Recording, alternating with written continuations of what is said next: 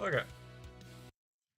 So for those of you just joining in on the video, I checked this project a while ago and decided that I wanted to make my name on one of these leaderboards. And there's a lot of them actually, if we go back over here. There's a ton of different collections that have a leaderboard in them. And a lot of these are kind of hard to get into for a number of different reasons. To start with, there's some like the Redstone where it's just it's um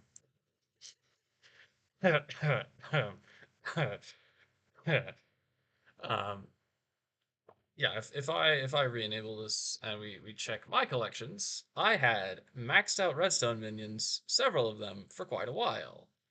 And we look at my redstone here.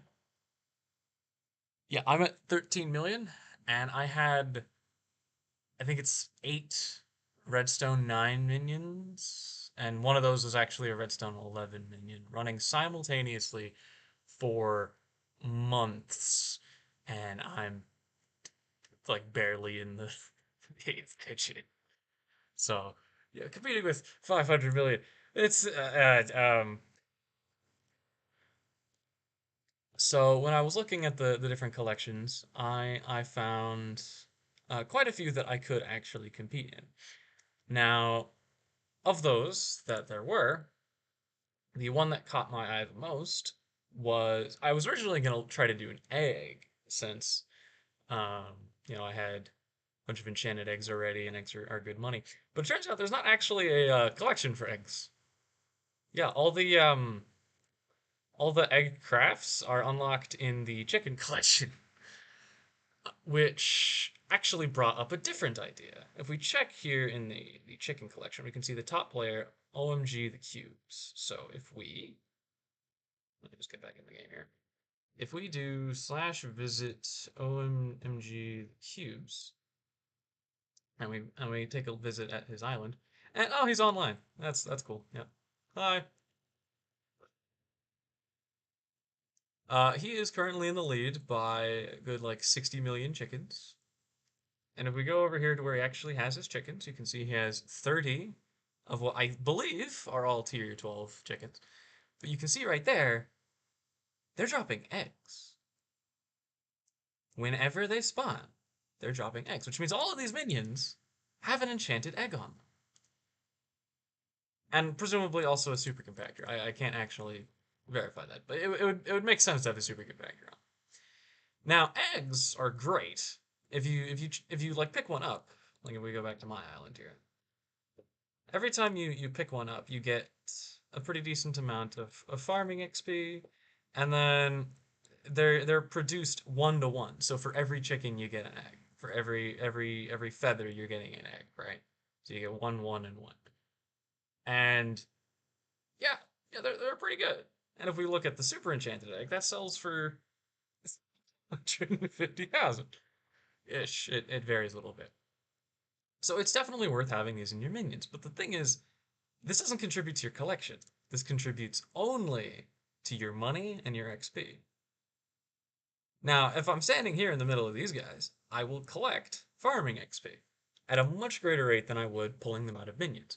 When you pull out of the minions, the feather is worth zero point 0.1 XP, and the chicken and the egg are both worth 0.2. Now that scales up to account for getting the higher tier minions, but yeah, I'm getting 2.7 per feather right now, and if we get a larger number here, I need to pick up one of the other items last here to actually show you. Come on. 39.9 farming XP. Fucking look at that, dude. It's great.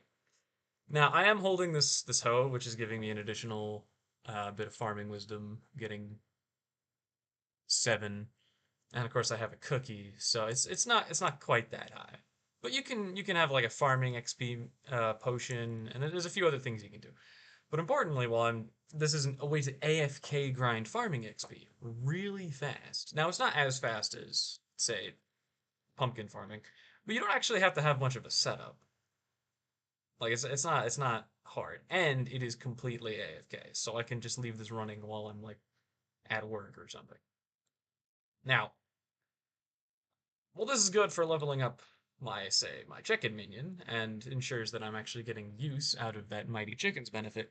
I don't actually need the eggs, because if I can get them to have fly swatters, they will be faster than his minions.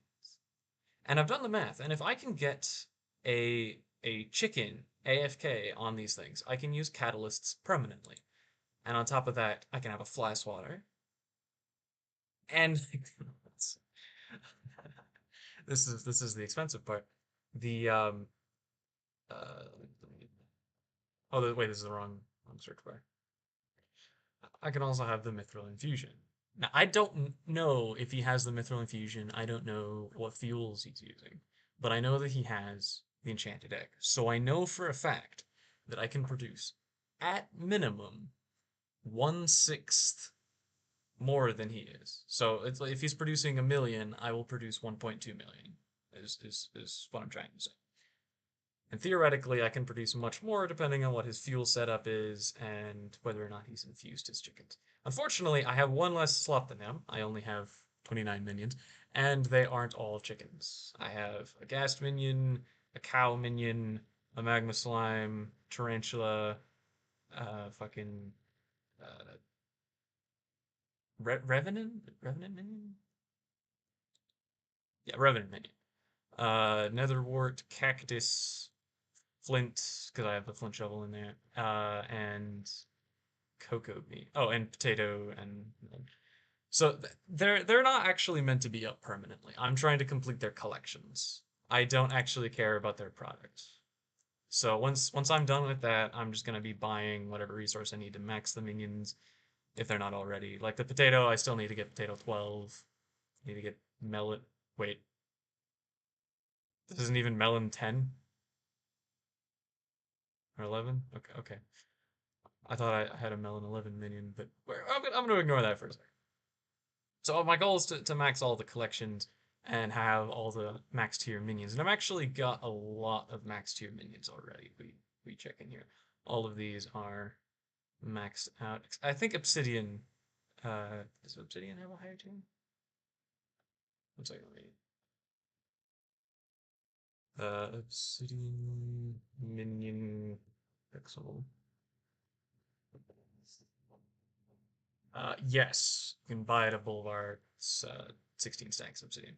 Now, I was actually well on my way to being able to do all of this because I had 200 million cash and had a bunch of stuff I was going to sell, such as my frozen blaze armor and my blaze pet and all of that, which because those are useful for combat, but I wasn't doing combat. Problem is, yeah, I got hacked and they gave away all my money, stole my blaze pet. They didn't actually take all my pets for some reason. They only took the blaze pet. Like I have a freaking level 90 legendary ball with a shelmet and they didn't even take it. But they took my armor, they took all my money, they took all the enchanted materials I had in here, including the Devon alloys and the Corallianite. They took all the enchanted ice I had to max out the ice minion. And the thing that really pisses me off is I had a bunch of magma buckets because you need the magma buckets to make the infusion. And yeah, to make a magma bucket, you need heat cores.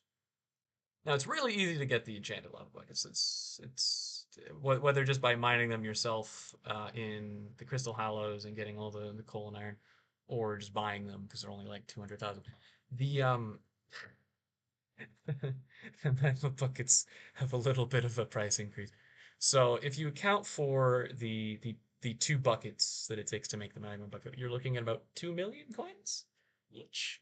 And I had 25 of those. So that's another 50 million coins that they took from there. And they also took all my super compactors. Now I've already replaced those in all of my minis. I actually have one more than I need here because I do intend to unlock at least 30 minions to match up with that other guy. But it's not looking great. So I'm gonna need to do a lot of work to catch up. I'm gonna need a lot of coins, gonna need a lot of grinding, and I need to max out this chicken minion and throw it on a alt account. Now I do have several alt accounts already, so I don't need to worry about it. But the main thing is I don't want this account with all my maxed out skills and everything. Not maxed, sorry. All my moderately high level skills to be bound to just sitting here. So I have another one already. It actually has the exact same name. This is T minus underscore boom, but my original account, T minus boom, got banned because I got hacked on that one too. And they decided to wipe my account because apparently getting hacked is boosting. But they don't ban the account that's getting boosted. They ban the account that all the stuff got stolen from. So that's fun. That's super fun. That's chill. But yeah, I'm gonna have to catch back up. Now I am decently on the way towards getting my money back thanks to a number of things I've been working on. Notably, I like doing bizarre trading. Speaking of which, I have a low enough viewership that this isn't gonna tank the thing. Uh, Reforged stones are amazing. Like a lot of them are amazing. Like you can make like 600,000 profit, million profit. Fucking look at this. Just just look at it. If I could afford one. Anyway, I'm going to leave this be. I'm not actually selling all of the eggs just yet. But I am. Oh, by the way, these are worth 640 coins, and these are worth 480. Do not get rid of them. Why is the price so high? They're normally not nearly that high. Anyway, I have some chests to store the eggs and miscellaneous feathers in as well. So I do have uses for the eggs. I need to get more pets as an example. But I'm gonna go re-enable the music and get back to the other kind of grinding that I was doing actively. I've been playing a bunch of League of Legends, which is why I was AFK with stuff. But yeah, where is my it? Oh right, I took my Livid Dagger as well, and didn't take. There were a few items they didn't take, which really confused me because they wanted all my valuables, right? But I had a vampire mask that they didn't get rid of. I sold that for like 20 million. That's how I got all the money to invest in the bazaar and get all that shit. They didn't take a bunch of my accessories. They took my super compactor, personal compactor 7,000, so I only have a 6,000 now. I don't need a higher version of that, so that's fine.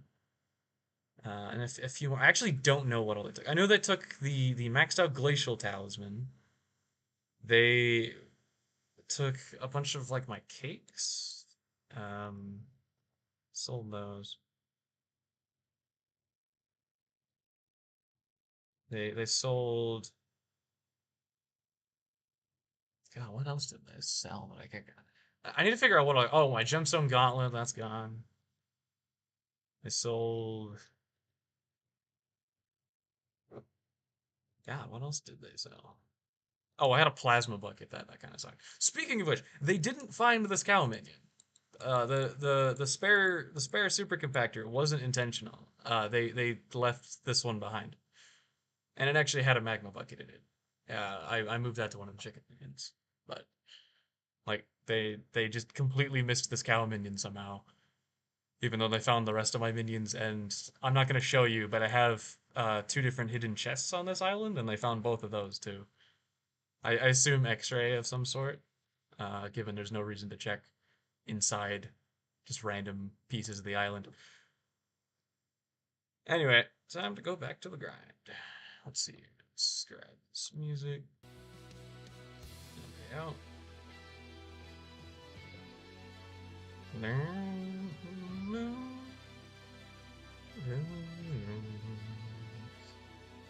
I hate I hate how slow I feel right now.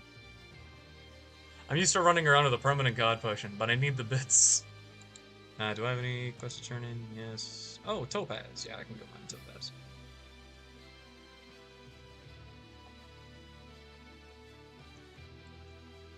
I still don't have Catacomb 6.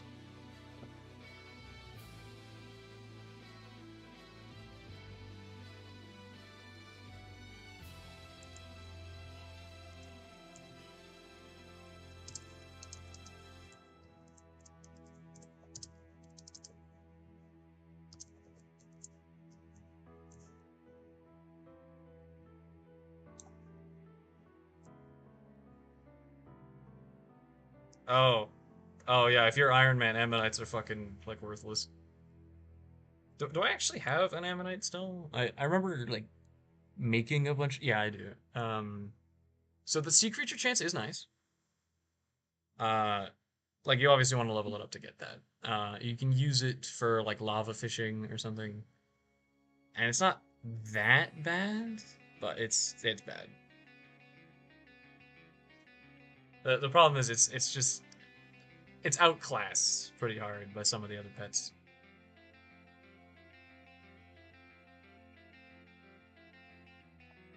Anyway, normally the reason I go in here is to mine in the precursor city, but I have a commission I might as well do while I'm in here. And oh, nice chest. Uh, okay, is there another chest in here to worry about? Doesn't look like it. Cool.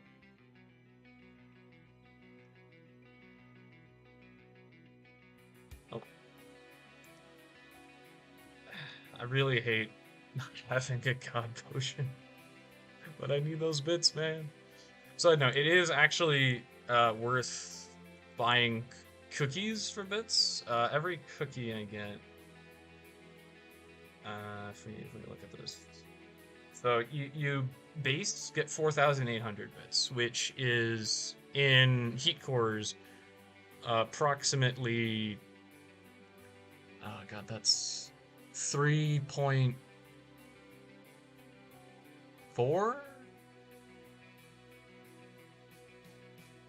million coins. Yeah, 3.4 million coins. So it's 1.5 heat cores plus 300, so 1 and 6/10, 1 and 3/5. There we go. All right, ball. Let's go.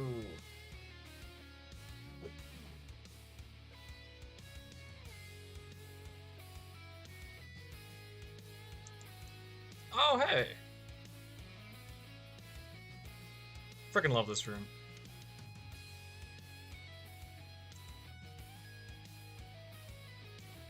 Ding, ding, ding.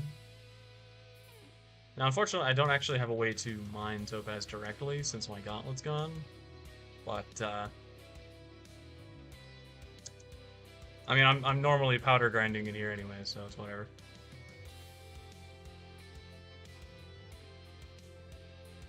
Ding, ding.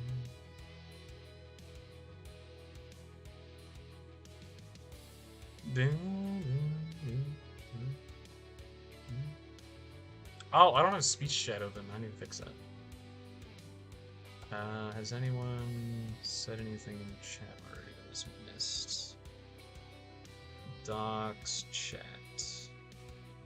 And doesn't say anything. Cool.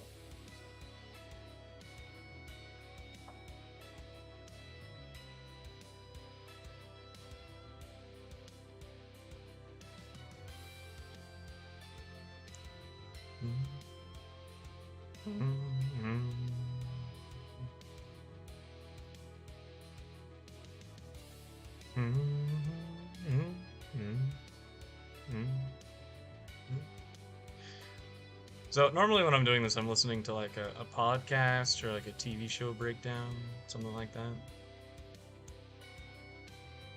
But it's difficult to find ones that you like. People are just cool with you playing. Now there's all the ones by H Bomber guy. He's chill with you, like playing them in the background of things, reacting to it. And actually, yeah, I might end up doing that. There's a few of his that are pretty cool. Thing is, I don't want to do any of the political ones, just because every time I engage in politics, people get mad at me, regardless of what I actually say.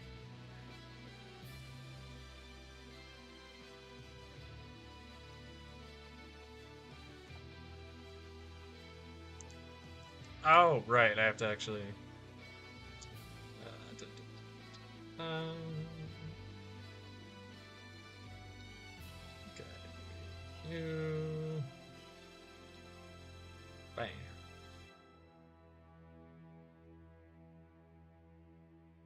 I should probably get enchanted coal on that list too, just because. Oh man, the dip in mining speed is actually really hurting here. So I know I need 194,000 gemstone powder to max out the treasure chest perk. It's really expensive. That's 190,000 more to max it out. That's just the last tier. It's pretty up there. Fortunately, once you're actually done powder grinding, you don't need it anymore. You can just reset your heart mountain. But yeah.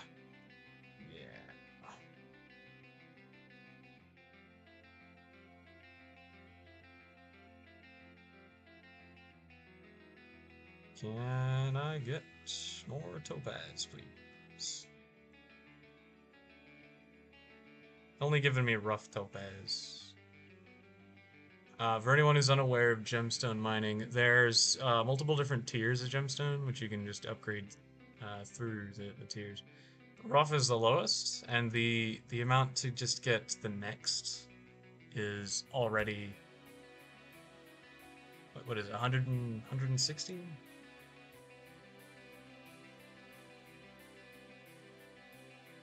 Oh no, that's much less. That's only 80. For most things, it's 160 to tier up to get like the enchanted chicken. Heartstone is the worst defender because it takes 9 stacks as opposed to 2.5, which is the normal. And of course, for all the other items that double tier are also 2.5. Yeah, it's 9 stacks of enchanted heartstone to get the 3rd tier. It's not fun.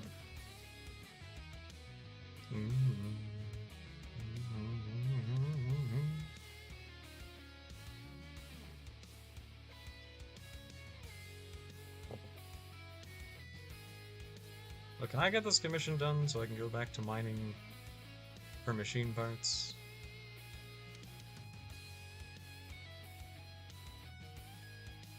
Oh.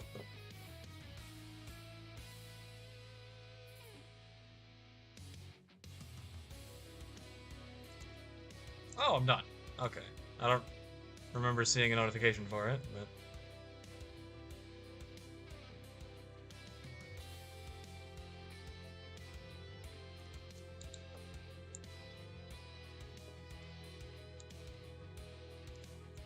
And I'm not doing good.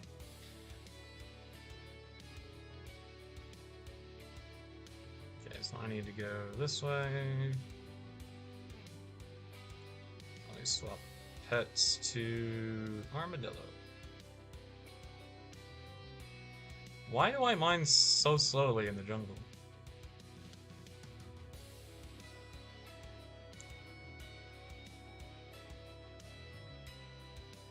Yeah, I'm wearing full glycine and I have my armadillo. Why am I so slow?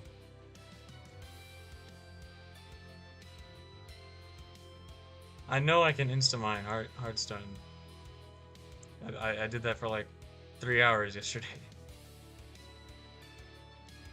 It's part of my grinding money.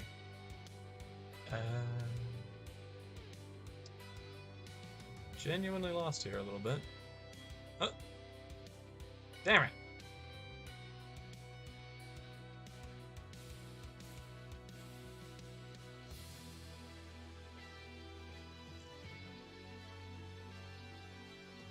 So whenever you dig in a straight line in Hearthstone, there's a percentage chance to spawn a worm, and that worm has a percentage chance to spawn as a Scatha, which has more health and is equally non-threatening.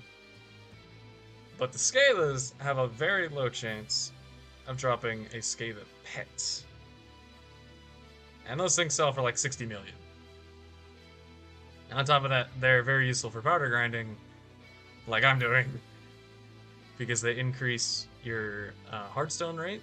They make you mine additional Hearthstone every time you do.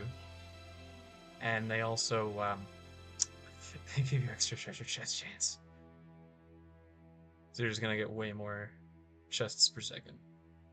Which is really where the money is. The Hearthstone's complete. Like trash. 1 Hearthstone sells for like a coin. That's actually worse than dirt. I think. I think dirt. Yeah, I think dirt's 2 coins. Not that you can mine dirt normally. Pretty much the only. Yeah, I think this is the only place you can actually get dirt from mining. Or else you have to trade for it.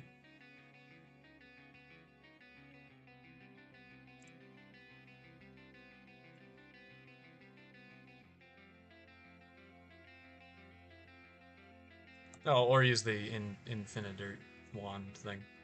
Oh, I didn't check if they sold that. Shit. Actually, don't remember how expensive those are. Oh, wait. Oh, thank God, they didn't sell my Fitz Talisman. Ugh. That thing costs 10,000 bits. So it's up there a little bit. And it's actually not as good as it looks like on the tin. So the maximum amount of bits that you can get is based on your cookies. So when you eat a cookie, it goes up by like 5,000 or something. The amount varies because every time you spend bits, you can raise up your. Okay, I don't actually remember what they called it, but it's you go from like a citizen, and you rank up to like different kinds of citizen. You get more votes in elections, and you get more bits. Not the most democratic thing in the universe, but.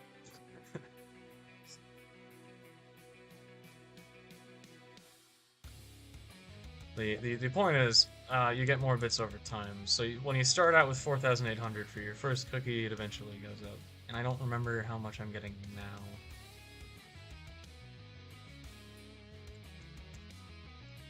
Hardcore park levels. Wow, city's really easy to find. You'd have to try not to. You literally can't not find it. That is amazing. Imagine almost dying to one automaton. I miss having freaking God Armor, man. Come on. So Max Frozen Blaze is not the strongest you can get in the game, but it was at one point the strongest you could get in the game. And now look at me. I can't even one-shot automatons. Although to be fair, that part of that's my weapon. I think if I still had my Livid Dagger, I could probably do it.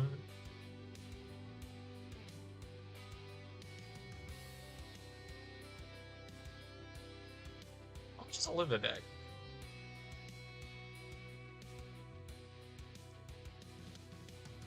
I haven't had to buy one in so long. Weapons. Holy shit, these are way cheaper than I remember. Okay.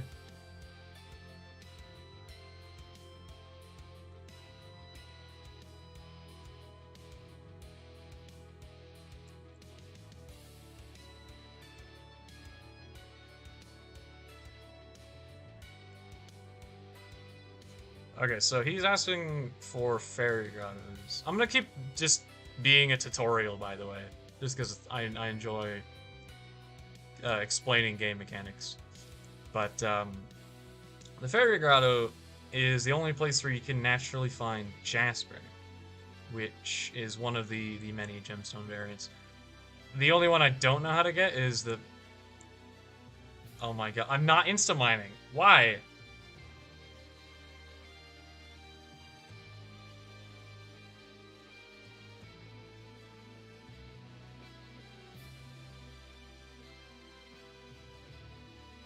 I was insta mining yesterday?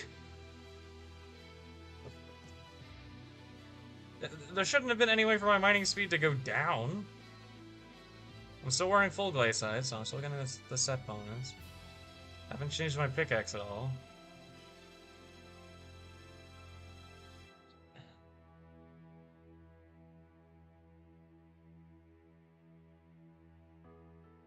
Yeah, nothing should have changed. The Skyblock benefit changes every, like, what, 5 minutes? So it definitely couldn't have been that. I definitely don't have the best active power. Manic Miner, but this is the worst, by the way. I'm pretty sure this is actually the worst power.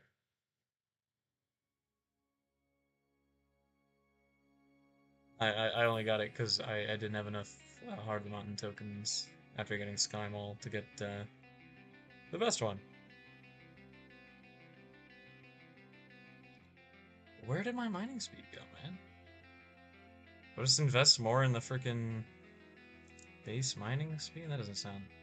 How close am I to ranking up? Not even close. Got it.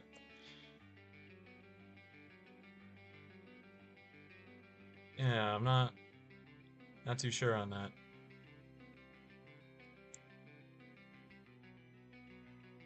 Yeah, there's another mining speed perk you can get after you hit tier 7. Right.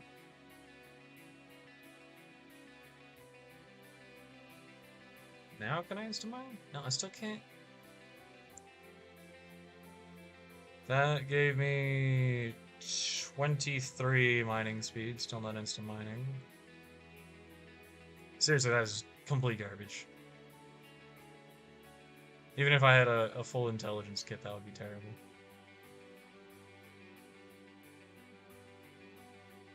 So I'm very confused. Sadly, this is still the best way I have to make money at the moment.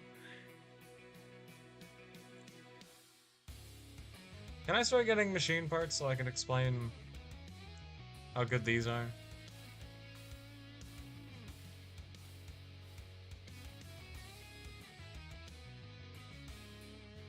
I got like 2 Robotron reflectors in a row yesterday, man. Come on.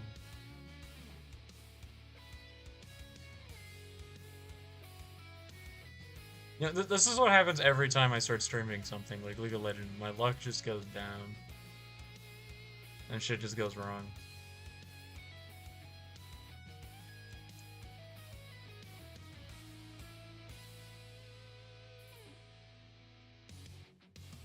I'm not blaming you guys. I'm blaming OBS.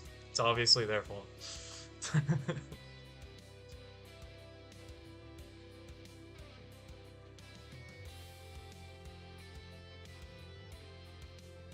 And I'm lagging. Hooray!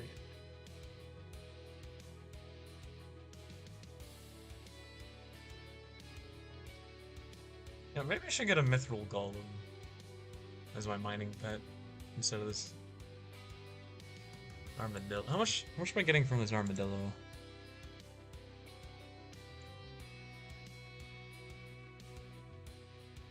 That's the wrong armadillo. I'm getting 1 mining speed for every 64 defense. I have 1,000. So we're 1132. So we're looking at about... That is not very high at all. That's only like 19. Yeah, Mythical Golem would definitely be better. So Mythical Golem gives you 20%. Wait, is that combat stats for Mythical Golem?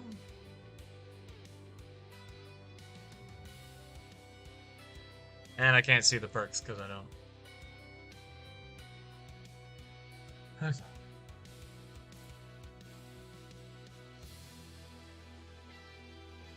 It's combat stats, damn it. They're ideal for doing things like grinding ghosts.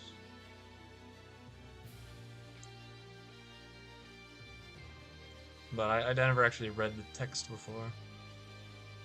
I know that ball pet is really great, but that would be outside the precursor remnants, and I specifically want to be here for the machine parts.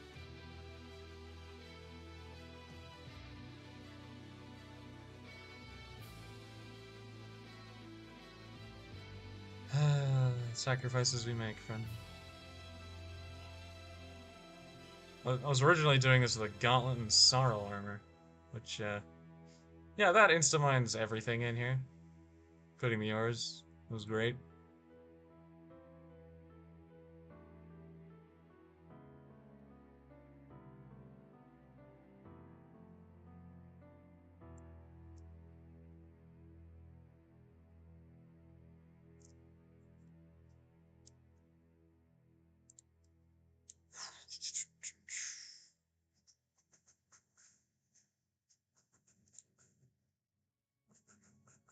Which, on the subject of other things that they didn't sell, uh,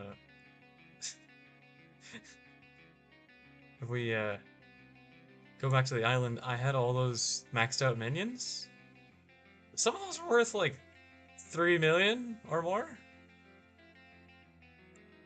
Like he sold my tier 11 snow minion, but didn't bother to sell all the other.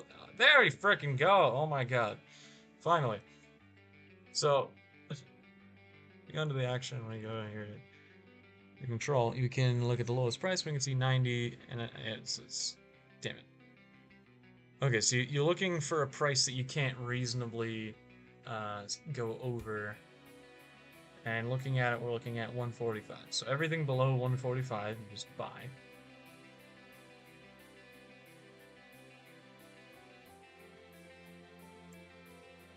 Has to be substantially below 145, by the way. If it's at like 144, then it's not worth it. And then you undercut them by 1 coin.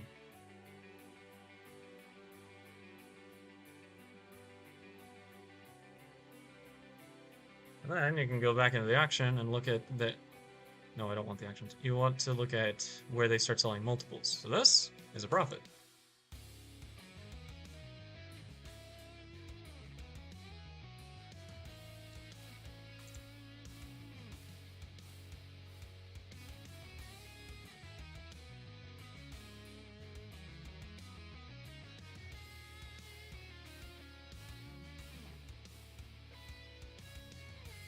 Now, you can do this without actually having any of your own to do. That's just standard auction flipping. But I tend to check to see if I can auction flip anything I'm putting on the auction. So, like, if I'm about to sell a vampire mask, I would check to see if I can buy any, like, low-cost vampire masks, and then, you know, sell my own. Raising up the price not only of my vampire mask, but making a profit off of someone else's one at it. There we go, FTX. Real quick, buy that one.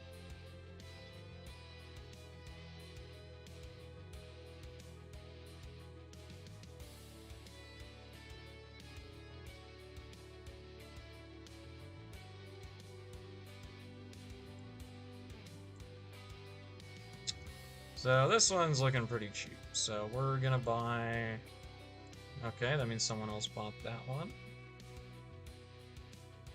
Yeah. And now we can sell both of those for 99,999.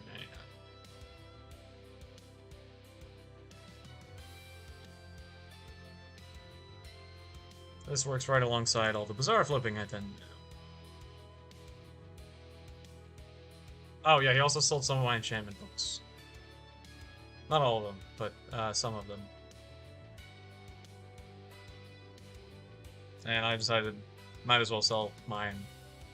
Does that make sense? Okay, so I still need to reset the Diamondite, and the Enchanted Feathers, and the Deep Sea Orb. So occasionally when you get undercut, and that's not occasionally you'll need to go back into the bazaar or the auction to figure out if you need to adjust it. Because if the prices genuinely do go down overall, you can't just stick stubbornly to your existing price. You will lose money in that way.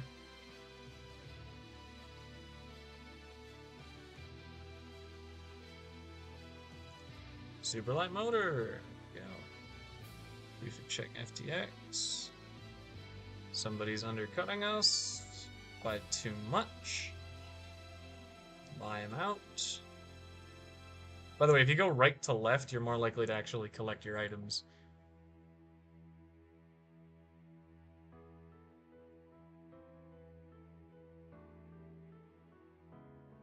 The most people buy left to right.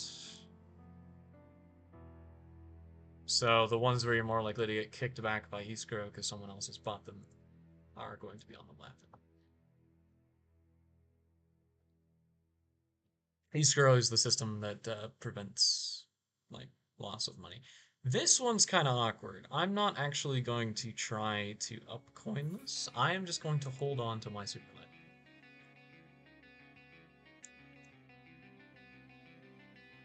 Because right now the market's just really low on those for some reason. Now, Superlight motors are always, like, kind of cheap. I don't know why they are. Like, ostensibly all of them should be the same price, but Robotron reflectors have always been higher, Superlight motors have always been cheaper, it's weird. But you can usually get Superlight motors up to about, like, 99,000, just like the FTX currently is. FTX is more around the 120,000. I don't really know what causes them to have these values.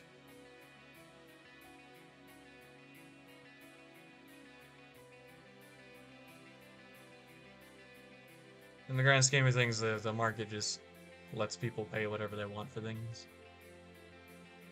A lot of these things you can't sell to NPCs like that. There's no way to do it. So it's however much value you can get from using them. And for all the machine parts, the only thing you can do is nucleus runs, which can get you some pretty rare mining equipment and all that. But I don't know why they're different. Because none of them can be used for anything else. And ostensibly they have the same chance to collect.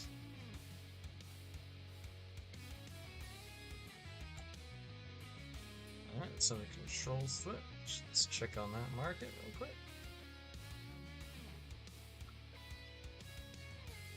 Oh man, I'm getting undercut to hell and back. Alright.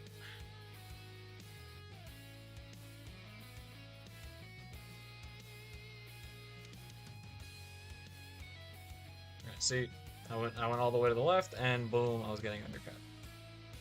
And someone else bought with escrow.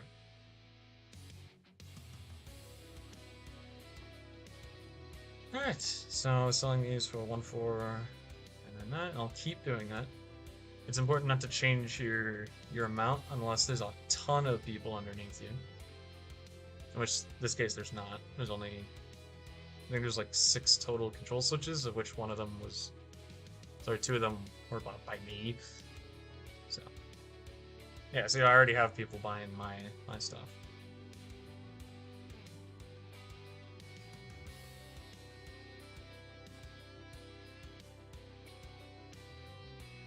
Now, unfortunately, auction taxes do mean that you're not making pure profit there.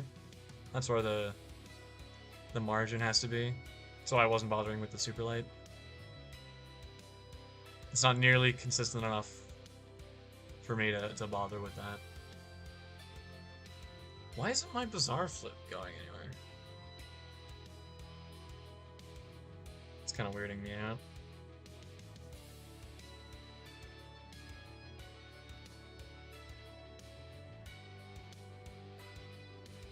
I know the Mandreas don't sell very quickly, but the pure mithril usually does.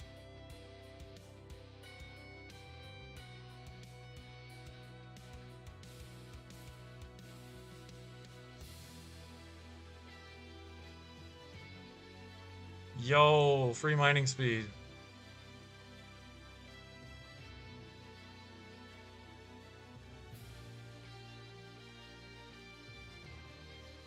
Alright, another FTX.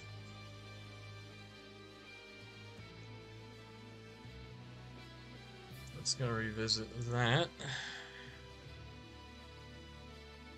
Oh my god, guys, really?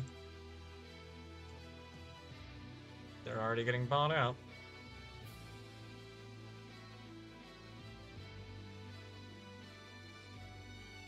Did mine already get fully bought out? I think they did. I think let's just find a good value. Let's go with 149.99 now. That works. And those are already bought out. Fantastic.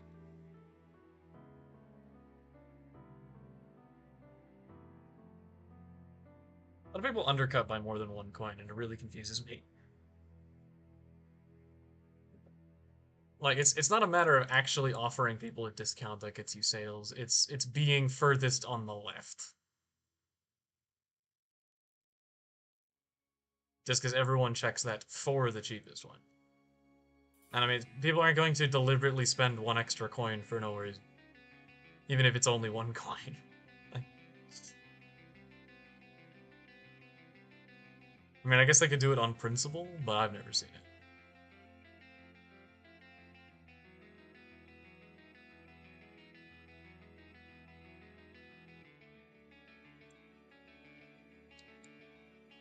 One second.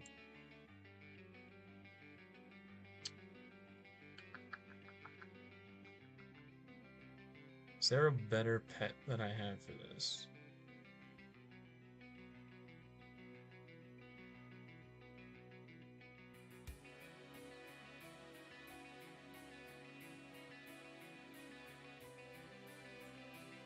I don't think there is a better pet for this.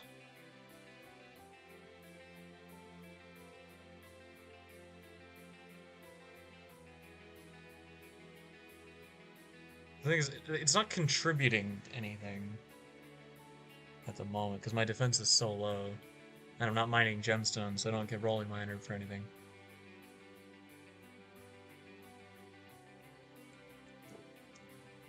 Alright, come here.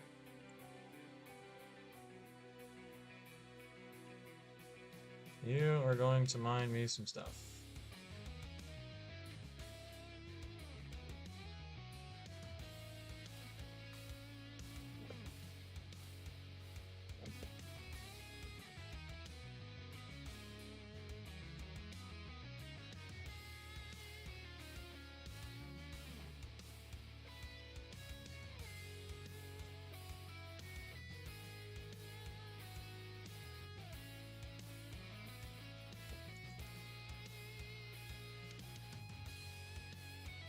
I should be doing that. Although I don't know how fast it's going to regenerate its energy. I need to do the chests, so it'll get some time off, but I don't know if that's going to be enough.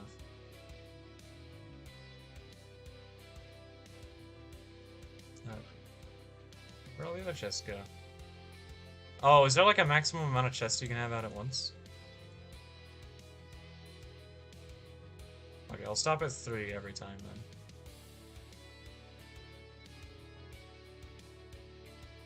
Okay, it says there's 3. Oh yeah, there's 3. Okay.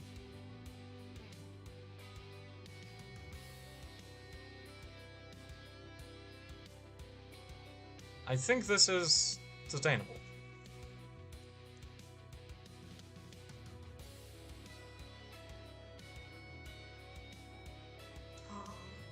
Yeah, Robotron.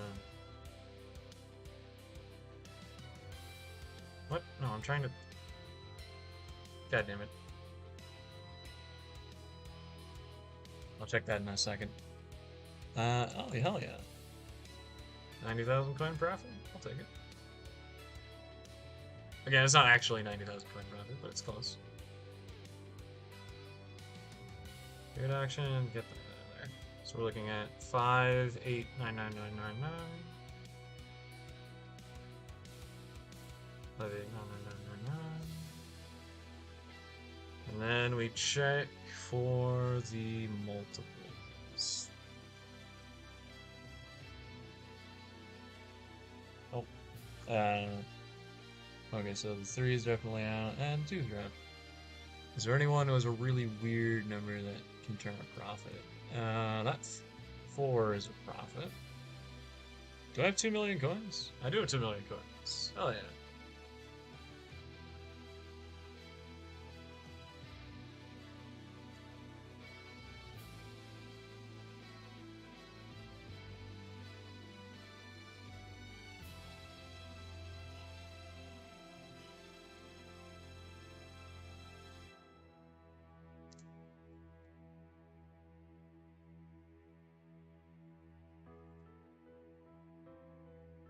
And that is why you check multiples. I failed to check the price on that properly. Is that... Yeah, that's right, okay. Armadillo, let's go, friend. 1...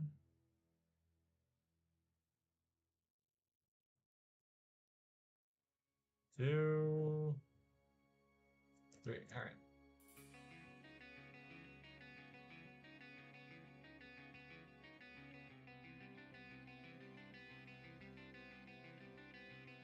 Okay, that armadillo is actually in the way of me doing the chest, so I'm gonna go back to that one.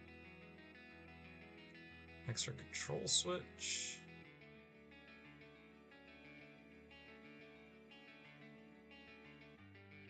Another super light motor. I don't think I've gotten a synthetic heart yet.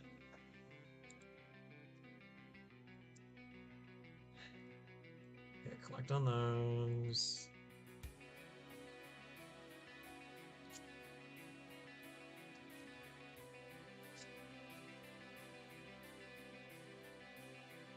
Okay, we're looking at 119.99.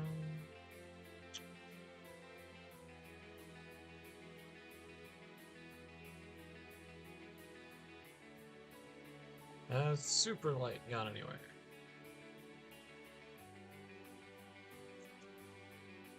Kinda.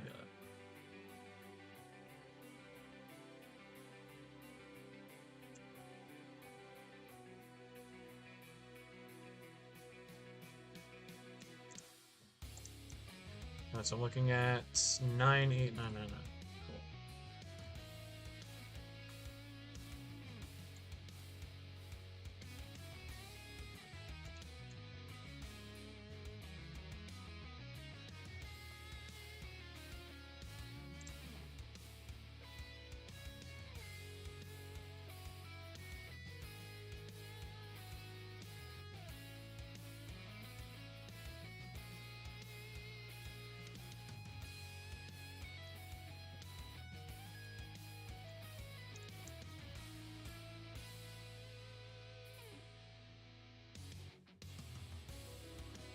One,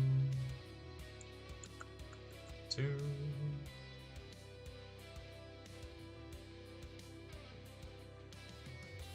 three. All right.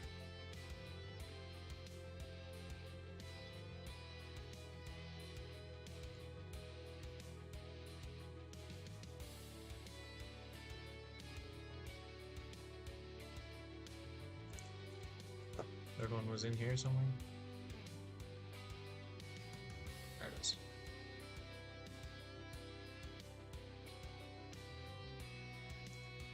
And no parts.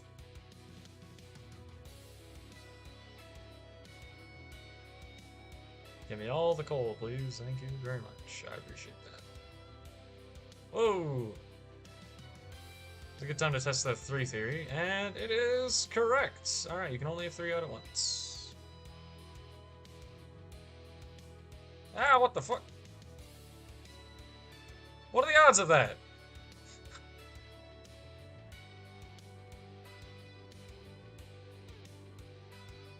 Although he did drop a Robotron reflector, so I am perfectly happy with that 500,000 coins. Thank you very much.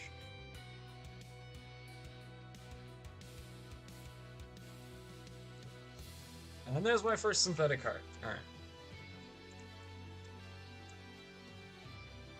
Collect on all those. Just throw this on auction. 5989999.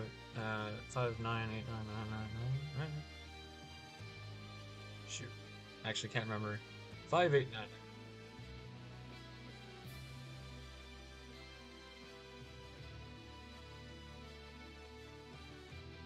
And now synthetic arts.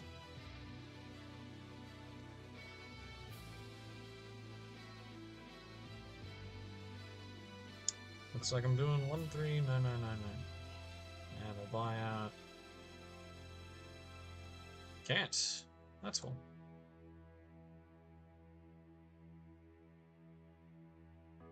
Okay, let's check multiples. You're a profit. Thank you very much.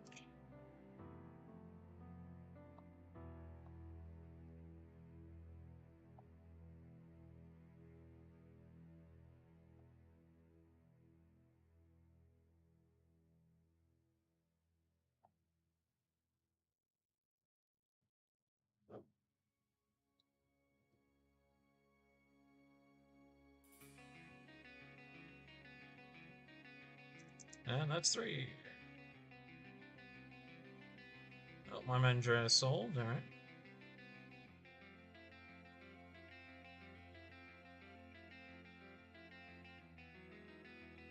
Although that's sold before the pure mithril, but okay. Certainly more profit than the pure mithril.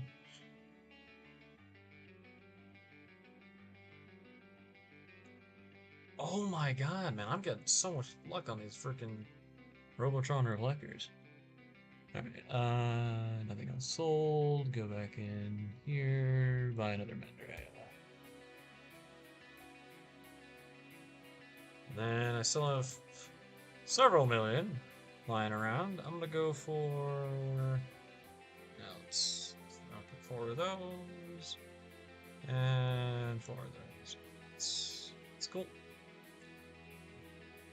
Okay. Launch auction. Sell you. 589999.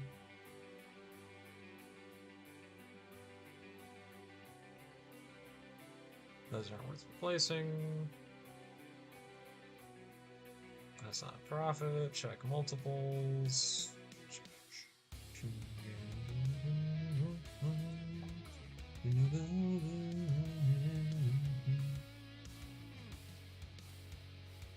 Yeah, none of those are profits. Okay. Let's check control switches.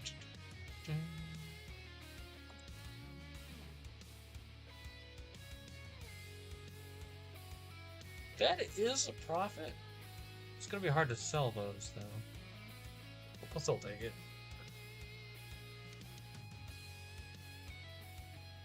What am I selling those for already? 1499.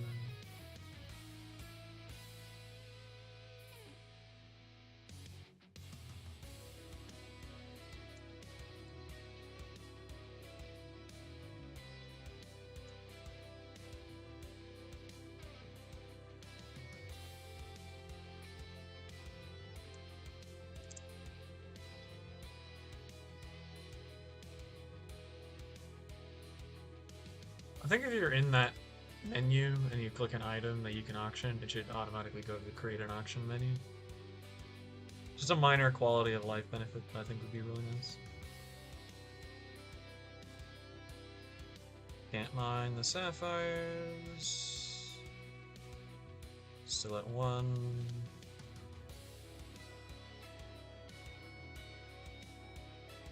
Still at 1. Give me that coal. Ah! Teleport the armadillo.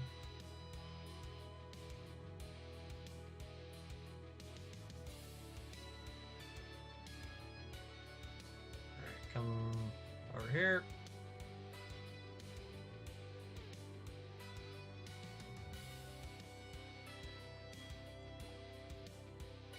Two.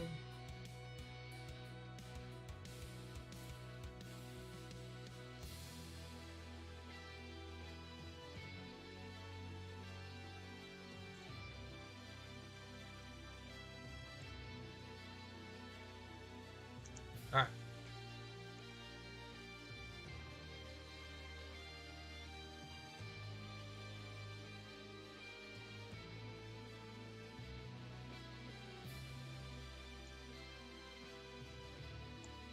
Oh right, and there's one thing they can't steal.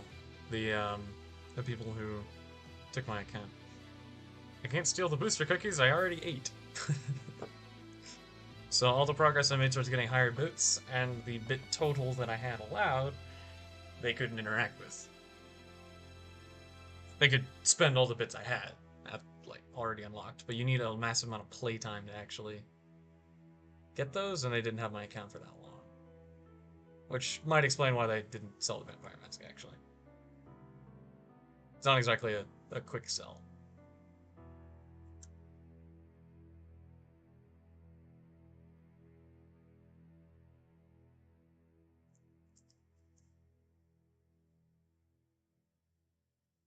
Come to think of it, I don't actually know how you get a Vampire Mask. I assume it's like a dungeon item, maybe?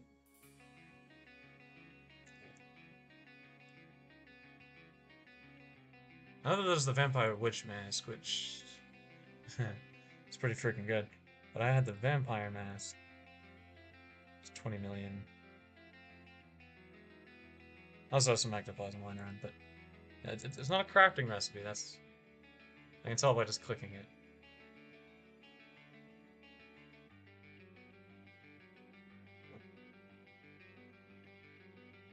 It's one. Oh, animal's gonna run out of energy here soon. 2 and 3.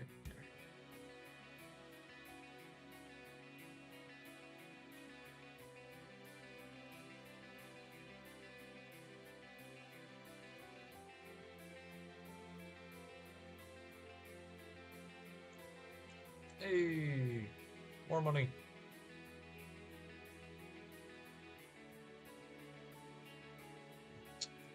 Okay, let's check the FTX market again. So mine were 144.99. Put these both up on auction.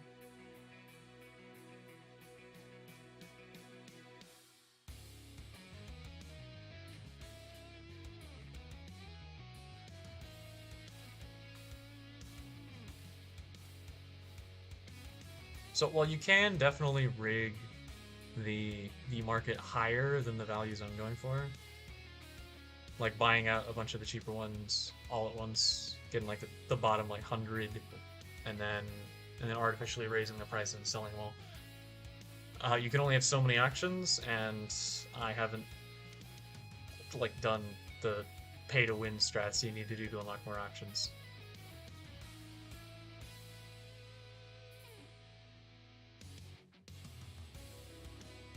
Now, you can definitely like play the game without any of the paid features, but some of them do genuinely make the game much like, what's the term? Simpler, I guess? Like there's a quick crafting feature, for example. Where it shows the 3 most expensive things you can currently craft with your existing inventory. So if you just remove all the junk from your inventory, you can craft like complex recipes really fast. Where is 3 to 3?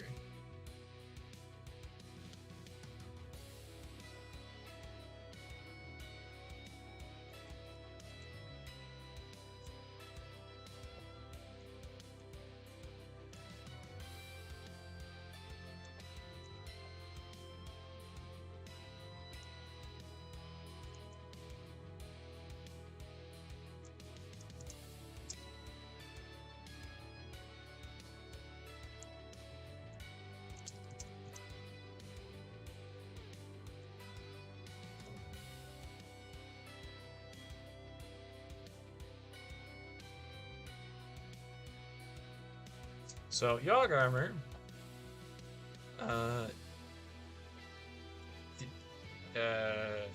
Yes. So you initially need to mine a shitload of hardstone to unlock the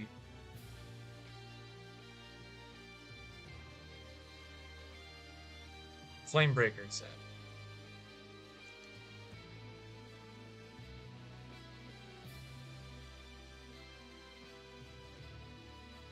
The Flamebreaker set gives you heat resistance, which allows you to delve into the magma area much easier, and kill Yoggs, and then Yoggs drop Yoggi, which you can use to craft Yogg Armor, which makes you actually immune to...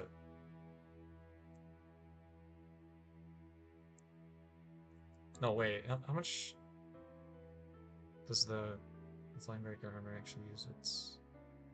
It's 24 times 20.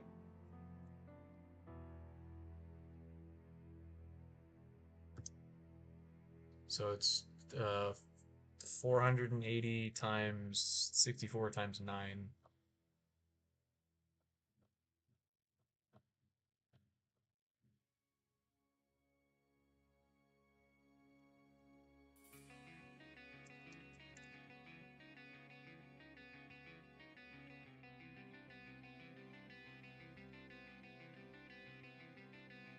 Yo, the deep sea orb. Yeah. Let's get myself another one of those.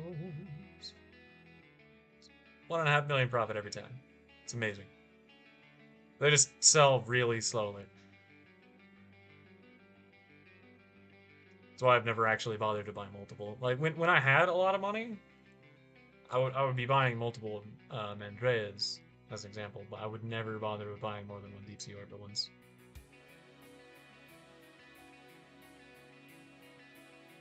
How you doing on energy, buddy? 24, good enough. Let's go.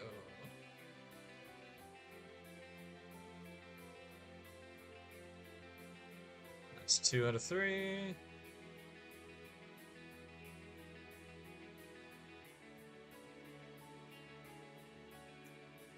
Damn it.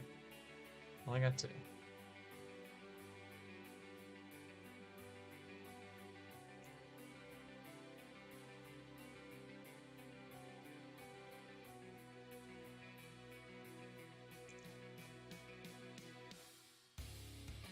By the way, the wishing compasses and the ascension ropes are so garbage.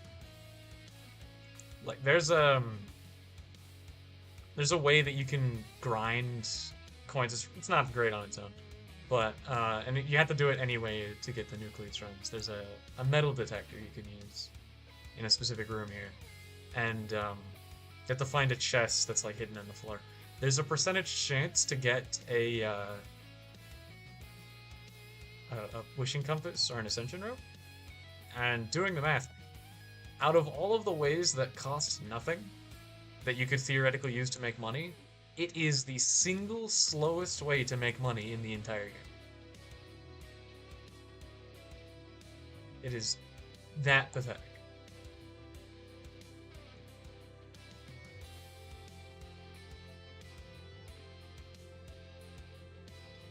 Okay, so I got Andrea.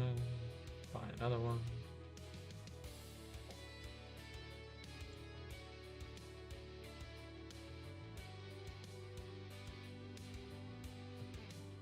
How much are those going for? Yeah, 93 million. But if we actually look at what it does, you're looking at 50 mining speed, 50 mining fortune, and if you put it on a golden dragon, you can get 100. I don't know why you would, but you can.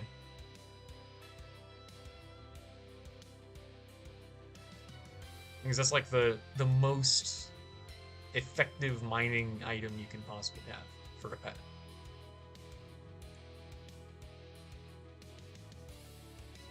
And only drop from nucleus runs. That's the only way to get them.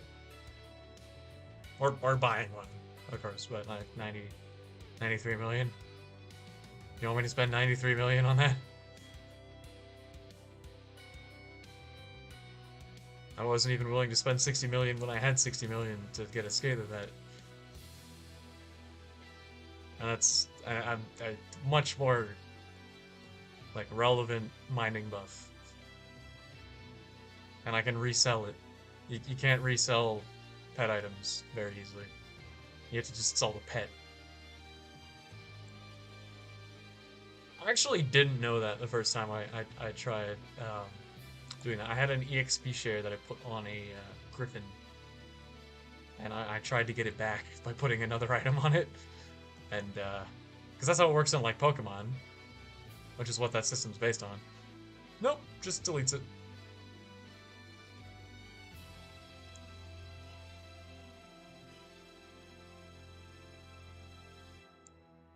Alright, synthetic hearts. Just go back in the actions. Not relevant. That's it. We're looking at. Ooh, a bump up to 199. Fuck yeah. Happy to see that. Okay, check on multiples. Not a profit, not a profit. Barely a profit. That is a pretty decent profit. Okay.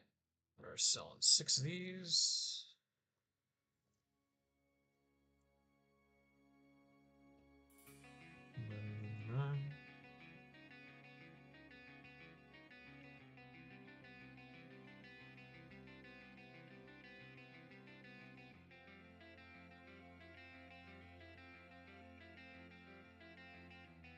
Now, doing this is actually deleting coins from the game, by the way. The taxes essentially just delete coins. And by repeatedly putting items on auction, you're just deleting more and more coins. But, like, you're printing coins all the time. Everyone is. It's...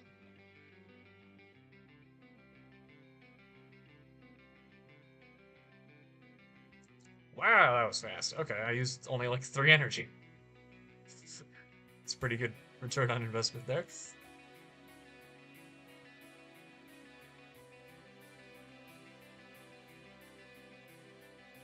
Robotron Reflector.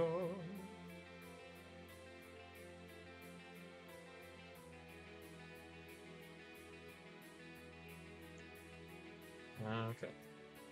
Let's check on synthetic carts again. Not enough of a change. Check multiples. Not a profit, not a profit. Barely a profit, not a profit. What?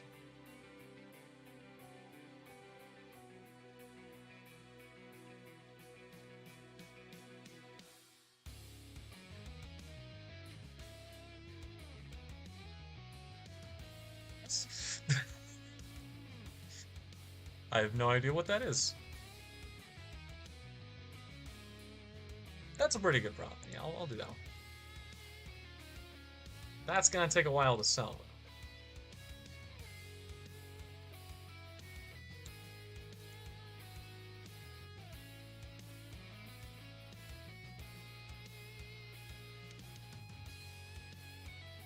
So you not only need to worry about like how much money you're making off of each flip, but how fast you can make them. Because even if you're making like a profit margin of like 900%, if it takes you a whole day to do that, you're better off with lower margins, but faster.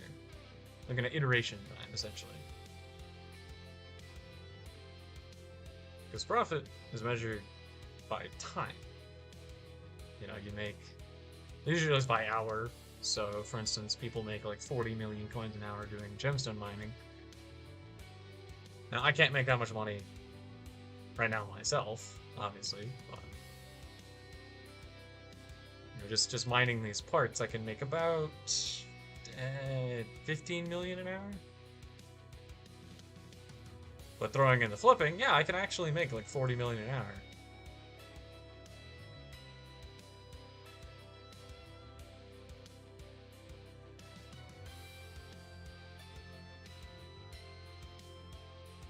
One. Yeah, that's 3.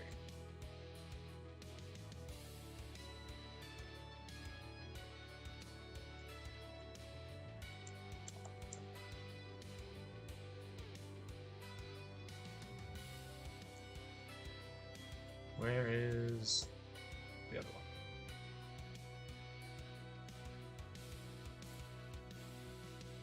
So that's the one problem with chests I'm not a huge fan of. It's actually kind of hard to find them all the time.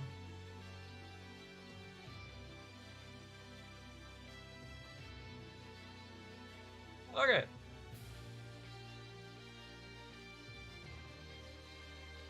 So that first chest is just gone, because I ended up spawning 3 of them. That's fine.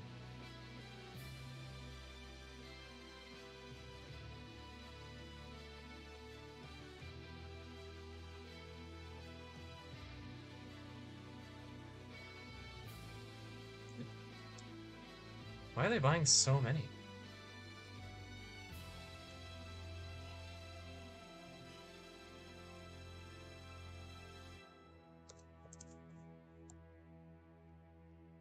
Maybe I can like party them and sell them a whole bunch at once.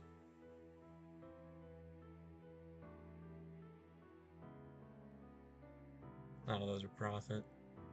Is there like a crazy person out here selling a whole bunch of them for profit? This is not enough to be profit. Okay. Sell that Robotron. Sell. Alright, 5999 it is. Look at multiples.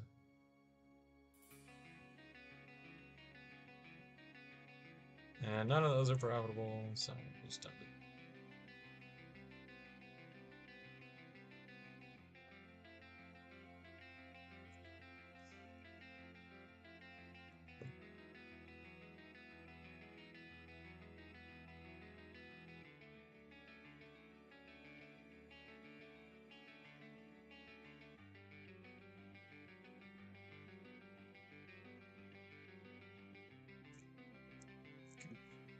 3.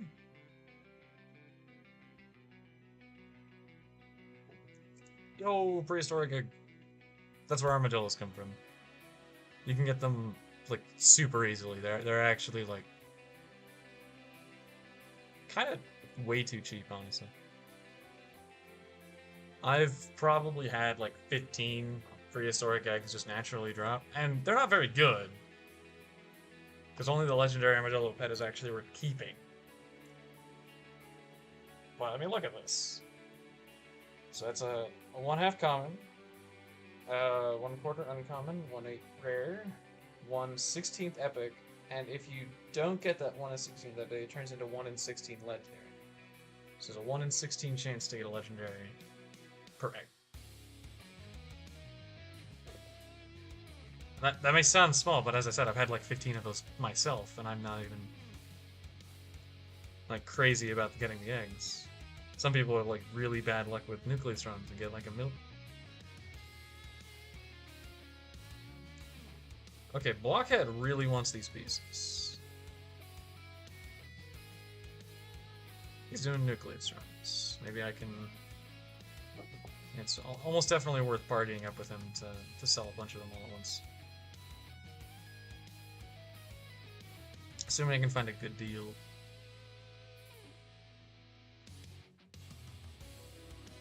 Let's check. Super light. Most likely to have a profit margin on multiples here.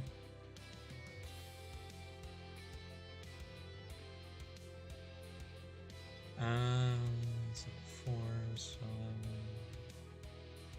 the first 10. Okay.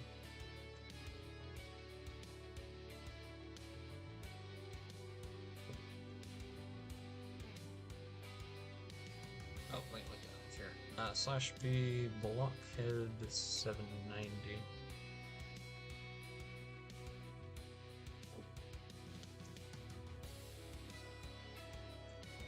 Yo. He joined!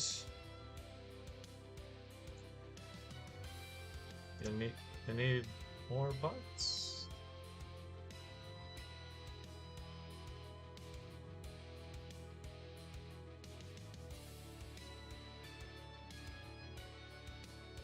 Hopefully he wants super light, because the profit margin on them that I bought is actually pretty low.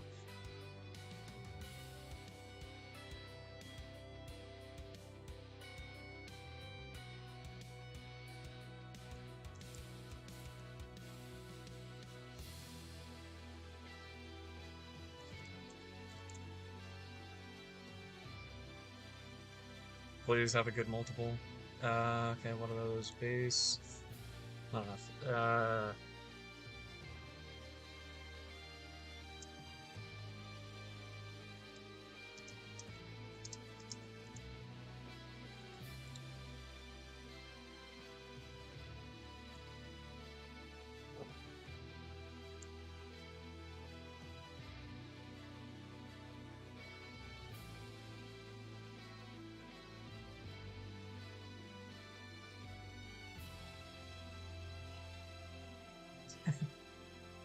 This dude!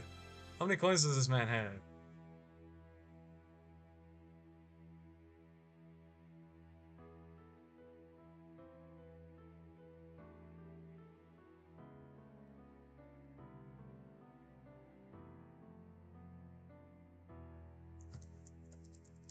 Hmm?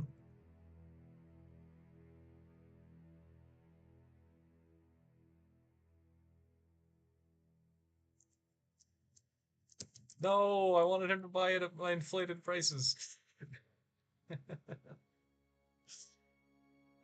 Okay.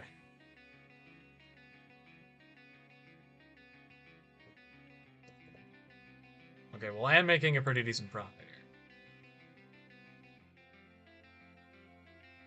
I bought these for what, like 130,000? I'm selling them for... I didn't verify the price on that one. 99, but yep. So just under 100 grand. That's pretty considerable profit there. Are there more that I can buy? as multiples for profit at that price? Yes, I can.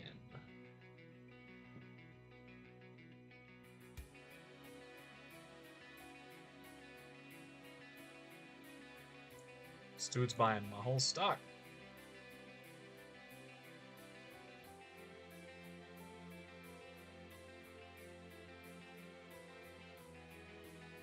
Just keep buying my motors, man. I appreciate it. Shit.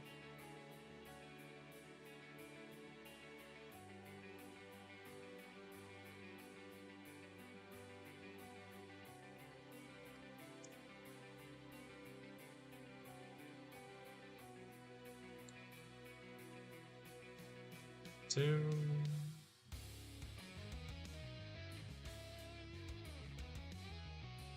Three. Alright.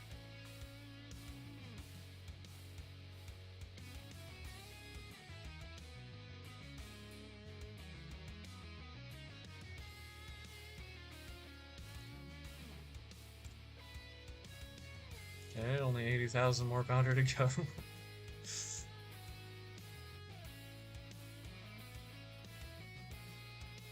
How much is a gauntlet these days?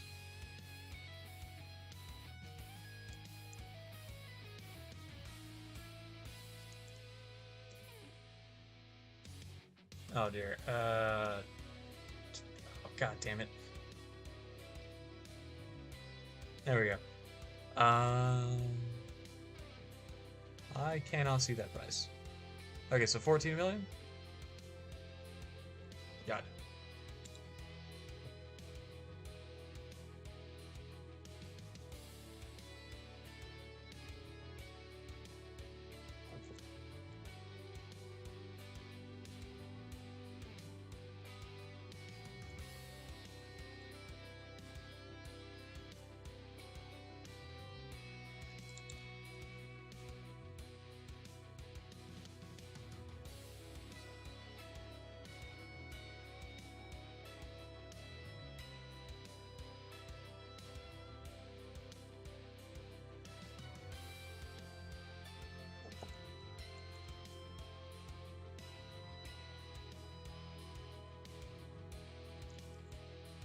Alright, looks like I'm moving back into control switches.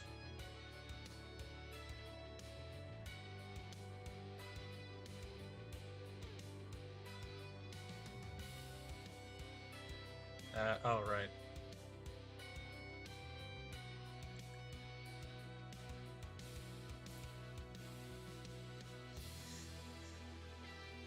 Hey.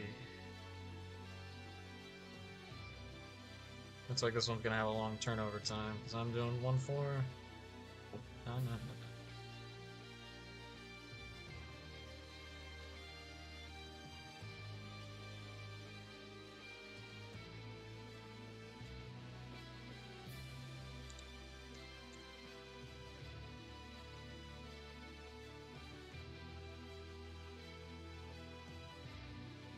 Also, I realize I've been saying 1 less 9 than there's supposed to be, but it just feels weird to say 4 9s in a row. Well, that was fast. Come on, give me number 3. Yeah. No. Hello, friend.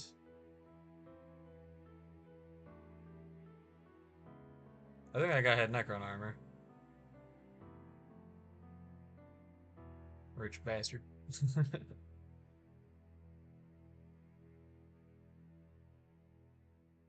Actually, wait, isn't Necron about the same as Frozen Bloom? Damn it, I was a rich bastard. Oh, I'm not holding a pickaxe. Duh.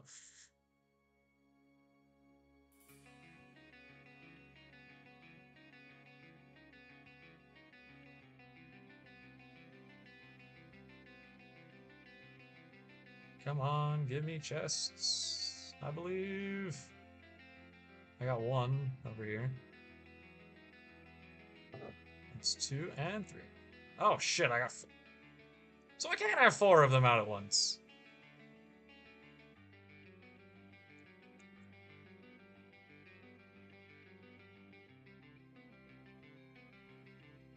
So what happened when I had like 6, and one of them disappeared. Until there was only 3.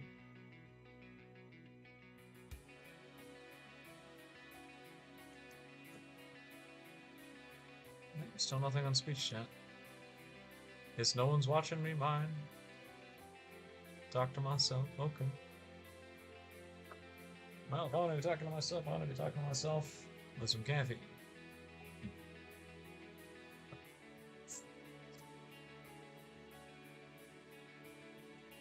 I guess you're wondering why I needed to pull something out. The cans here, the tab is like almost physically connected to the lid. It's weird.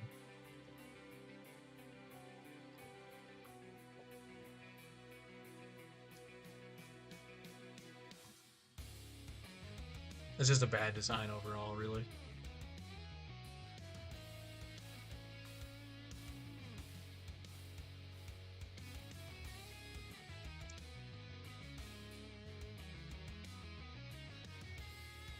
If I was allowed to have nails, that'd be fine, but military doesn't let you have nails. Even if you're female, you have to keep them short. For men, they have to be like stupid short. Honestly, there's a lot of standards that are much easier if you're a female in the military. Obviously, there's fitness standards, which, yeah, they get it way easier. I checked, and you would have to be, I think it was like 45 or something to match up with the like youngest bracket of female participants. I think it was somewhere in the 40s. I don't actually remember if it was 45. But yeah, like the push-up, the run, everything is way lower. Which doesn't really make sense to me. Like, if you're looking for people who can, like, physically carry other people out of danger,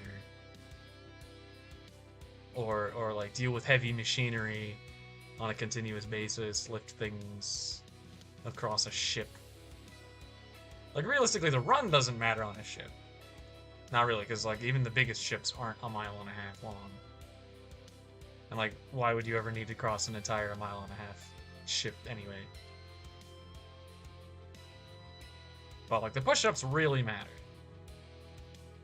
And so does the plank. So, like, why are they getting off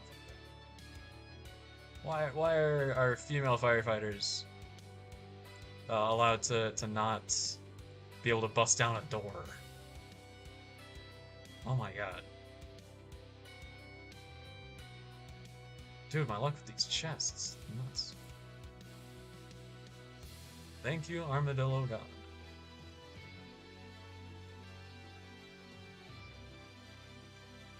With this raid, I'll actually be able to replace this stupid pickaxe. I swear there was one more, though. There it is. And I uncovered a chest randomly while breaking the block in front of this one. And I don't know where it is, so...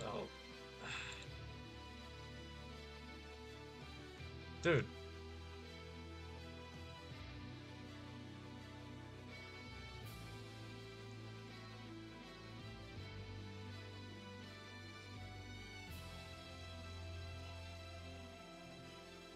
Toss the garbage.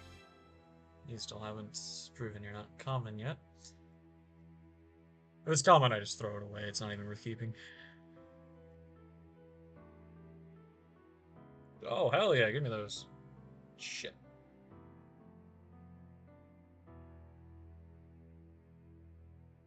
Oh my god. Okay.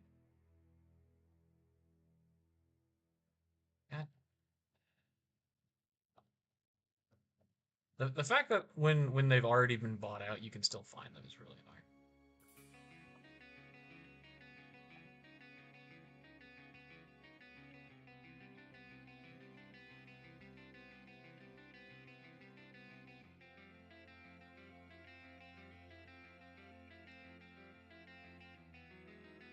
Yes! I got the super cheap one, idiot.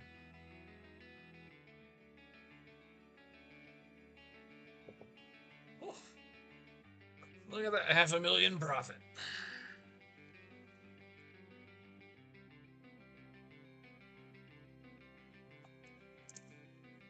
All right, how far is it to get to where mine's at?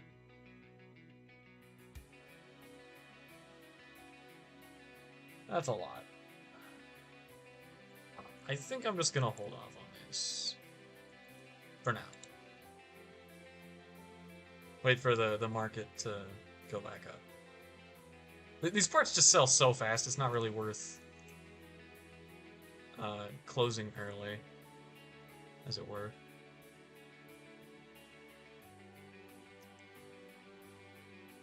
Kind of like what I did with the super lights. And a bunch of them for like 50, selling them for 99.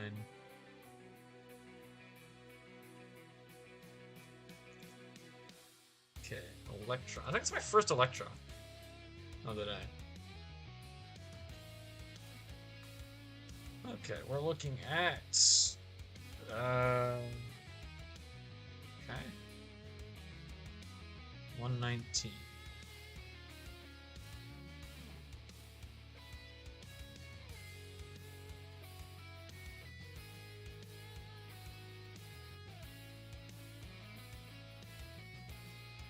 No one's buying this? Wow, no one bought either of those. Alright. Got 7.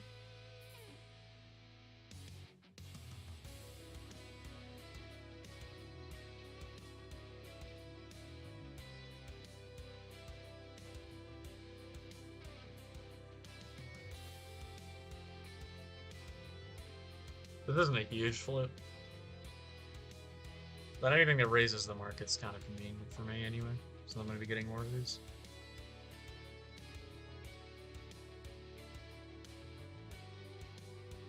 Now, if people could stop, like, selling their stuff for well below market value, that'd be convenient. Or if they could do it for even more below market value. And then I get it.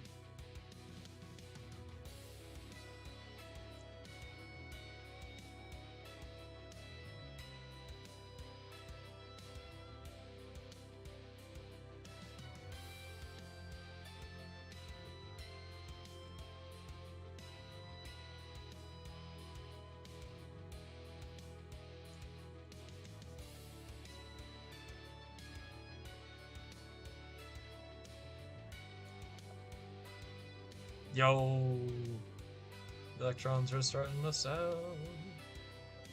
By the way, if you stop seeing your stuff selling, you need to check the market, just in general. Like, it is way too easy for people to undercut you, like I'm doing.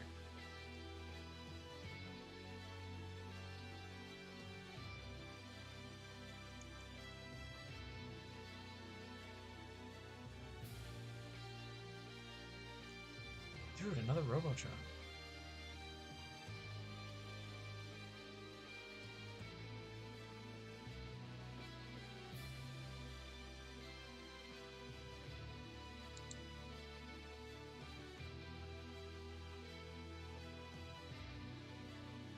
Two.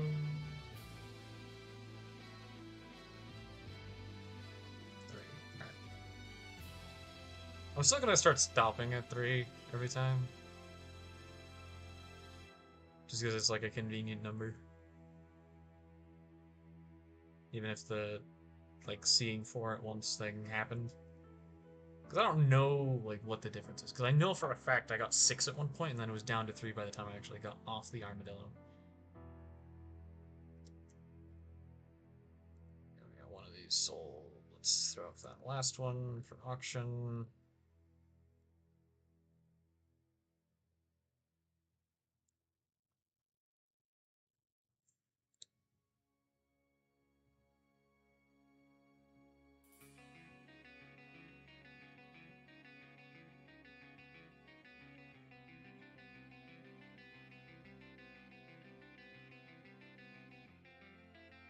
But no, people spamming nucleus runs, they are your friends when you're doing this. You want to associate yourself with them.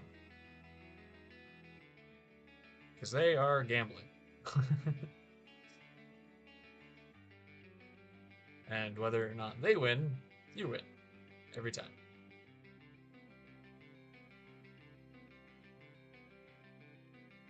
That's 1.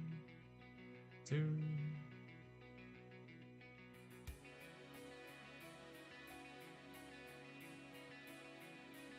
I'll start it too, that's fine.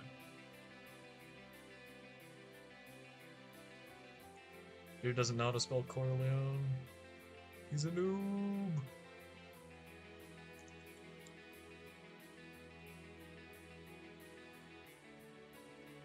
By the way, if anyone actually watching the video as opposed to watching the stream, since there's none of you, has made it this far, thank you. I do appreciate the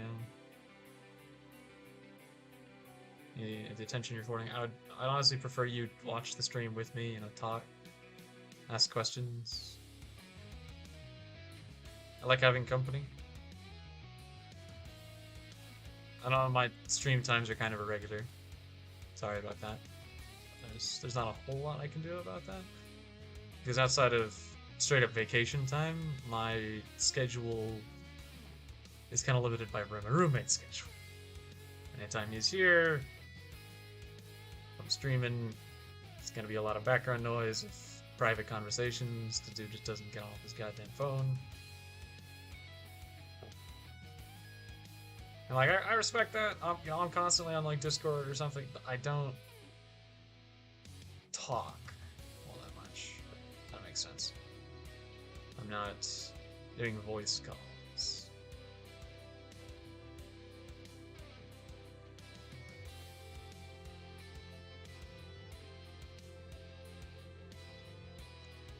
Like, another thing is I like to sing while I'm like playing games and all that. You inevitably notice that in other streams if you've been with me. Because whenever I have music with lyrics in it, I will inevitably start singing it. But I've been curbing that too, just for his benefit. Just can't show the same courtesy.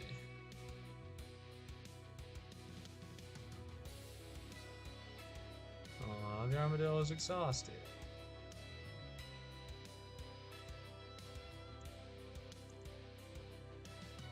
I wish there was a way to make, like, give it more energy. Like refill it faster or something. What direction is the wind? The wind is this way.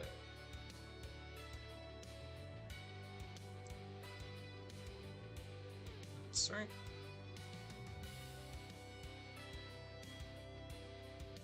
Now the wind regrettably is temporary, but I think I'm going to use that for the next 3.5 minutes. Let my armadillo refresh.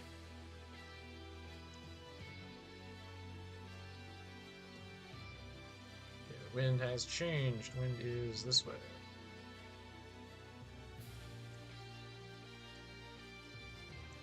That is 2. And that is 4. Oops.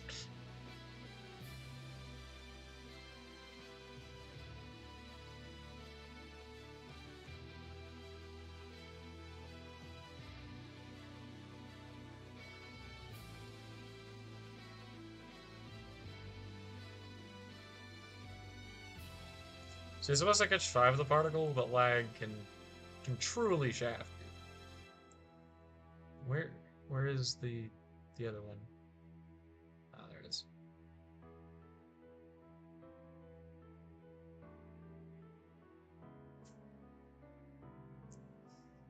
Okay, wind is this way.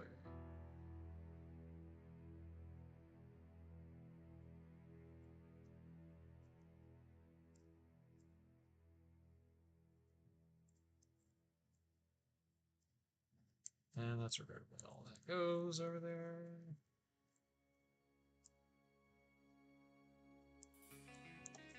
Okay, that's a lot of chests. So I'm gonna start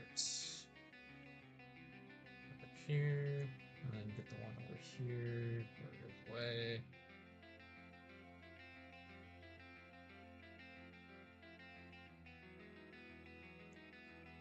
Another egg. You're really hoping for legendary. If you don't get a legendary, they're not worth having, really. You can't upgrade them to legendary, but the frequency which you get the eggs mean it's kind of just throwing money away. Which some people do. Some people genuinely throw their money away. The bizarre is proof of that.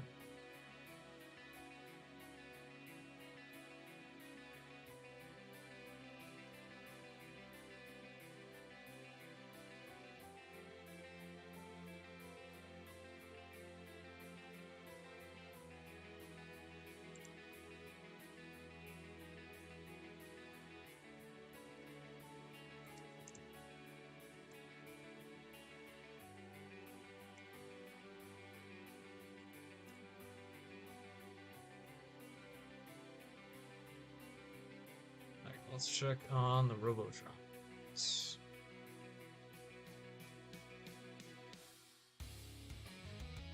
Nope, still up there.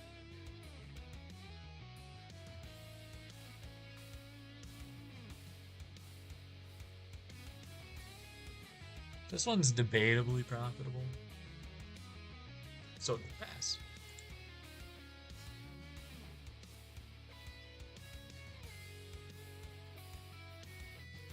Oh, wait, Gone with the Wind. Wait, it's not over yet. Only 20 seconds left, though. There's Wind. Wind is this way. Get out of here. And the wind changed at the last possible second. Screw you, Wind.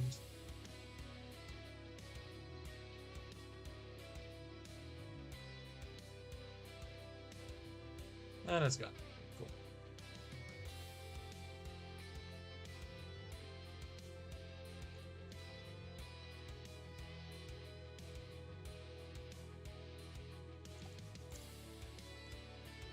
Oh my god, you have so much more health than normal. Ah, Runix, no! Shit.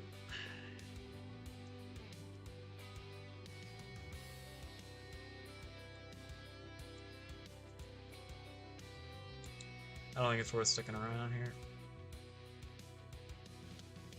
Before I head back down, let's visit a representative. I believe I've unlocked the one over here. Yep. Let's scrap that. And it's Gone with the Wind here, not worth staying for. Whenever you come back, you really want a Goblin Raid or a Raffle.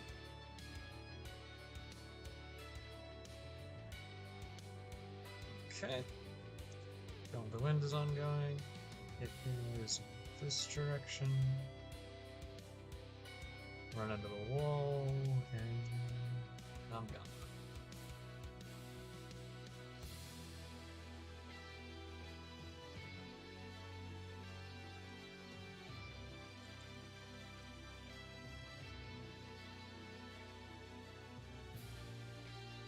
Unfortunately, I can't get the parts here, so. That is mostly just for the powder, which is still worth it, but not as worth it.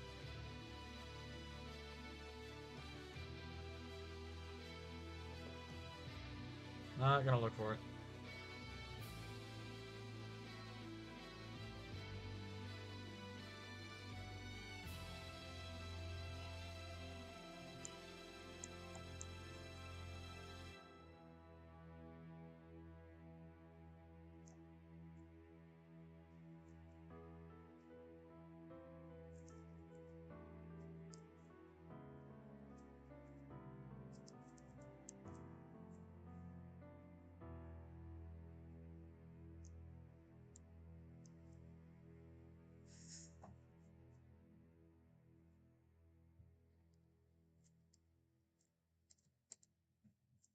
Can I get a wind direction change, please? To one that's sideways? Oh, okay. And it's over. Okay.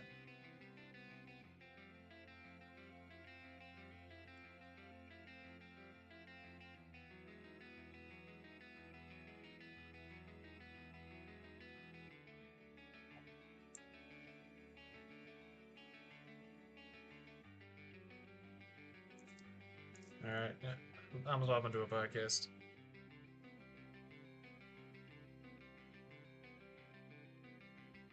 I say podcast, but I mean a video that I can listen to without actually having to watch it.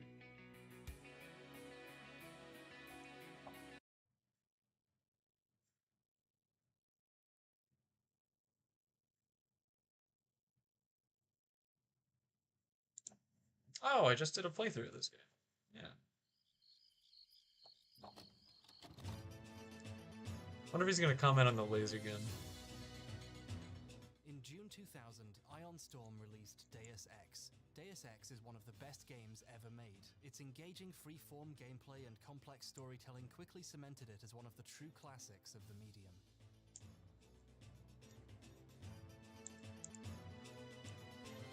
So the developer went bankrupt.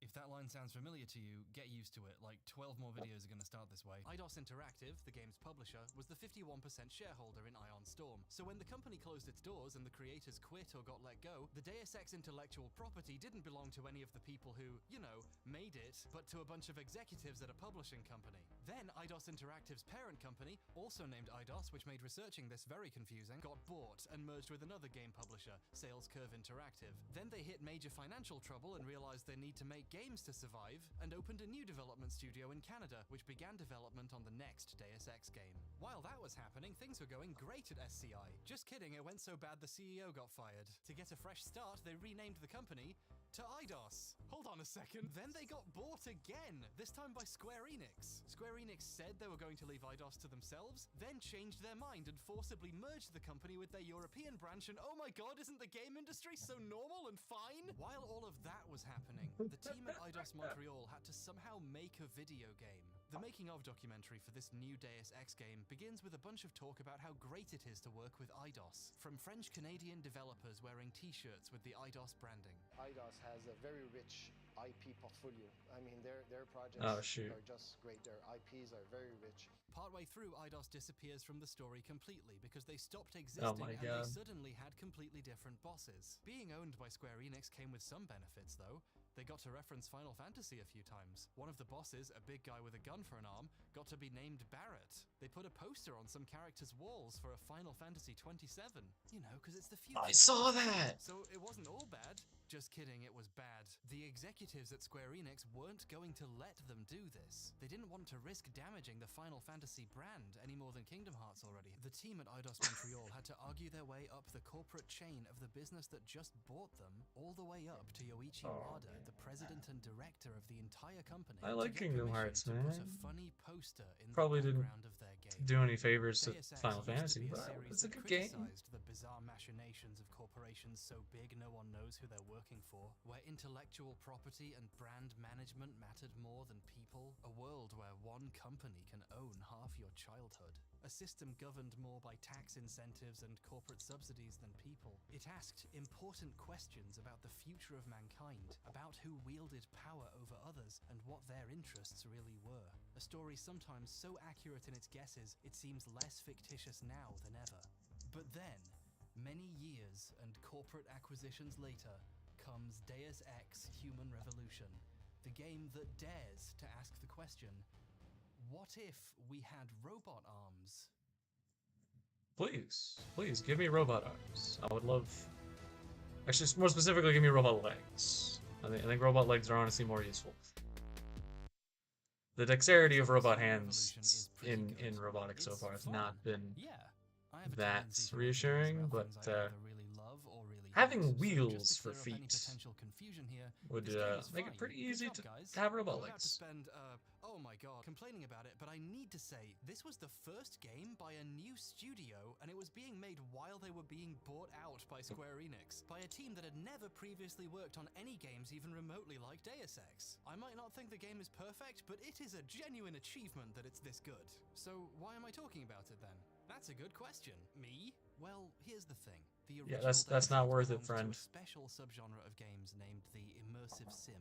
In a sentence, immersive sim I guess if you're Iron feel Man. just that little bit more like worlds you're taking part in. They prioritized the player's freedom to choose how to solve problems and then dealing with the consequences of those choices, and being able to find creative and unexpected solutions, often ones the developers themselves hadn't thought of, by being built in a way that could respond well to player creativity. Gun turrets. There's a lot of different ways you can define an immersive sim, but there's only one real one. Can you solve a problem intended to be solved with a gun by stacking a bunch of boxes and going over it? In the late 90s and early 2000s, immersive sims were coming out fairly often, and people still look back fondly on many of those games.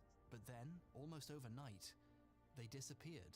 An entire genre of games basically died out for years. But a couple of years back, we started to get more of them again, and they're amazing and beautiful, and a lot like the games that people remember.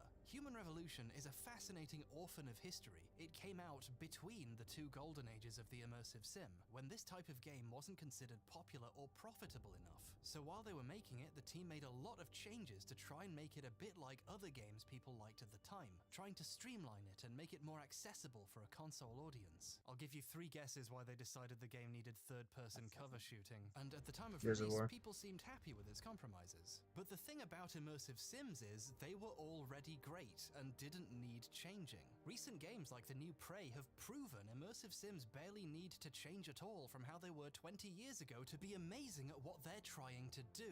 So when the Human Revolution team decided the Deus Ex formula was broken, all their fixes actually made it less like what makes these games great. So today, in this year's self-therapy session masquerading as a video game analysis, I'll be trying to get to the bottom of what happened to Deus Ex, to see what we can learn about how, or how not, to modernize a classic. Because there's a lot more at stake here than just one beloved franchise. After doing some digging into the lineage of the intellectual property rights of some of my favorite franchises, I discovered Square Enix might not just be rebooting/remaking/beating the dead horses of the Deus Ex, Tomb Raider, and Thief properties. No, a much more important franchise lives under their jurisdiction. One of the most important and meaningful stories Knowing him, in it's history. Gex. I'm speaking, of course, about Gex. Yes. The Gex trilogy sold millions of copies and arguably saved the world. But there hasn't been a new Gex since 1999, and due to Crystal Dynamics' acquisition by Eidos in 1999, He's made the Gex joke too many times. 2009 acquisition of the company that bought Eidos and renamed itself to Eidos means it's only a matter of time before Squeenix puts someone to work,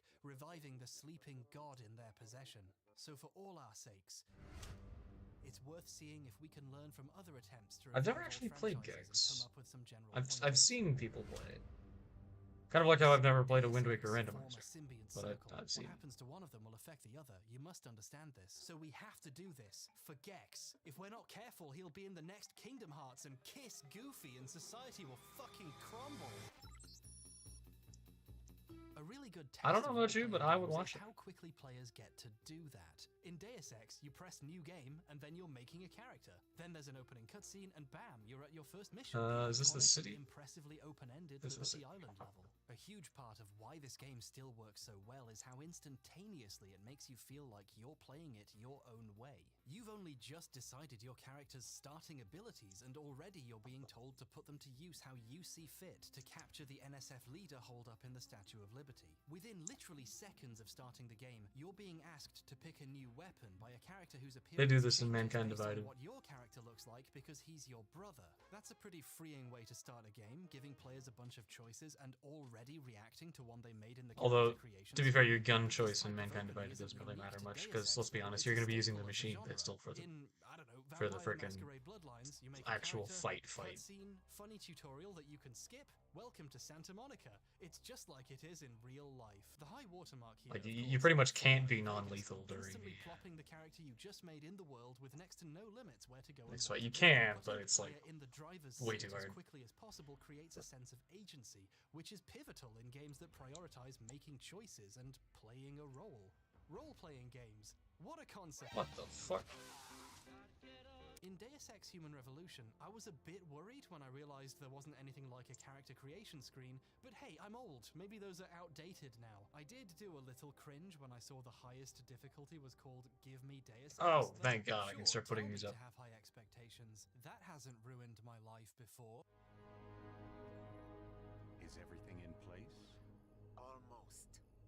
What do you mean, almost? The game begins with the weekly Illuminati Zoom conference, where they ominously discuss their plans while trying to change the default profile picture. Apart from one teeny, tiny, massive problem, I really like this opening. I especially like how short it pretends to be. The intro ends, and bam, you are Adam Jensen, head of security at Sarif Industries. Oh, it's really thematic if you think about it. You see, Adam is a clever reference to Seinfeld. Remember my friend Adam from Detroit? Yeah, the guy with the Augmented.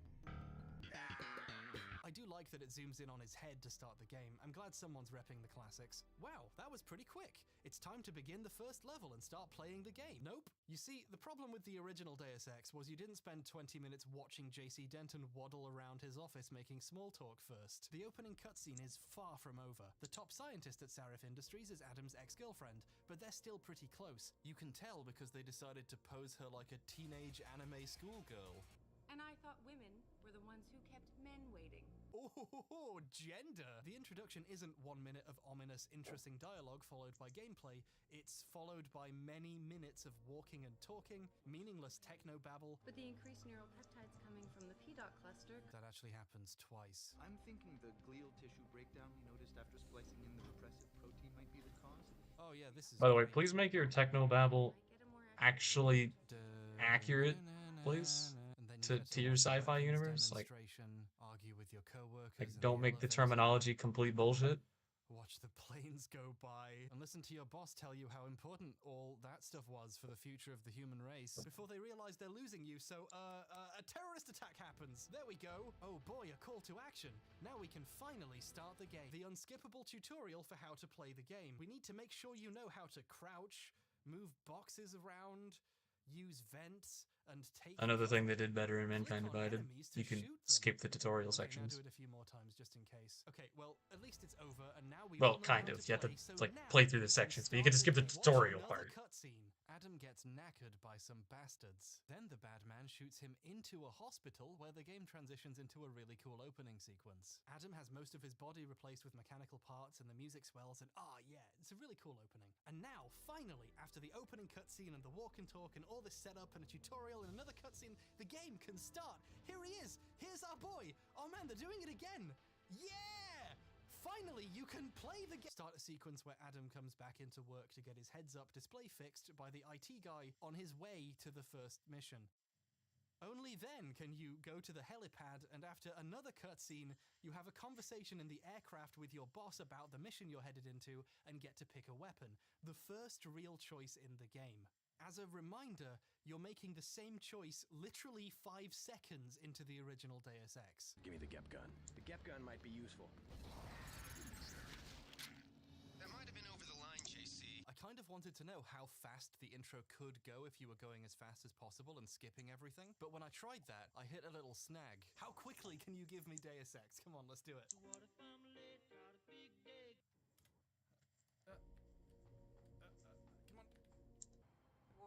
Okay. Okay, right. Oh, you're kidding me? You can't even skip it? I went for a piss while I was recording the intro of the director's cut, and there was still like 2 minutes left of this.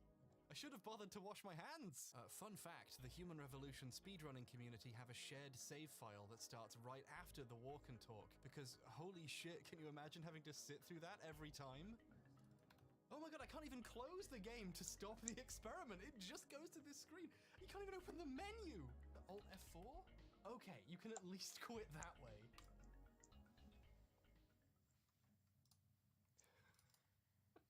It crashed. It's fucking crashed. Now, I get what they're going for. Games with a more linear cinematic intent like Red Dead Redemption or The Last of Us or even Half-Life bring you into the narrative by slowly building to their gameplay like this. But for RPGs with a focus on player freedom and choice, this is the opposite of what you should do.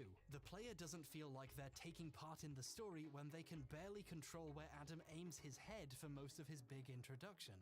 For games like Deus Ex, which Human Revolution says it's trying to give people, you want the player to have a sense of control as soon as possible. Once it's over though, everything really picks up, so it's not that big a deal. But if it's not a big deal, then why did I waste so much time complaining about it? Well, first of all, leave me alone, it's my video, I can do what I want. And secondly, I think this choice reflects a pretty serious misunderstanding about what makes these games fun to play. You see, this is an exact mistake the original game almost made too. See, I'm going somewhere with this.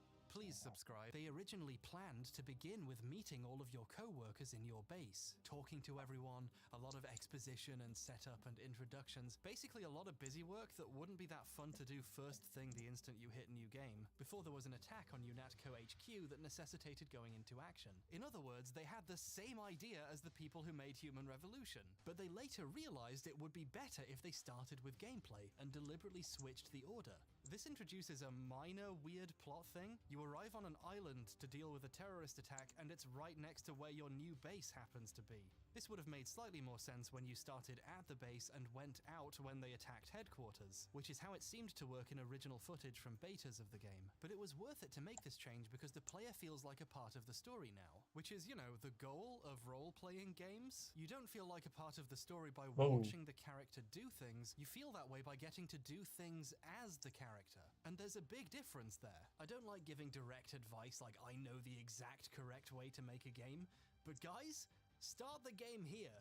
Start at the thing or in the plane on the way to the thing. The next game, Mankind Divided, did exactly that. You start on the plane. I mean, it had 3 more opening sequences after it for some reason. More importantly than any of this, though, we need to circle back to the most fascinating part of this whole thing. Deus Ex Human Revolution recreated an exact problem the original game almost had and then fixed during development. I think we need to explore how something like that can happen, right? So, the development of Human Revolution was a bit of a mess. I mean, first off, this was a new studio making their first game. You can't just snap your fingers and open a new 350-person development studio overnight. You have to build that, you know? And in this case, literally. When the studio opened, the building they planned to make their offices wasn't even finished being built. These guys left everything to come to a brand new studio with not even permanent offices yet. Building a new studio can't be easy. Now, you're clever, so you're probably wondering why so many game companies open studios in Montreal. I'm sure French Canadians make for excellent game designers, but the answer is money. Here's the annual cost of hiring a video game programmer in various major cities. San Francisco, $119,404. Austin, where Deus Ex was developed, $91,161. Vancouver, $78,500. Toronto's almost at $78,000, they're getting there. Montreal, $72,335. Montreal with government tax credit, $45,209. Up to 37.5% of the cost of your employees' salaries are effectively given back to you by the province. Look, all I'm saying is I can telepathically predict where companies will open their next game studio. Don't believe me? It's all in the numbers. What, Ida's supposed to open a new studio in Texas again? The biggest game studio headquartered in Texas now is, I think, Gearbox, right? And guess where they're opening their new studio? Come to work at Gearbox, Quebec. They don't pay very well, but they promise really good bonuses. I mean, they promised them. Eidos Montreal also had to deal with the fact that they're the Canadian branch of a company that doesn't exist. They got acquired by another company while they were trying to make their first game. That's got to make the development process a little more complicated. It's 2 years or more of development. You never know how it's going to turn out. It's easy to see why some aspects of the process got misplaced. Okay, I don't want to make any more excuses for the developers, it's starting to feel a bit condescending. Let's talk about some of the choices the developers made about how to design this game. In a hugely informative Game Developers Conference talk about the development of Human Revolution, gameplay director Francois Lapicus, sorry if I'm pronouncing that wrong, my my Canadian French isn't great, says during pre-production, the team planned the entire game and all of its features and mechanics in advance and then stuck to that plan throughout development, executing all of it with very few changes. We did not redo systems. We did not rethink the game. We just went full speed ahead. We knew exactly what we wanted this game to be, what we wanted the player to feel. Having a plan makes sense, but traditionally in game development, plans change over time as you see your game ideas in action and iterate and make changes. Human Revolution's main design team wrote all their initial ideas on huge sheets of paper and then stuck them to the walls and followed them religiously. Everything I've shown you so far, we put on huge sheets of paper, which we papered the walls over with. Before they'd actually made the game, had a chance to see how it felt to play or test things out, they'd already decided how almost everything was going to be. So by having it on walls every single morning when we came in, we saw exactly what we needed to do. They were so important, in fact, that when we moved to our final offices, it's the first thing we put up. By the end, the team had made a game that was absolutely brilliant. On paper. When I say Human Revolution feels like the first few ideas a bunch of guys had in a brainstorming session right at the start of development, that's because it is the first few ideas a bunch of guys had in a brainstorming session right at the start of development. Basically the whole game. Blueprint was a way for us to chart the whole game in advance. Just to show you this is half of the blueprint. Basically, the whole game had been planned out on spreadsheets before they discovered, you know, some of it is boring and time-consuming. And then they realized they'd forgotten to plan half the stuff that needed to be there and had to add major components to the game at the last minute, and everybody hated them. Lapicus apologizes directly in his talk for the boss fights. They were a big part of the game, and we should have put more efforts in them, so truly sorry about that. While I was watching this talk, I want to briefly address the boss fights myself for Deus Ex Human Revolution, because, you know, I played through it. I took the pacifist approach to the first encounter with Sandoval's brother. I can't actually remember his name off the top of my head. But the terrorist. So I let him go, didn't fight him, didn't shoot him, whatever, just let him go. Then, later on, he's actually not that hard to kill, just unload a clip of combat rifle ammo into him. His final form, where he can, like, go invisible and fucking, like, warp around and all that shit. Not actually warp around, but, you can, like, lose track of him really easily through the invisibility, and you have to, like, shoot him with, or wait for him to shoot in order to see him, and he has a plasma rifle and all that. Yeah, if you have a laser rifle, it's not hard. The big guy, Barrett, is super easily cheesed by getting a combat rifle and climbing the ladder well to the side of the main entrance. And the chick who goes invisible, yeah, just pour ammo into her. She does not deal damage fast enough to kill you before you kill her. If you just with a maxed out combat rifle, which there is no reason to upgrade anything other than the 10mm and the combat rifle. Combat rifle is your boss killer until you get the laser rifle. And if you end up getting caught out in a major fight and you like panic, right? Those are the only two reasons to pull it out. 10mm with the armor piercing rounds kills everything that isn't a boss in at most 2 headshots. And that's for the heavily armored, maxed like armor guys that show up near the very end of the game. Take 2 hits.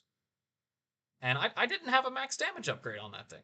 I genuinely don't know if it would have been possible to get the maxed out damage. You can get a silencer on it, and it doesn't reduce the damage, even though it reduces the damage of the fucking sniper rifle.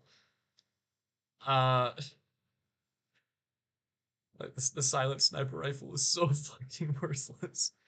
And with the laser pointer upgrade, by the way, you can have all these upgrades on it at once.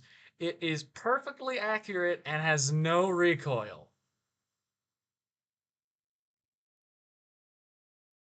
So you have a silent gun, which one hits almost every guy in the game, from any range, and you can quickfire it. Because it doesn't have recoil.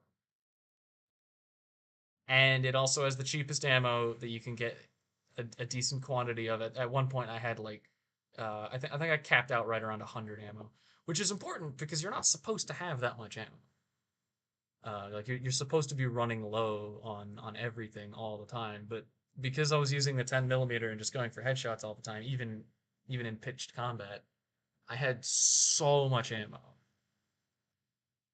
At one point, I legitimately just threw away my rocket launcher to carry more ammo. I never bothered with a shotgun, except during the ship segment where you lose all your weapons. None of that. And the only other gun that's worth using is eventually, near the end of the game, the laser rifle, because it's useful for cheesing 2 of the bosses. One of which is intended, you're supposed to do that, which is the guy who goes invisible and runs around and uses the plasma rifle. But the thing is, you can get the laser rifle way earlier than that boss fight. So you'd think, oh yeah, like you're supposed to keep it, and then you get rewarded for having kept it instead of like a rocket launcher, because now you get to do all this. No, there's a laser rifle in the arena, and it's not only a laser rifle; it's an upgraded laser rifle. It's a fucking better one than the one that you can carry around. And you can just get it in the middle of combat. I didn't figure this out during the fight. I figured this out after the fight because I actually did bring the laser rifle, but Like, there's no point in bringing the one you get earlier. Because you can just get the better one and carry the battery for all the energy and all that. And then the final boss, you can cheese it from the goddamn doorway where you're invulnerable with the laser rifle. You can just freaking shoot at the goddamn final boss. And I think it's clever because the boss is hidden behind glass. You already confirmed that you can shoot through glass, but they don't mention it.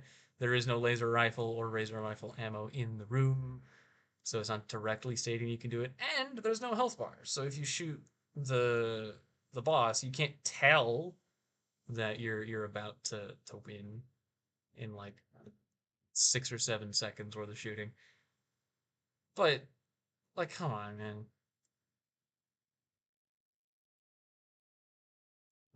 Like, just being clever isn't good enough for that kind of like secondary solution. I think you needed to allow us to have these weapons earlier, make the ammo more scarce, because I was just rolling in ammo for the laser rifle and the 10mm, and especially nerf the 10mm. You should not be able to have all three of the silencer, red dot, and armor piercing on top of all the damage upgrades and ammo. Honestly, the ammo capacity upgrades didn't matter. But you should be limited in the total amount of upgrades you can have on a gun. Maybe like 4. Let's go with. So, you know, you can have the armor piercing and a bunch of damage upgrades, so you can like one-shot everybody who isn't a boss by shooting them in the head, but it's not silent and it's not perfectly accurate with no recoil. Something like that. And hey, you can get all the upgrades, but your damage isn't going to chunk everybody. Later on you get in the game, the more and more enemies take 2 shots, which invalidates the silencer, because if you shoot somebody in the head and they don't die, they know where you are. Not perfectly, but they don't know the direction you came from, and they'll check, they'll alert everybody, they'll be on alarm. That's just decent game design, man. I don't think that's too much to ask.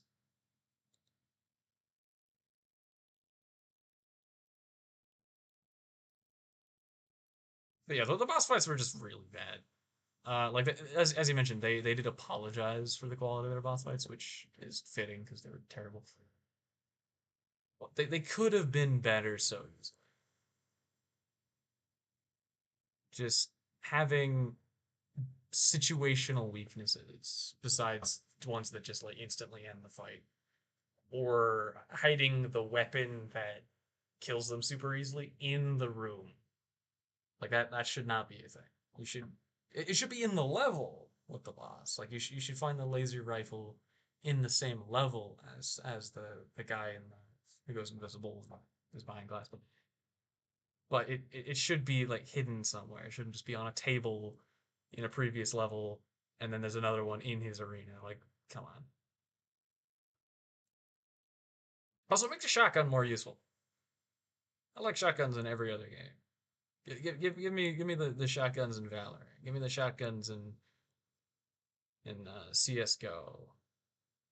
Actually, that's probably a bad example, but I like it. The problem is just range. Like realistically, the shotguns don't stop working at 5 goddamn feet. Like if you want the guns to be less effective at long range, maybe like inflate the spread to be really high or something. But the pellets shouldn't be dealing less damage and then just fucking vanishing at 5 feet, dude. Which is how most games seem to interpret it. Like they're flash paper birdshot. That's what it feels like. Anyway, back to your regularly scheduled viewing. Beginning to write a joke in my notebook, like, I guess no one wrote about the boss fights on the walls, but it turns out that actually happened. Remember the directions sheets I was talking about at the beginning? We didn't have one for boss fights. We kind of forgot about it. Because we didn't have these direction sheets, we didn't really know what we were doing with boss fights. Game development is a complicated process where initial ideas you had in a vacuum months ago might turn out not to work in practice. Just as a comparison, the team behind the original Deus Ex threw away half of their design document partway through. We ended up with, are you sitting down, 500 pages of documentation. Yeah, no one read it. Warren Spector, the director of the first game, is really open about how much rethinking needed to be done to make the game what it is, even though they thought they knew everything they needed at the end of pre-production. The year Deus Ex came out, he wrote a retrospective for Gama Sutra, which incidentally changed its name to Game Developer while I was writing this video, which was confusing, and part of it covers just how much of their ideas got thrown out or replaced. That knowledge allowed us to go through our 500-page design document and cut everything that was extraneous, winnowing it down to a svelte 270 pages. Less game? Not at all. What was left was the best 270 pages, the stuff that worked. We were open to change. Be open to change. Anybody who tells you that, you know, What, when you get what is to happening with this chest? you've got a script and nothing changes has never made a game, right? Blueprint was a way for us to chart the whole game in advance. On the one hand, you have a game that appears to have been designed pretty intensively before they'd even made any of it, and on the other you have a team months from release who realize there's a problem and go, wait, hold on a second. Like, me and Warren and Chris would sit in a room and fight like cats and dogs. And it's just kind of weird that you introduce some of these characters, you interact with them a little bit, and then they're just gone. He shows up in Mission 1, he shows up in Mission 2, he shows up in Mission 4, and then you never hear from him again. What happened to that guy? And it was a powerful question because it was one of the basics of storytelling that we as video game designers weren't yet applying. And so we went back. Now, I'm sure I could wrap this point up here in a neat little bow and say something like, the real test of a creative work isn't having a lot of good ideas, it's understanding when you have to change them to make them work. But then you have to ask, why would anyone be so rigid about pre-production and unwilling to rethink things like this? Well, because they have to be. Think about how much game development has changed since the 90s. If someone had a better idea about a mechanic, or wanted to rewrite the opening or redo some dialogue or swap the first 2 levels, it wasn't too much work, and crucially, not that much work was wasted. It's pretty easy to steer a canoe. Larger ships, however, are notoriously difficult to steer even when you see the problem in time. You know, like in that movie.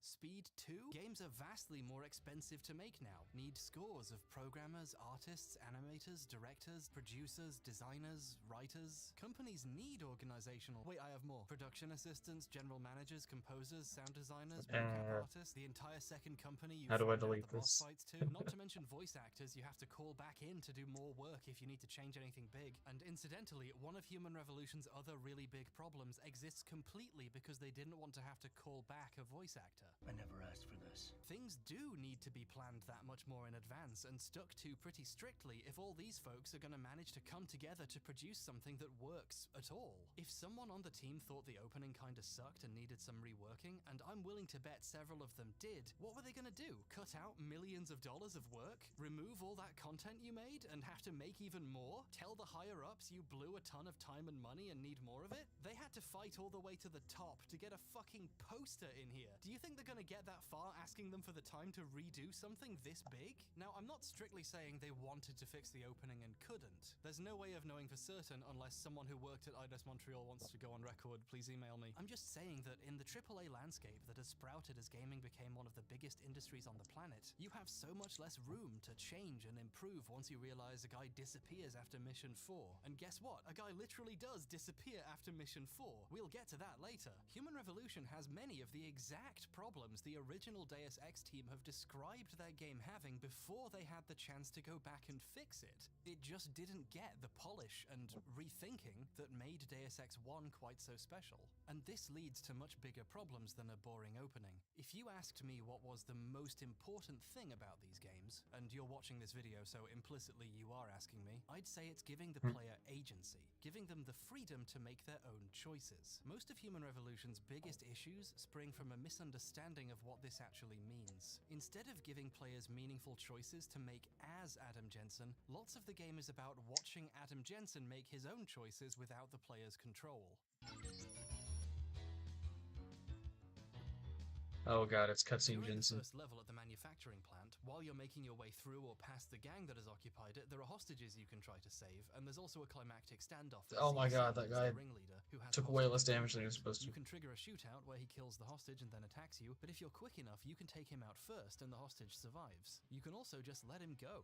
This will cause the hostage to be killed in the crossfire during his escape. But you can actually talk him into letting her go and just walking out. One of the hostages you can save earlier is this woman's husband. If you saved both of them, they feel indebted to you and tell you to catch up with them later at their place. You're a true hero, man. I'll find some way to repay this, I swear. If you do, they give you the address of an arms dealer and get him to give you a discount. This is a really neat little side story that ties into the player's actions. It's kind of weird how those guys would know a random arms dealer. Reasons we'll explore later, and these characters don't do anything else afterwards, but you don't need any wider effects than that for this to work. I can never thank you enough for what you did. The fun here comes from feeling, briefly, that you're tangibly involved in two tiny little digital lives. That the things you're doing, and how you do them, can make a difference. This side quest is genuinely really nice. However, it's also the best you're getting.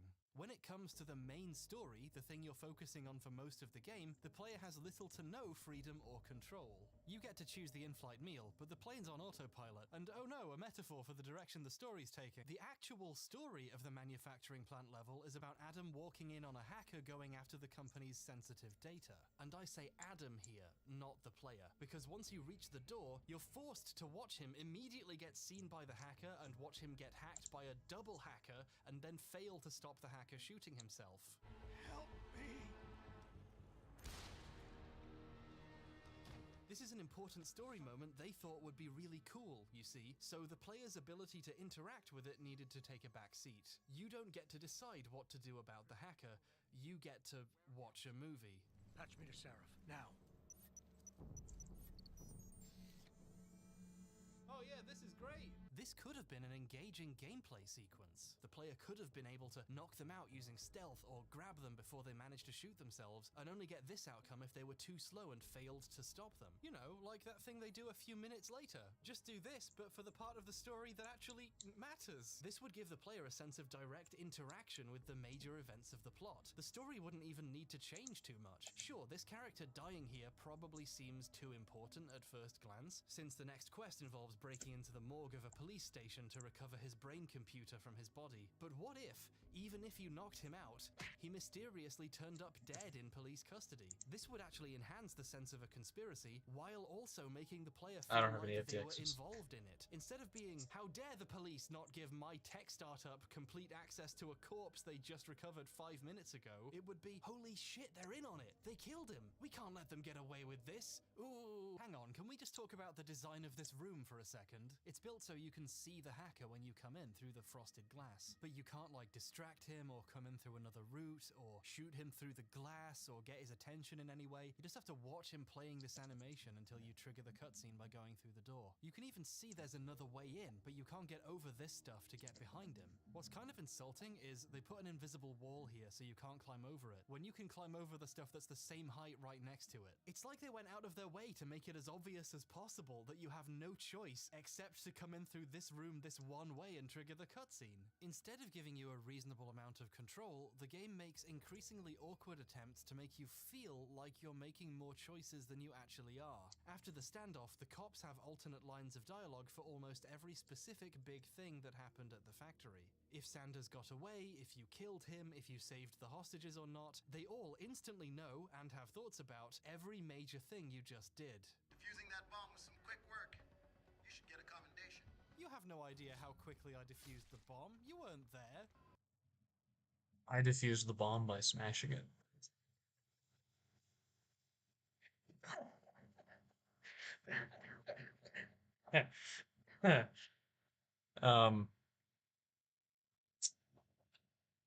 Yeah, I was gonna run out of time, so I like broke it physically. I didn't even know that would work.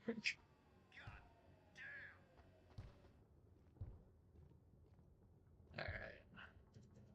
Nice job securing the plant.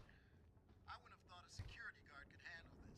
Does doesn't even stop trying to kick the door down to tell me what he thinks about how I handled things. What a pro. When you get back to Seraph headquarters, everyone else reacts to your choices too, in a way that starts to feel stilted and artificial, like they're breathing down your neck trying to make you feel noticed. Oh my god, someone got that faster than me. How'd you take him down without killing them? Almost everyone at your job already has something to say. How did that monster get away from you? You saved the hostages, didn't you, Jensen? Apparently there wasn't much bloodshed thanks to you. Pritchard has one of two dialogue lines based on how many guys you killed at the plant. Well, well.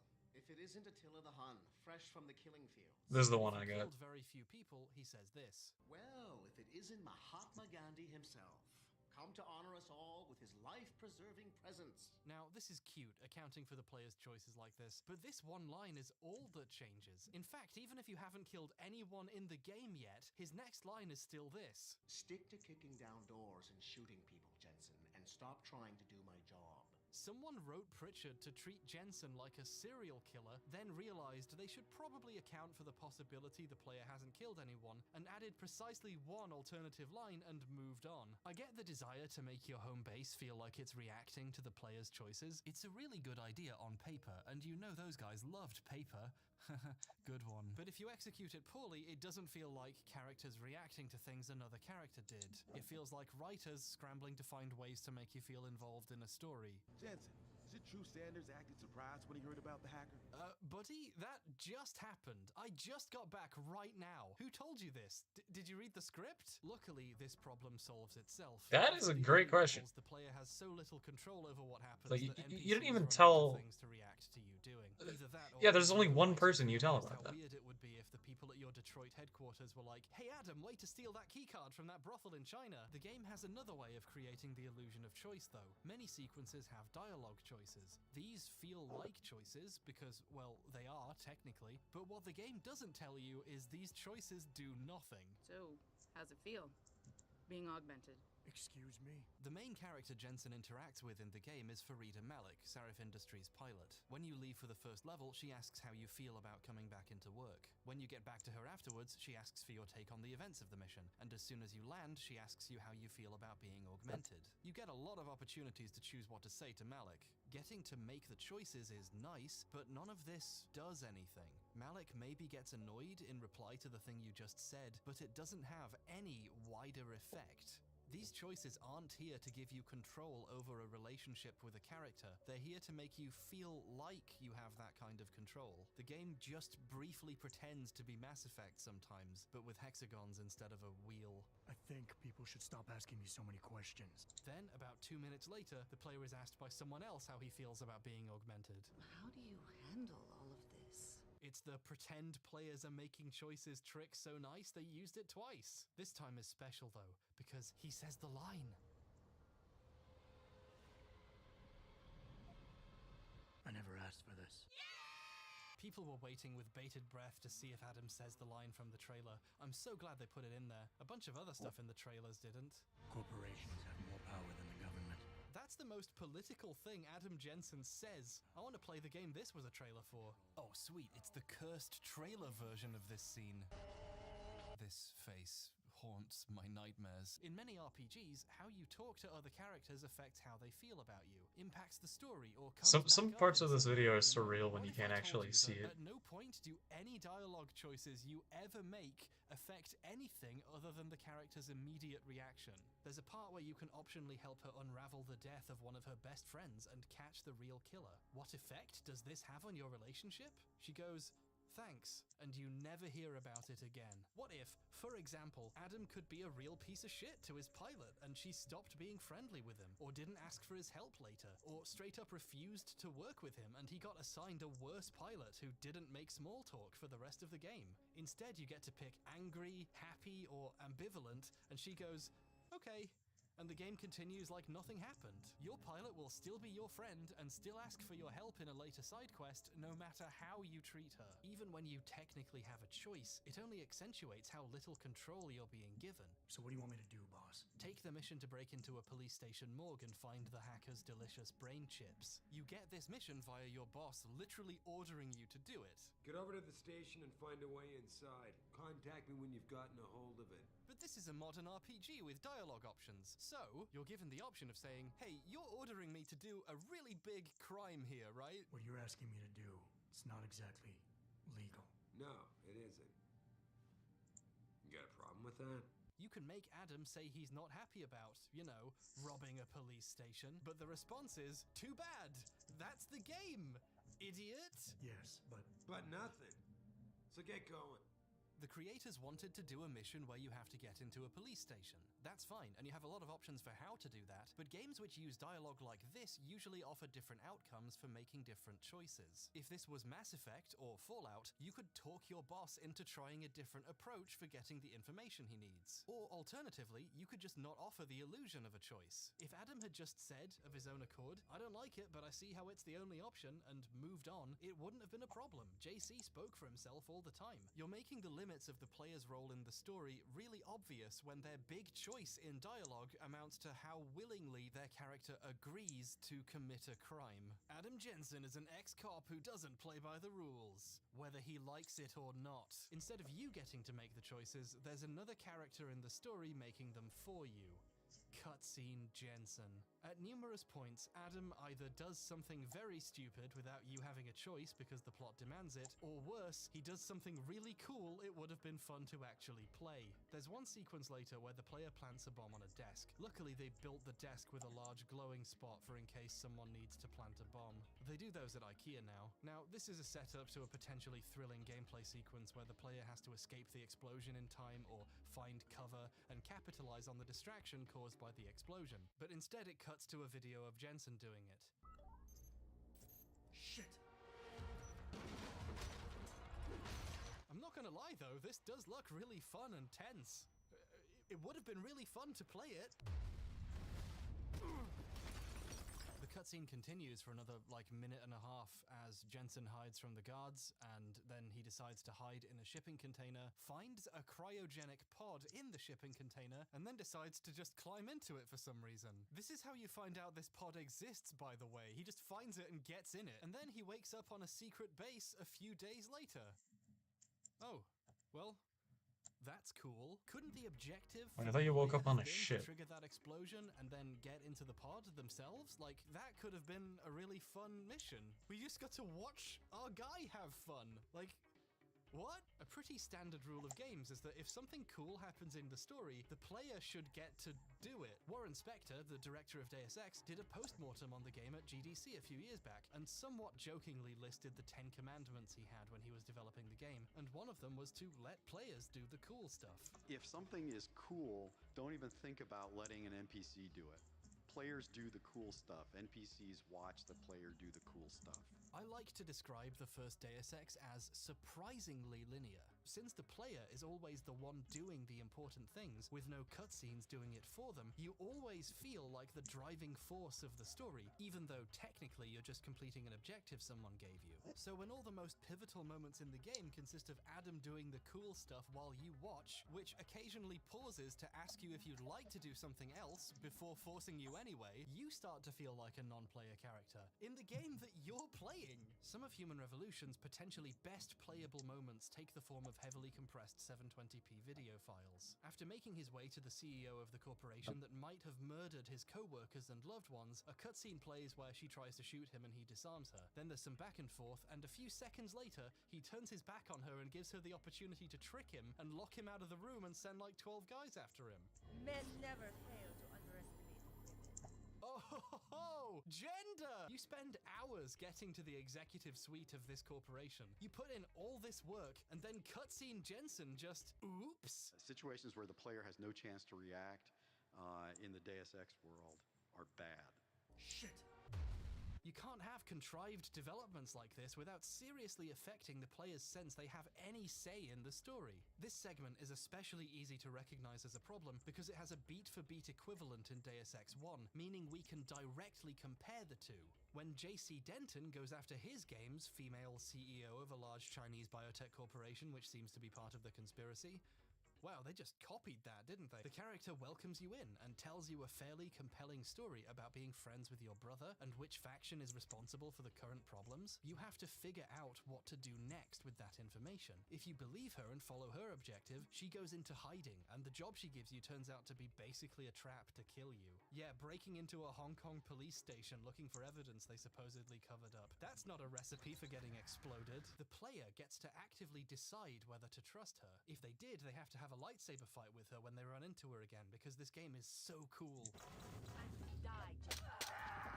Or they can snoop around some more in her apartment and find the entire secret base in her home. Or they can just, like, shoot her, like, right away. Or snipe her from another building without ever talking to her. Throw a bomb through her window. I just want to observe for a second that in the original Deus Ex, breaking into a police station is a trap to try to kill you that was meant to sound so ridiculous you realize you're being tricked and choose to do something else. But in Human Revolution, it's the only option you have to progress the story, and you cannot say no. Players being able to make choices and express themselves would get in the way of the amazing movie the creators wished they were making. Spoilers, they want this character to be the final boss, so you have no choice but to sit and watch Adam delay the plot by 10 more hours. This problem bleeds into the gameplay. While there's often a degree of choice in how you solve problems, the consequences of your choices are meaningless because the story wasn't designed to account for them. You can recover the neural hub from the police station by, well, annihilating it. You don't have to bother with talking your way in by absolving a cop of the guilt of the child he killed, or sneaking in via the side entrance or the roof or the sewers. You can also go in guns blazing. Make a real hog roast of a building full of human beings, and the cops interrogating them too. This is a refreshing New Vegas-esque level of freedom to be given in how to deal with a situation. 100% coolest level in the game in terms of player freedom. I mean, look how many cops you can kill. How could it possibly be a bad level? Oh my god. Yeah, I ended up committing genocide because I snuck in and then I got caught and I immediately went for like a lethal approach. Right? We were just caught on camera killing a lot of people. This is one of the top 10 mass shootings in America this week. Our face should be on the news. We'd be a wanted man. Sarif Industries would have to fire us and issue a public apology for giving us both the arms and the arms to do it with. The debate on if augmentations should be legal would shift a bit. I'm not an expert on video game storytelling, but something should happen as a result of this, right? Boss, I got the neural hub. What happens is nothing. Everything's fine. This never comes up. You come back to Detroit later in the game and there's no wanted posters. The cops are friendly. Nothing has happened. But then, what if you learned to like the taste of bacon and keep going? What if you continue to fight cops in the street, blow up their mechs, snipe them, explode them, just fucking go to town on an entire police force? You want to know what happens then? When you get done with a quest in a convention center, on your way out, a cop approaches you with a side quest to help the police. Adam, I need you to trust me on this. You gotta help me find Jacob. They need help stopping a terrorist who hates cops. No, they're talking about someone else. You get offered this quest when you leave the convention center, even if you have killed every cop you've ever seen so far in the game. They're really short-staffed because of the riots, which is why they need outside help from an ex-cop. The fact Adam is a big reason why they're short-staffed doesn't cost him the job, apparently. Just think about that. You can do an actual mass murder and get deputized by the survivors to catch a psychopath with a fraction of your body count. The game feels almost embarrassed about it too, since accounting for how each player dealt with the police station would have required a lot of work. On your second visit to Detroit, the police station is completely closed and you can't even go in. There's no two ways around it. This is cheating. They're dodging the responsibility of doing anything with the choices they gave the player. The best you get is, if you do tenderize the Gammon warehouse, a newspaper in the next level says "Massacre at Police Station" or something. This newspaper is so easy to miss, I didn't get any footage of it during this playthrough. So if you blink, you miss the consequences of going to war with the Detroit PD. The effects of your choices fade away once you make them. Look, nature is healing. The cops are right back patrolling the streets I killed their buddies in. You see those guns on the ground? Those are the guns the guys I killed on my way in dropped when I murdered them. The game treats the player's choices about violence extremely weirdly, forgiving you for even the most extreme acts of terror, but also making sure you can't play the game truly peacefully either. I mean, let me just read you one of the game's achievements. Pacifist. Complete Deus Ex Human Revolution without anyone dying by your hand. Boss fights do not count.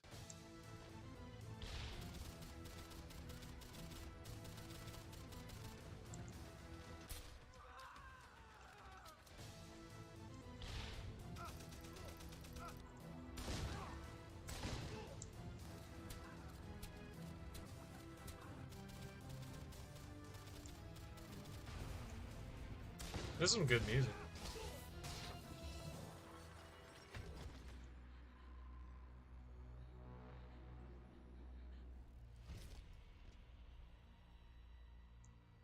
I'm pretty sure he credits all the music he uses, but I don't know how I'm supposed to find this specific track. Could probably Shazam it.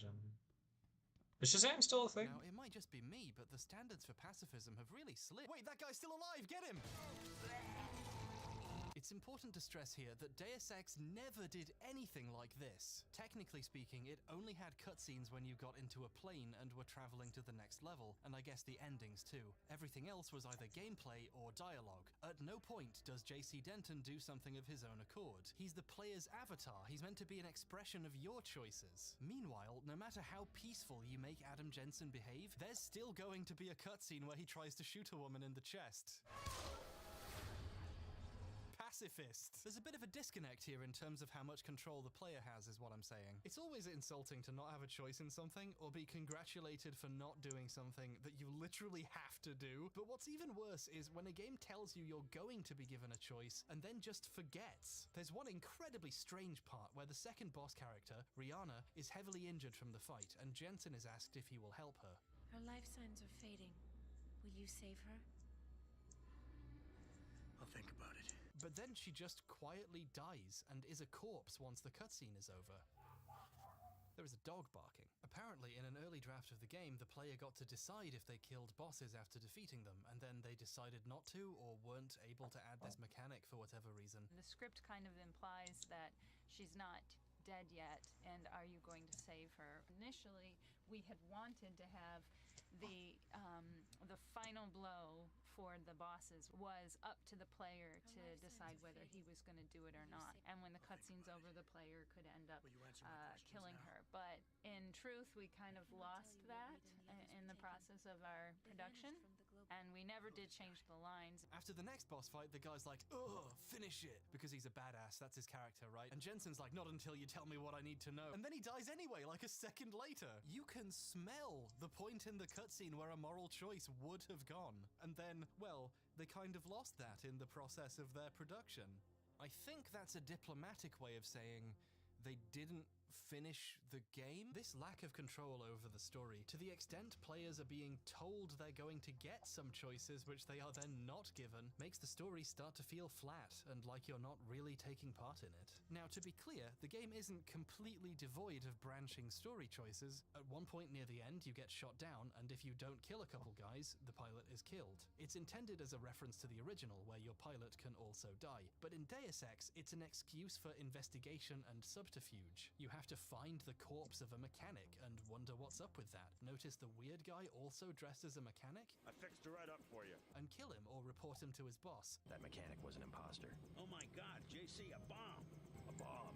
You can completely miss all of this if you're not paying attention. And if you do miss it, hours and hours later, on the last level, your pilot's copter explodes, and you don't really know why. This is part of the subtle beauty of the original. The game doesn't make it clear how much control you have sometimes. So when this happens, you get to wonder if you could have saved him. There's tons of minor ways the story can change that some players don't even know about, and only find out about on forums years later. This isn't quite as special when it's shoot all of these guys or your pilot dies now. Also, the way the game accounts for her death just sucks. If you save her, she later heroically flies in to knock out some guys and save the scientists you rescued. But if she dies, obviously this means she doesn't turn up, so there's some serious story implications for the survival of these scientists. Just kidding, an aircraft is on the landing pad now for no reason, and they fly it out.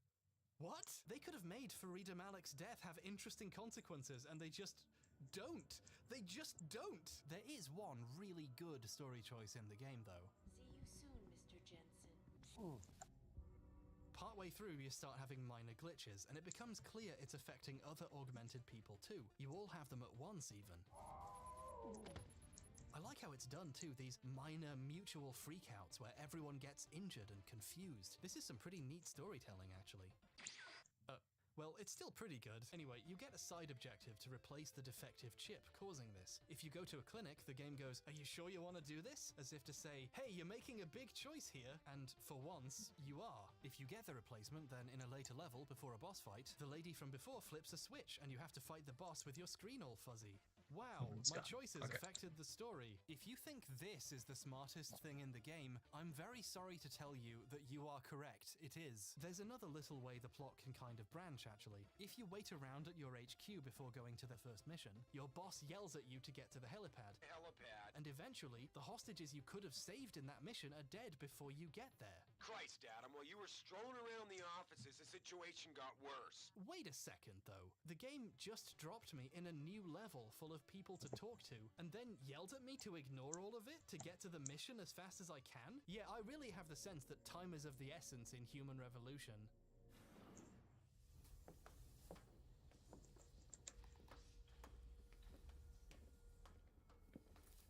Oh my god. Did you ever think about how, like, the myth of Icarus is about transhumanism?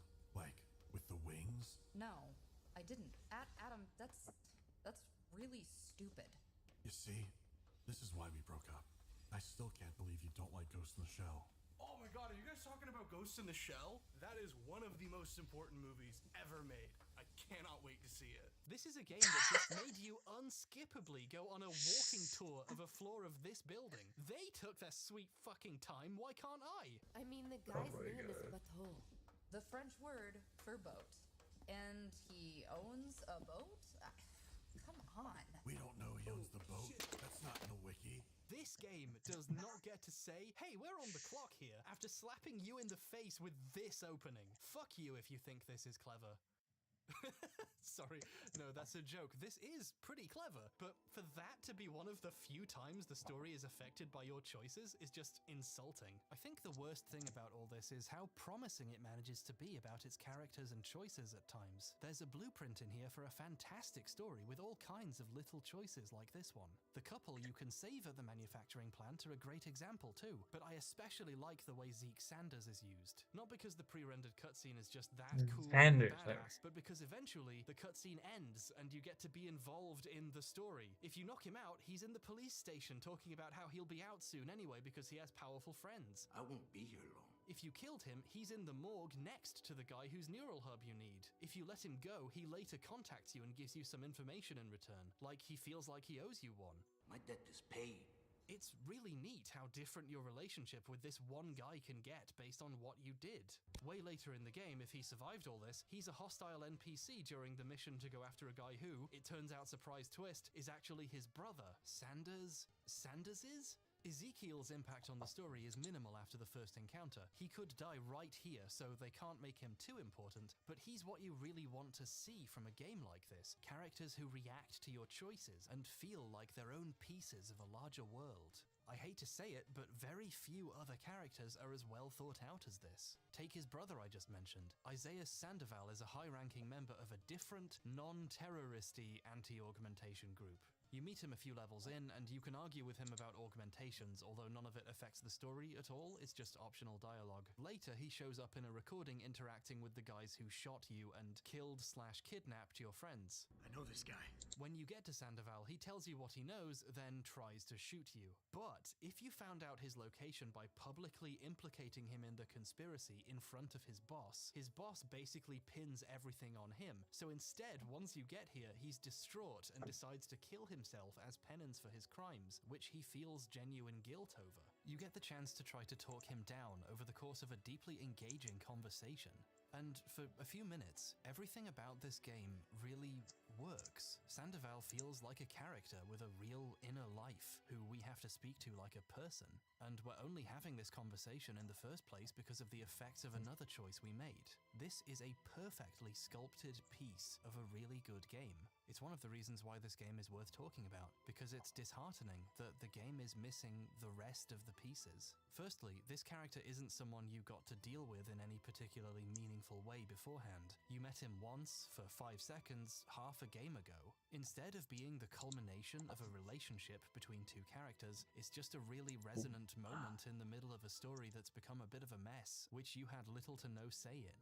And worse, now the game is done with him, he instantly exits the story and is never seen again. Sandoval already told you everything you need to know in the cutscene before this standoff, so if you talk him down, or if he kills himself, or if you talk him down and then kill him for fun, or if none of this happened and this room was just a fight, ow! It doesn't change anything. The story is not affected in any way by any of these outcomes. This character's survival, especially considering you can convince him to turn on the other conspirators and come out with the truth, should have interesting plot implications. His death or survival should have had an impact on what sort of ending you get. Oh god, don't get me started. But once you're done, he just sits there. His part in the story is completed now.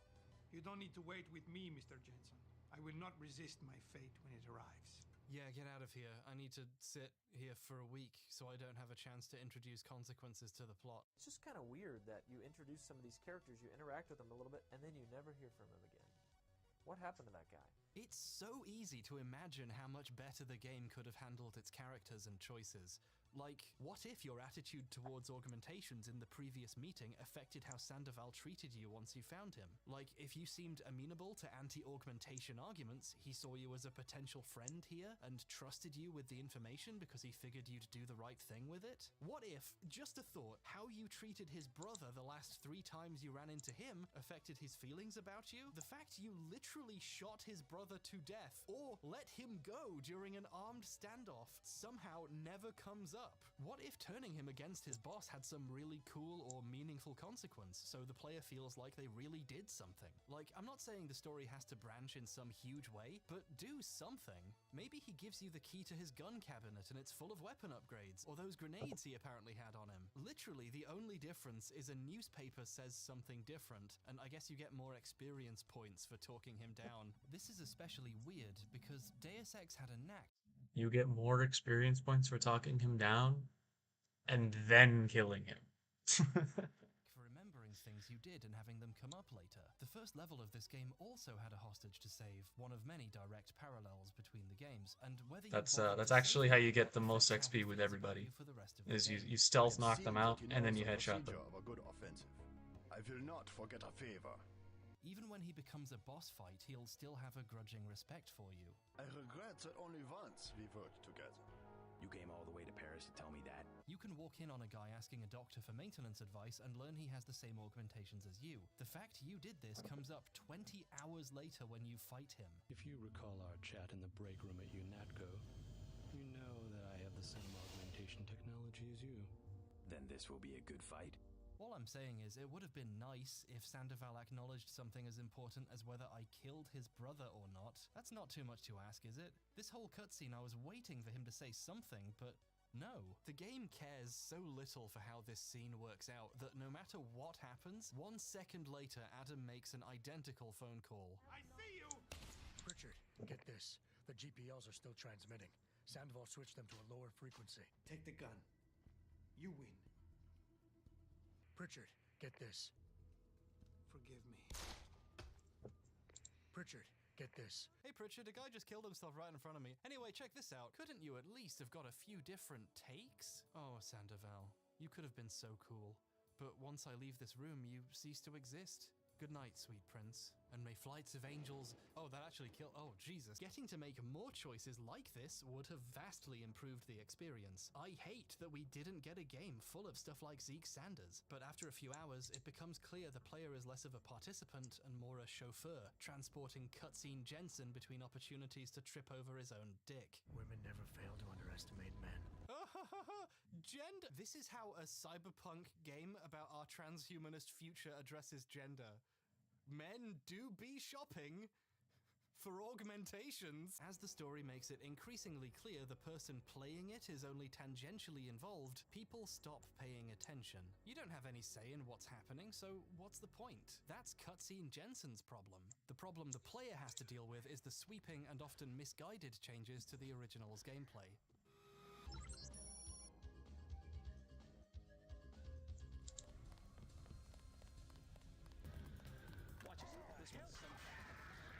Deus Ex is a tremendously important game in the history of the medium, one of, if not the best of all time. Hold on, there we go. Many designers on all types of games cite it as a direct inspiration for their own work. But it's been over 20 years now. Is Deus Ex really as good as everyone remembers? Yes, it is. Shut the fuck up. There's a good reason why there's a decades-old in-joke that every time you mention it, someone will reinstall it. In-jokes are what people call memes when they're funny. It's the ultimate example of a game that's more than the sum of its parts. That phrase gets thrown around a lot by game critics trying to punch up their reviews with fancy words, but this is the rare time when it's actually true. In postmortems and retrospectives, Warren Spector is delightfully open about how, right down to the wire, mere months from release, the game just wasn't fun. By September 1999, we were done. Except we weren't. The game was not good enough. It wasn't ready to ship. Deus Ex was made out of so many individual components that had to not just work well, but work well together, that it was a huge mess, right up until it suddenly became a beautiful web of interlocking systems. So we had real people come in and play the game. I called that particular milestone the "Wow, these missions suck" milestone. We had a lot of work to do. This is why this game's formula is hard to recreate and even harder to improve on. So many moving parts have to work with each other. Even if a change sounds good, or even is good in some contexts, since every change affects the way all the systems relate to each other, it can still result in a worse game. And immersive sims come together very late, when all of your little game systems and rules are all working together magically to produce this amazing experience. The creators of Human Revolution made a lot of big changes to these core mechanics. Lapicus's talk contains a segment where he summarizes the Human Revolution team's collective criticisms of the original. I'm about to say some negative things about the best PC game of all time. Now see here, buddy! Okay, but seriously, it's really good to take an especially critical look at a game, even if it's as beloved as the original. You know, if you seriously want to improve on Deus Ex, this is how you start. The issue is what they decided were problems and how they fixed them. The game was designed specifically for the PS3 and Xbox 360, with a separate company entirely handling the PC port. The creators appear to be trying to streamline down the Deus experience for console players, removing many mechanics they feared wouldn't appeal to people who don't like complicated RPGs. Lapicus says they didn't dumb it down in his talk, but I think we get to be the judge of that. So obviously the first thing we should look at is the first thing that happens in the game: character creation. Not Human Revolution's character creation, of course, because there isn't any. In true RPG fashion, Deus Ex slaps you in the face with a spreadsheet before you can start playing. Ow, my brain! At least the default name isn't Non this time. Everyone calls you JC, but that's just the character's code name. You can enter a real name and it comes up in a few places here and there. You Denton? Denton's an old code name from my UNATCO days, but it seems to have stuck. And even though it's a little clunky, it's always fun to be making meaningful choices as soon as you begin. There's no 45-minute openings and tutorials to get through first. The tutorial's actually a separate thing you can skip entirely. And for the year 2000, being able to choose your ethnicity was pretty cool. It was so nice to finally find a game that represented my skin type. Throughout the game, you acquired more skill points and could level up more at any time through the menu. It's a very rewarding system to engage with, but you know, it's a lot of looking at numbers, thinking, making fun decisions, you know, boring nerd stuff. In Lapicus's critical summary, he calls Deus Ex a heavy management kind of game. Oh no, what if the gamers see a character creation screen? They might instantly decide the game is bad and go back to Gears of War. We better make it simpler just in case. So character creation is out. But the team are actually very smart about how they went about this. They still realized the importance of getting to make choices about the character and that sense of growth and development. And they found a way to make that still happen. Because in the first game, you were also developing in a much more engaging way at the same time. Throughout the world, you were finding augmentation canisters, which provided special unique upgrades to the player's abilities on a completely separate screen from the skill point one. So the team made a pretty clever streamlining decision and combined these two systems into one. Now you do all your upgrading on one menu, and instead of acquiring, managing, and spending thousands of points, you get upgrades by spending praxis points, which are either found in the world or given to you every time you gain enough experience. If your goal is to simplify character progression, this is a really obvious obvious and smart choice. It's less complicated and more direct. You spend a point on a thing and now you can do the thing. A lot of the more boring skills have been removed. Swimming? Get out of here. Adam doesn't do any swimming in the entire game. They streamlined the game so well, there aren't even any streams. But overall, I'd say all of this is pretty good. Well, it's definitely simpler at least. But to simplify a mechanic means removing something from it. And that means you risk removing what made the thing you're simplifying fun in the first place. You can always improve on an old design, but sometimes I don't need more of for a these. reason. Because here's the thing about augmentation canisters. You didn't just get to pick an augmentation when you found one. Each canister had 2 specific abilities in it, and you could only choose one of them. In any given playthrough, you only got up to half the abilities you could have. You were building a unique character who couldn't have everything. In Human Revolution, you're just picking them from a list, and you can get all of them if you have enough points. By the end of the game, everyone's JC Denton was a little bit different. Everyone's Adam Jensen is exactly the same. He just gets there in a slightly different order.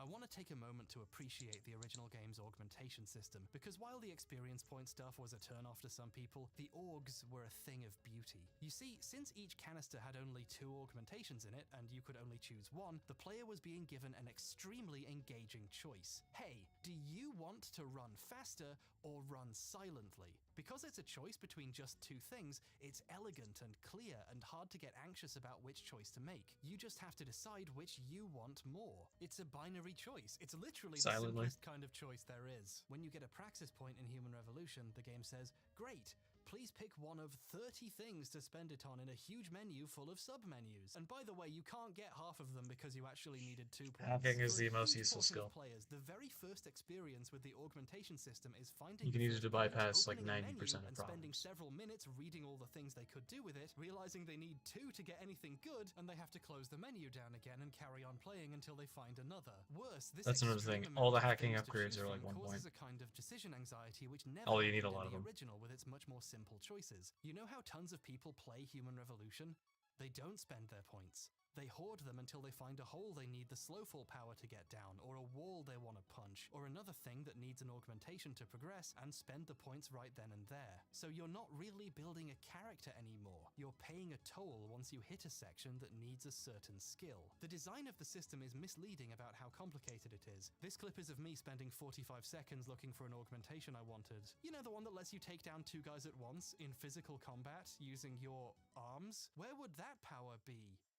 The arm sub-menu? Correct, it should be there, but it's actually here in the back augmentations. It has a special sub-menu just to itself, for no reason. And just to really fuck with you, the takedown 1-person augmentation is in the arm sub-menu. And you start with this one already unlocked. Why is this here? What are you trying You to start do with to so me? many Ow, my augmentations. brain! And that's Carrying also true in capacities the Mankind. arm sub-menu. But you're not Why? holding everything in your arms all day. You're carrying it on your back. Put it on the back augmentation. So if the objective was to simplify character progression, I don't think they achieved it nearly as well as they'd hoped. In practice, or should I say in praxis, this system removes the best things about the system it's based on in the name of a simplicity that wasn't actually achieved. You also have to wait a while before you can do any character building whatsoever. The game tries to make sure you only get a second praxis after the standoff at the very end of the level, and this was done deliberately to hide another problem. The conversation enhancer augmentation costs 2 points and lets you make additional choices in dialogue based on the other character's soy levels. I'll kill you. It's nice to have more options, but it tells you which answer will work using colored lights, turning social engagement into Simon Says. In longer conversations, it vomits even more UI onto your screen, which disrupts the experience. I never The failed Sandoval one of sequence those is much less in the tense first with all place, this so. stuff everywhere telling you how to win. Anyway, if you play the first level in a really meticulous way, you can get 2 praxis points before meeting Sanders. If you spend them on the conversation enhancer, the game does a strange thing.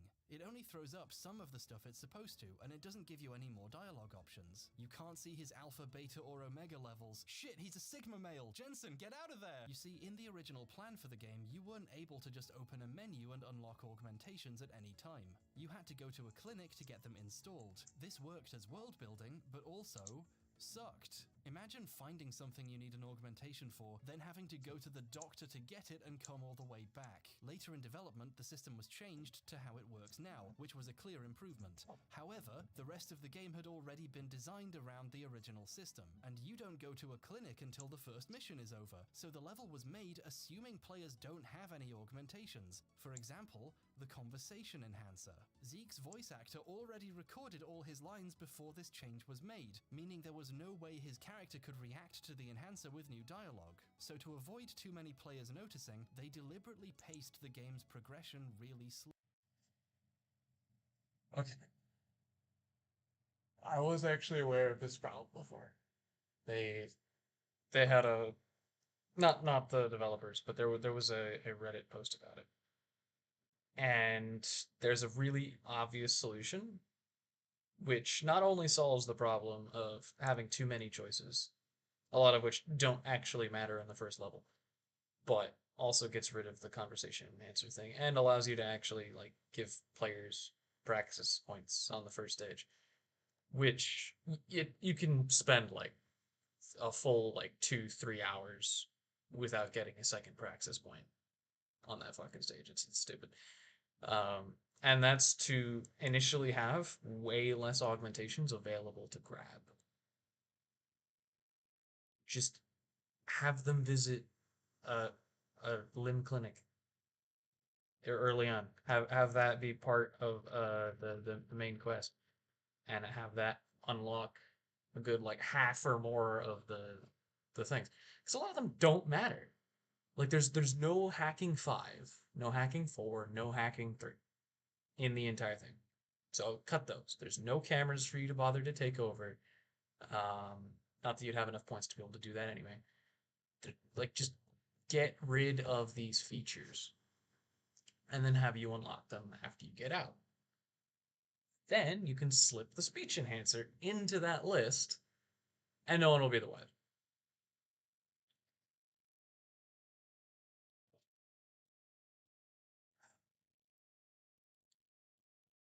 And like it takes almost no development. You need like one line of dialogue from Jensen. You need one line from like the limb clinic, maybe 2 um, from each of them, and then one from Seraph, like telling you to go do it. Like, hey, the augmentations we gave you, their final version came out. We can finally like get you that software upgrade. Let you use practice kits fully, whatever, and then boom, done. The limb clinic already exists. The NPCs already exist. The window already exists. The augmentations already exist. You just have to lock them and then unlock them. Probably fit that system in like a day. Because they already have like a locking mechanism based on prerequisites. So you just give them a prerequisite that can't be met until boom. Like that's the hack job one that you could get in a day. The more ideal solution is just to hide them completely, make them invisible, but that would require editing the menu and hiding options. That's a little bit more development intensive. Can you tell I make video games? Or made, I guess. Anyway. Slowly. And at the time that we wrote it, we didn't even have the concept of praxis kits. You had to go to the limb clinic to get operated on. So I think that's why we decided not to have it initially in this conversation, because we knew you wouldn't have had a chance to get it yet. And later we came in with the idea of the praxis kits, and at that point it became this issue of, oh wait, we have to make sure we don't give you 2 because you might have it and we don't support it. So character progression for entire hours of the game is almost non-existent because they had to avoid a scenario they hadn't planned for. And the saddest thing about this is the developers are obviously painfully aware of all this. At the beginning of the game, the pacing to get augmentations is too slow, and it's something that we're aware of and we're not happy with it, but because of those decisions and with what you explained, we were forced to keep it this way. So Actually, wait. This is one of the reasons why modern big games production pipelines are often so rich. They had to make the custom UI changes for Sanders if you have the augmentation. Like they put development time into the bullshit rather than actually improving their game. Oh my god, I didn't think about that. I thought they took the easy approach and just deleted shit, but no, they had to actually make the broken, non-functional version of the UI that makes the augmentation seem completely fucking useless. Instead of, oh my god. Like I might act like if I went back in time and I did the meticulous thing, I grinded, I went through every every vent for Traveler, if I killed every guy in the maximum way, if I grinded knocking people out and then having them get woken up, hacked everything. Like, if I went through the measures it takes to get level 2 there to get that second praxis point, and then it did nothing. Yeah, I'd just scrap the whole thing. Reload. Don't buy it. And then never buy it. Like they actively made the game worse when they found a problem. Wow. Rigid, in case you were interested.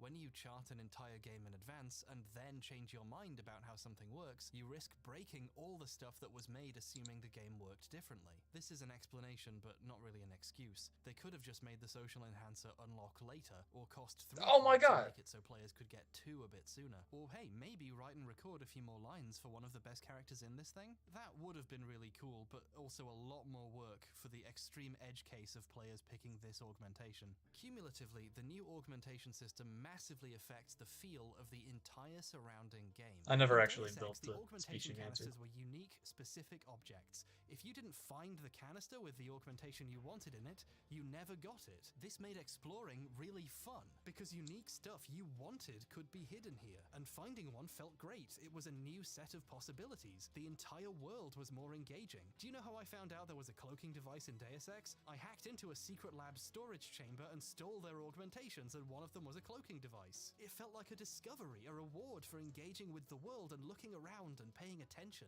And then you have a cool thing for the whole game that feels good to use because it feels like you earned it. In Human Revolution, the cloaking device is staring at you in the augmentation submenu as soon as you open it for the first time, and you can unlock it whenever you want for 2 praxis points. Is that as fun an experience? A thing I love about games like Deus Ex and New Vegas is the sense they're full of secrets and new things to find. A corner of an abandoned vault might have a one-of-a-kind gun in it. A safe in a terrorist hideout has a speed enhancement in it. When you find it, it doesn't just feel cool, it makes you want to find and open every safe in the world to see what else is in them. What if instead of all of this unique, special stuff you tangibly found, it was just a stack of money you could spend buying those things in a submenu or at a store? It's not fun exploring a world whose most high-value reward for exploring is a floppy disk that gives you a point you already have 6 of but won't spend yet because you have to save them in case it turns out you need something. I guarantee I never a saved lot more of than players 4. missed some pretty easy to find praxis points because looking for them was boring. Oh, there's a praxis point in I this kept awful looking around because I shaft. wanted weapon upgrades. What an adventure! It's not game ruining that it works this way, it just makes everything a lot less fun than it could have Unfortunately, a been. lot of them are And ammo, why? which In the you name don't of need that much making of. it a bit simpler? Human Revolution is The definitely like the ammo slightly more capacity welcoming this upgrades. way. A The only spreadsheet gun doesn't that really appear needs when that is you the hit new combat game, rifle. and at no point do you need to remember to open a menu to spend experience points and discover you've forgotten to do so for hours and have thousands of them now. But this simplicity comes at the expense of being able to make unique and personal decisions about your character and their role in the world. The original was far from perfect, but many of the complications are what made it fun, and taking those things out isn't necessarily an improvement. That said, they tried to improve some aspects of the game by adding more to them, and that isn't always a good idea either. One of the first criticisms on Lapicus's list is that hacking is completely passive. So now we need to explore what he means by that. Oh no! In I the don't like the original hacking game, to hack minigame. a computer, you move your mouse over to the hacking device and press the hack button. For more tutorials like this, please consider subscribing. Then you wait. And by wait, I mean wait 10 actual human seconds. Have a sip of coffee. Watch the cute little Matrix animation. Ah. Oh, it's called the icebreaker. That's cute. That's a common cyberpunk term when it comes to hacking. It originates from Billy Gibson's neurotic monster. Oh, I'm in. I mean, I'm in. Sorry, I said it wrong. Then you have the remaining time. Hacking minigames. So there's actually a few minigames that I really like to play. Unironically, the one in Fallout 3 I really enjoy. The whole like finding the hidden words thing. It's a cool minigame. I will fully concede that. And I might actually play it on its own. Right? But that's because I'm weird. I don't think it belongs in Fallout. It doesn't really fit the what's the term? Doesn't fit the core game loop, I guess. It Fallout I compare most strongly with like collectathons and like shooters and like not the original Fallout, Fallout 3 specifically. Because Fallout 1, 2, and New Vegas are different beasts focused on story and gradual escalation of your character being a small part of a big thing and then being bigger and like growing to be important. That's not really what Fallout 3 is, and especially not Fallout 4. But how to phrase this? I just don't feel like the hacking minigame in Fallout is conducive to it. The only hacking minigame I feel really fits with the world setting is in BioShock 2. And I don't enjoy that minigame, but it feels like a thing that would actually be there, right? Something that would actually feature in BioShock's world. Can you see? There we go. That was the point. But even when they are cohesive, hacking minigames are minigames, and minigames should always be optional. They should be something fun that the developer was like, yeah, I have an afternoon free because I did all this other stuff. I'm gonna throw in a copy of Tetris that you can find here. Or, hey, I have this new mobile game idea. Let's throw it in here as an unlockable for like finding this hidden secret, and you have to use your movement power super specifically for. It's a great way to fill in negative possibility space, if you're familiar with that term. Where like you design a world and it's theoretically possible to get on top of this mountain. You didn't plan for anything, but if a player like spends an hour climbing that mountain and there's nothing up there, they're gonna feel like shit. But if they find that mini game or that like little ball of experience or a joke about aliens or something, like they'll feel they've got something, right? Oh my god, this stupid machine collapsed. That's what negative possibility space is, and mini games are a great way to fill that. What about that? Oh yeah, hacking games. I don't like them. Please, for the love of God, get rid of hacking games. The favorite hacking thing I have ever had. It was actually a Minecraft thing. It was a map where hacking was you had to get physically close to a machine that you could hack, usually a computer or a door, with an appropriate keycard. Or if you were hacking, you were given a machine which usually you'd get caught, and like the security droid would come on by. But there's a chance you don't, and importantly, you just have to wait like 10 seconds, 5 seconds, whatever, depending on the difficulty of the thing and your existing level of access, and then it's done. Right, and then some things can't be hacked, and you need to use a key card for it, which is usually the doors, because they don't have a console for you to use to hack. You just have a key card reader. Oh my god, please stop giving me these. These are so worthless. Uh, anyway, back to us. Time on your hacko meter to use the device and close out of it before the alarm goes off. But wait a second! Hacking is pressing a button and waiting for everything you want to hack? For the whole game? That sounds boring. Gamers won't like that. I don't think they have any patience because I don't respect them. Whoa, slow down, Caucasian architect looking at blueprints. You'd better take a seat, buddy, and listen to my points about... Oh, thank you.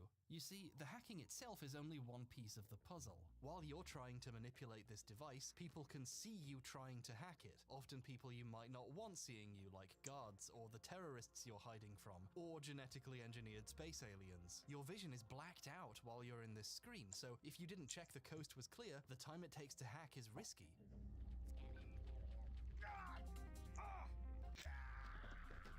Despite being literally just sitting and waiting, it's strangely tense. You committed to this. Was that a good idea? Sure, if the game was just a hacking simulator, it would be terrible and not have much gameplay. But when you're sitting there, exposed in a building full of guys who are looking for you, hearing the camera right behind you moving back and forth, watching that meter slowly tick down, it's exciting. Hacking is also a skill, so when you level it up, it gets much faster and you can do more things with computers you've hacked. This means investing more in hacking and watching it go increasingly quickly and become more useful feels inherently rewarding. You feel more powerful in a very direct way. More importantly, hacking is always optional. If you didn't like the hacking, you literally never had to do it. If you were untrained in computers, you couldn't hack at all. You didn't even have the icebreaker. The fact it's an active choice and a skill you invest in, and the wait creates tension, means hacking isn't really passive. It just might sound like it in a designer's head when they aren't considering everything else around it. The problem with treating hacking as passive is that every developer tries to make it less passive in the exact same way. How, you ask? With a fucking minigame. Oh my god, Bioshock, no! If I wanted to play this bloody pipe game, I've got like 50 choices to pick from on Newgrounds.com! What are you doing, Bethesda? You lock hacking behind a skill and then make me play an annoying minigame every time I want to use that skill anyway? Come on, Prey! You're a really good example of a modern take on this type of game! Why would you do this to me? I have a lot of problems with Mass Effect, but chief among them is someone decided the story would only be sufficiently epic if the Commander Shepard took frequent breaks to play cylindrical Frogger. You don't even know what this game is, do you? You and me, we're friends, right? So I can trust you with this. I have the pet theory that all hacking minigames are bad, even when they're good. I can't wait to justify this. Some of these minigames are kind of fun to do, especially the one in Brigand Oaxaca. I couldn't resist not telling you what it was. My problem is that when you have to do them a lot, they start to really distract from the game you want to actually be playing. This isn't a recent trend that started after Deus Ex. It's a constant in gaming history that Deus Ex avoided.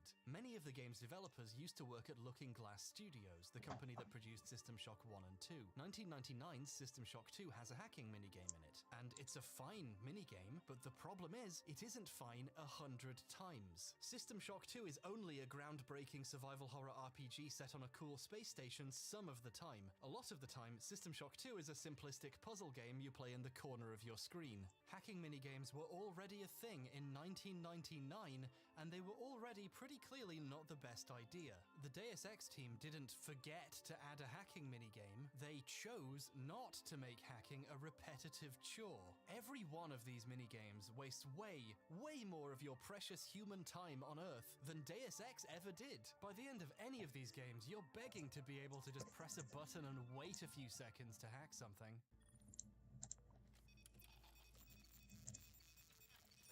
Holy shit.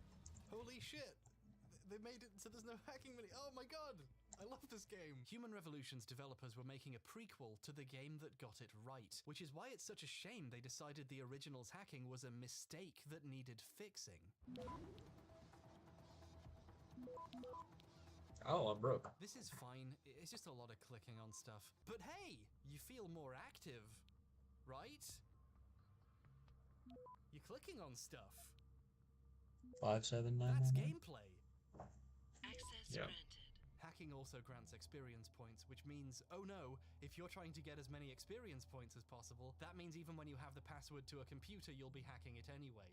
Have fun, completionists. The smart thing to do would be to just give players the same experience points for if they knew the password. Mankind Divided actually does this. Thanks, guys. Now I don't have to play as much of the same fucking minigame because they didn't change it. In his talk, Actually, they made the minigame worse in Mankind Divided because they zoomed in and made it really hard to navigate. Before anything else in the game, I think 2 years before we shipped, hacking was done and we were playing it. If you've played this game all the way through, it is genuinely possible you've spent more time playing the hacking minigame than any of the developers did making it. Not that that's really a bad thing, though. Minigames are at risk of being a sunk cost feature. You could easily waste ages trying to make this slightly more fun, and I'm glad they spent the time elsewhere. Make My point it. is they should have put even less time into it and not made it. A slide in Lapicus's presentation describes the hacking philosophy, which outlines the need to create tension and make the player feel more active. But there's one extra thing on the list that's really troubling.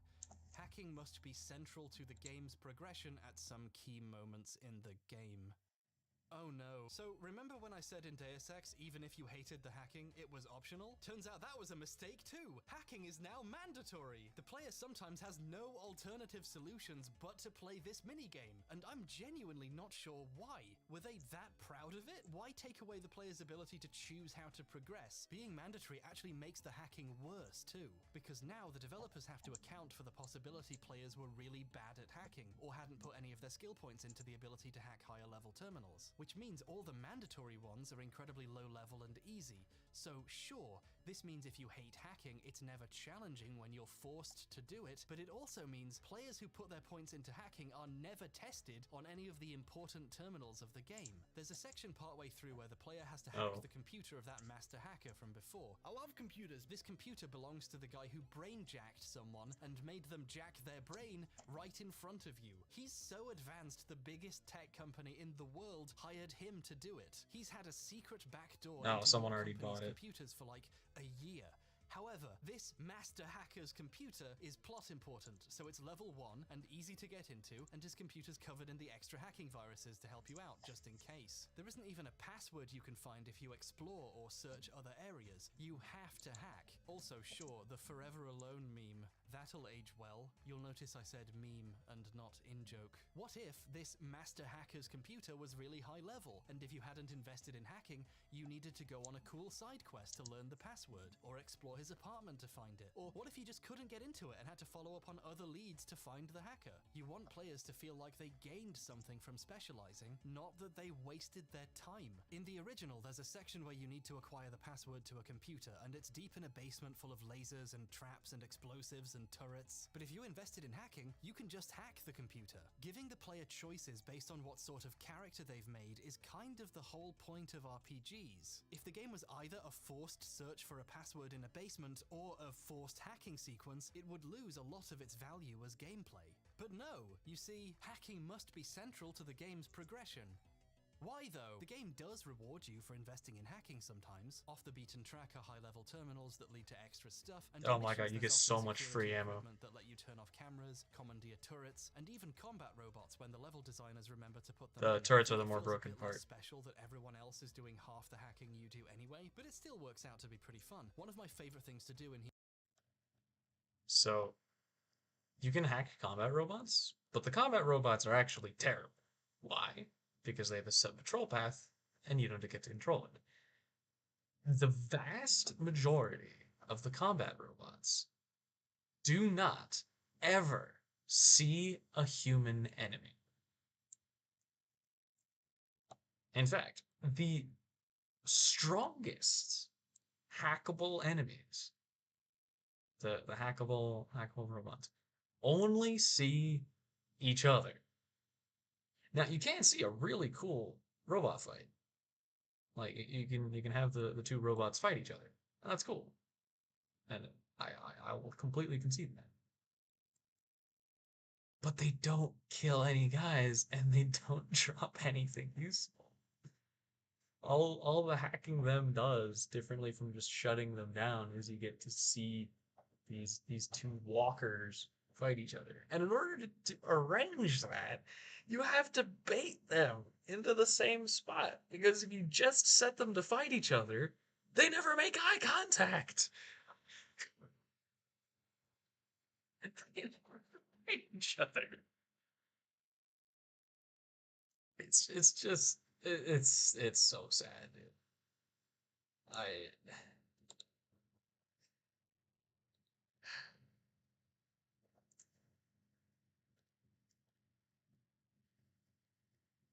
No. So while the robots are terrible, fortunately, they have the common decency to make the gun turrets good. Well, why are the gun turrets better if they don't move? Because you can move them. And unlike the robots, which patrol very small areas, you can theoretically take gun turrets anywhere. Now, granted, there's a lot of like cutscene Jensen moments where you like get moved to a different area, and whenever that happens, yes, you lose your robot. However, anytime you can hack a gun turret and bring it into, say, the elevator that leads to the next room, it will be in the elevator. You can bring it with you. And I'm gonna let you in a little known secret. The mission where there's the final, not the final boss, the boss with the guy who goes invisible and uses a plasma rifle. You can bring a gun turret in there. Now the gun turret doesn't solo the boss like it solos every other encounter because it's too good. It has auto aim. It has aim and damage so much higher than the normal guys that there's one room where you can hack a gun turret and it solos like I think it's like 11 Augs at once. Like you have to guard an elevator for like a minute, like an actual real world minute, but it clears the room in like 15 seconds. Um, yeah, but if we quietly ignore that fact, yeah, they're amazing. There's only a few spaces where you can actually like get a hackable gun turret, but every time you can, grab one. It's amazing. Now, regrettably, as I said, they're not that common, but you can usually keep them a lot longer than you think. The main problem is you lose stamina while you're carrying them, and you lose stamina for throwing them. So actually bringing them around is going to require you to upgrade your stamina regen. Which, fun fact, you can't.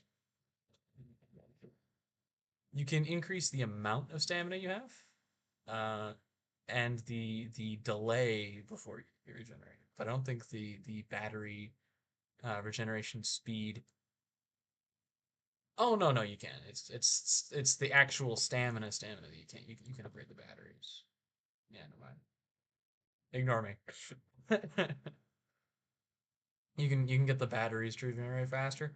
Speaking of which, why do they just regenerate? Why? Like there's all these consumables to get like health and energy back. Hmm.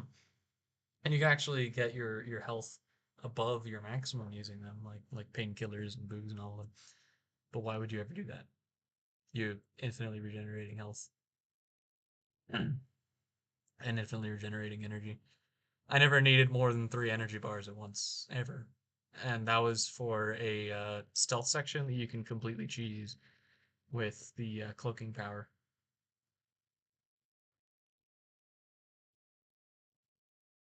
I mean, I guess if I didn't max out the cloaking power, it might have needed more batteries, but like, why wouldn't you max the cloaking power? It's amazing. It's actually bullshit. If you're invisible and using a silenced gun, it is impossible to have the enemies look at you. So all they'll do is run towards corpses. So you shoot the first guy from stealth, but then if you shoot the next guy from stealth, they'll tell where you're shooting from. So what you do is you go invisible and then shoot him from where you're at, and then move on to the next guy, move on to the next guy. Oh, your cloak is running out. Well, get back behind the cover you were standing at a second ago.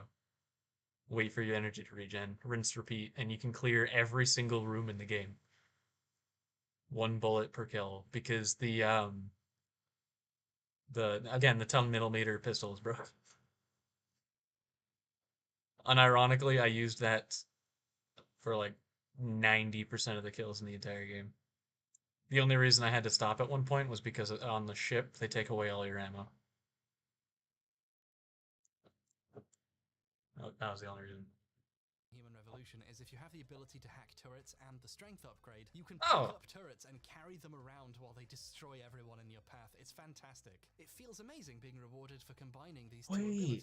This stuff is great. The part of this transaction Where did you get a gun turret in that stage? Join the dots to get here. It's not just that the hacking is a huge waste of time, it's that they deliberately made their game more of a waste of time than the original, with the specific intent of making the player feel like they're doing more. And yeah, you are doing more, but more busy work does not equal more fun. And this idea has gone unquestioned for so long that it was a genuine shock when the recent Deathloop removed it, or when BioShock 2 removed it, and added a separate weapon that triggered a different minigame that was shorter and simpler and actually impacted the gameplay if you did it well. Is it just me, or is BioShock 2 the best one by a really wide margin? Like, it's not even close. Alright, Agreed. I have to stop. My heart can't take it. The hacking chapter is over.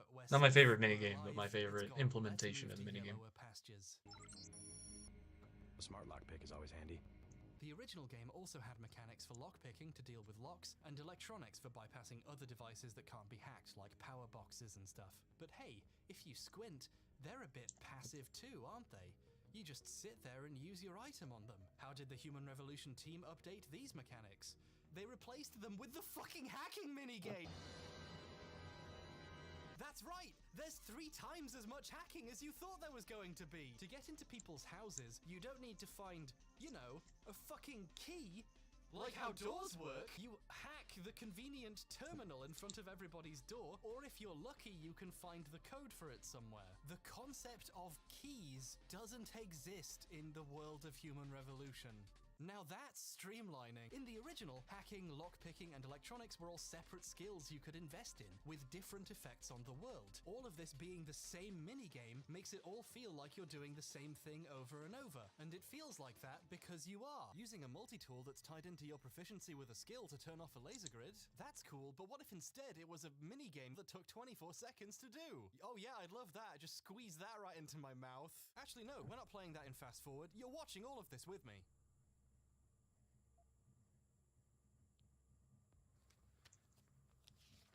Got a magazine here. Man, there's a full page ad here for Mark Kermode's film review. I like that guy. I disagree with him like 90% of the time, but I'll know if I'll like a movie based on what he says, so I think that makes him a good critic, right? Oh, it's over.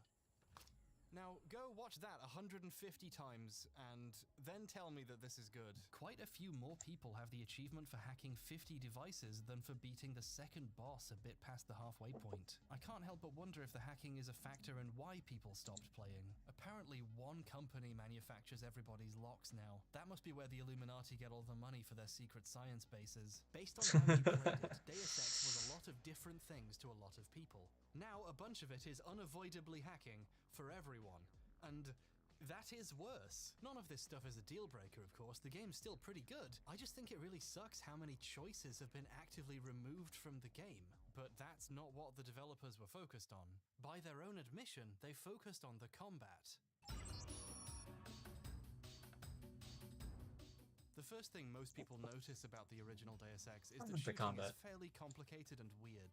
I treated it much more like a stealth shooter than a standard one, though. At lower levels, I enjoy stealth shooters. Effective and take ages to aim. This kind of odd aiming system wasn't an accident. This was deliberately added onto the Unreal Tournament engine. Yeah, it's not a very good first-person shooter, but it's also not trying to be one. It's trying to be an RPG where shooting is a skill you have to invest in. Combat being something difficult to execute is an important part of the design. I'll explain what I mean by referring to another famous immersive sim, Thief. Thief is a stealth game, but you can pull out a sword if you want, and there's a pretty in-depth sword fighting system in there. But as soon as you fight more than one person at once, or an undead warrior, or a wizard, you're basically dead. The point is, combat is a bad situation you should avoid. Thief's sneaking is fun because you know you're dead if you get seen by a bunch of people. On the higher difficulties, killing someone gives you a game over. It wouldn't be as fun if you could cut 6 people's heads off in 5 seconds once a fight started and oh, what's this Dishonored footage doing here? Warren Spector worked at Looking Glass while they were making Thief and remembers being annoyed he couldn't just fight enemies if he wanted, and in his talk he actually describes learning this exact lesson. I came to a place that was just too hard for me to sneak, and I asked the team, just make me tough enough that I can fight my way past these guards because I'm getting killed every time. And they said no. If we made the player character strong enough to fight, no one would ever sneak. And the idea of the game was to sneak, and they're probably right. For Thief, that was probably the right decision to make. He describes Deus Ex as a game trying to be a bit more balanced than Thief. I made a vow right then that I was going to make a game that lets you fight or sneak as you chose. It wants to let you do combat if you want to and make it satisfying to win, but also retain the fun of avoiding it if you can, by making combat something that's hard if you're not invested in it. This means sneaking or using exploration or talking to people or hacking the enemy's robots and letting them mess them up for you is rewarding.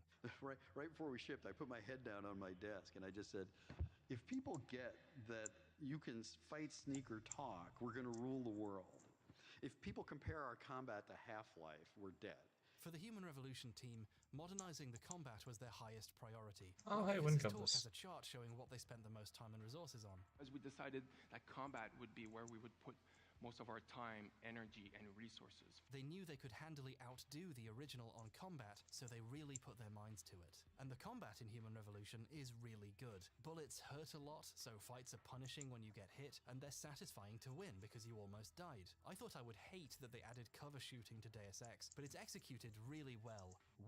There's no huge gauntlets, every shootout is its own landscape, with enemies trying to flank and flush you out with grenades once a fight starts. There's none of the busy work you get in with other shooters where you just like kill a lot of people so you have something to do on your way to the next level. When you do fight, the fight is unique and specific to that area and the type of and amount of enemies. That said, there is one aspect of the combat that's not very good. Let's talk about melee. Deus Ex had a wide variety of lethal and non-lethal choices for hand-to-hand combat, from police batons to riot prods, knives and crowbars. Then when you got to China, you could find a sword and have a flipping sword, which was cool. And later you found a gosh darn lightsaber. Well, a sword made of tiny nanomachines arranging in the shape of a sword, but look at it. Human Revolution streamlined melee weapons by removing them.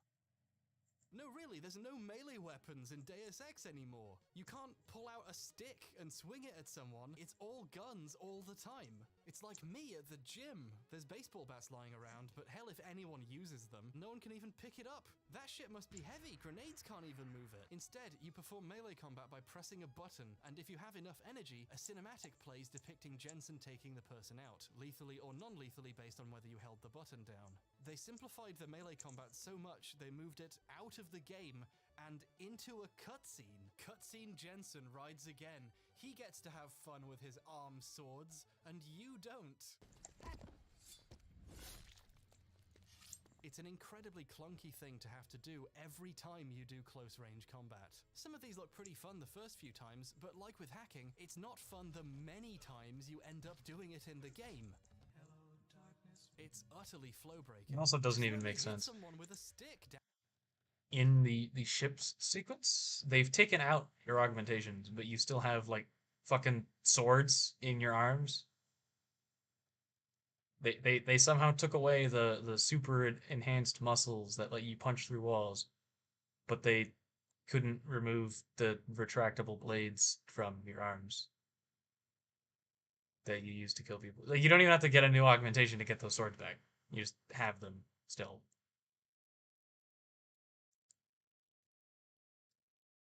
Weird. Damn it, the idea you're doing this every time instead of ever being able to do something as simple as whip out a crowbar is mind-baffling. I meant to say boggling. Boggling. I just realized what a great word that is. The takedowns cost a full bar of energy to use, and can't be used unless you use a consumable item or the bar recovers. Which means I get to quote my favorite line from a game review ever. That's right, your knife requires ammo. That's right, your knife requires ammo. Melee combat costing ammunition is a mechanic from Vampire Reign, a game almost universally recognized as one of the worst ever. A perfect place to draw inspiration from for your new Deus Ex game. Here's how melee combat works in Deus Ex now.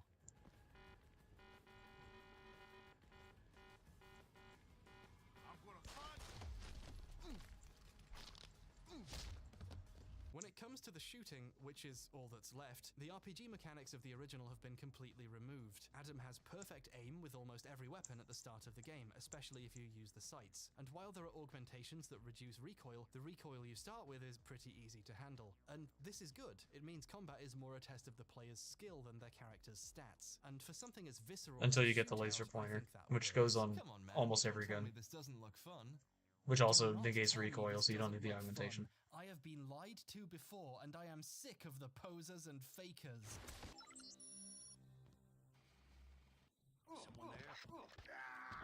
The original game's stealth was okay. You could lean around corners, which sounds stealthy, but it didn't seem to help you avoid being caught. I think we've got an intruder. The big thing was enemies were really good at hearing any nearby noise that wasn't crouch walking extremely slowly. Someone's there. I can hear you. It never clicked how exactly the game wanted you to be stealthy. The stealthy weapons weren't too useful either. The tranquilizer crossbow was silent, but enemies were still alerted for the many seconds it took for them to go unconscious.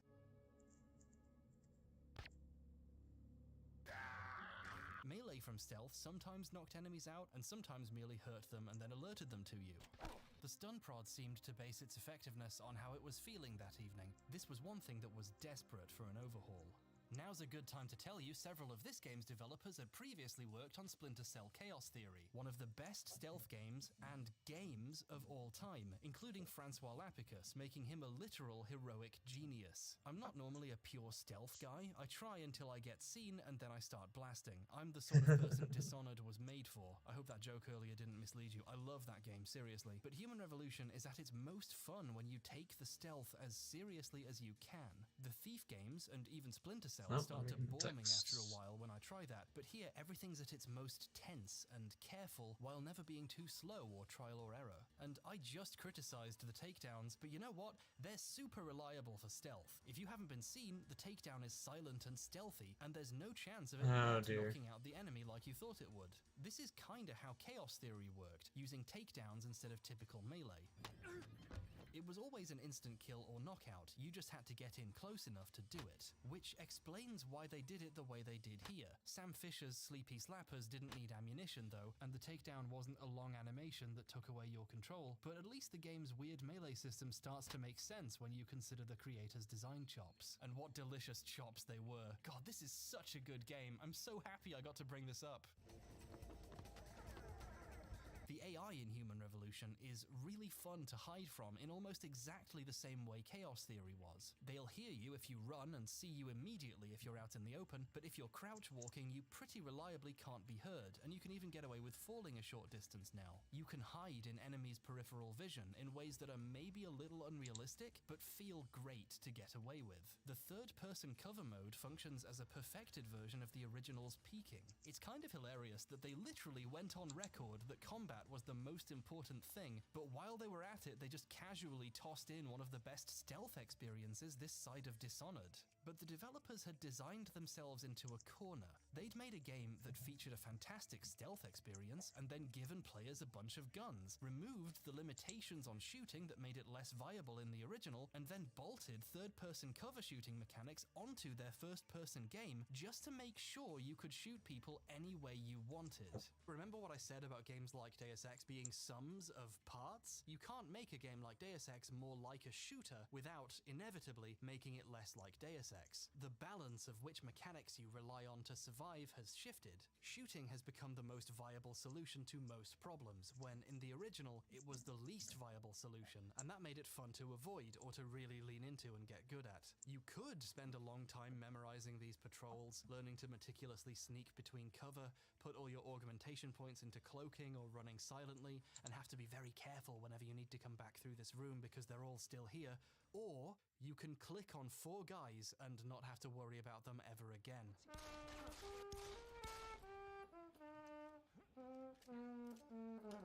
Since shooting people is extremely simple and fun, it becomes the dominant strategy, the thing you're incentivized to do to solve your problems. This threatens to ruin all of the other mechanics. Why use stealth when everyone's dead and the fights that happen when people see you are fun? Why bother hacking a terminal to turn off cameras or turn turrets against their owners when you shot all the owners when you came in? Who are the cameras even gonna send after me when they see me? Everybody's dead, Dave. But you'll notice I said threatens there, because the developers were clever and they noticed this possibility too during playtesting. They'd worked really hard designing fairly complex levels with multiple paths and solutions, and then testers clicked on the bad men until they died and walked to the next objective. It was a total failure. Playtests showed us that people were just gunning everything.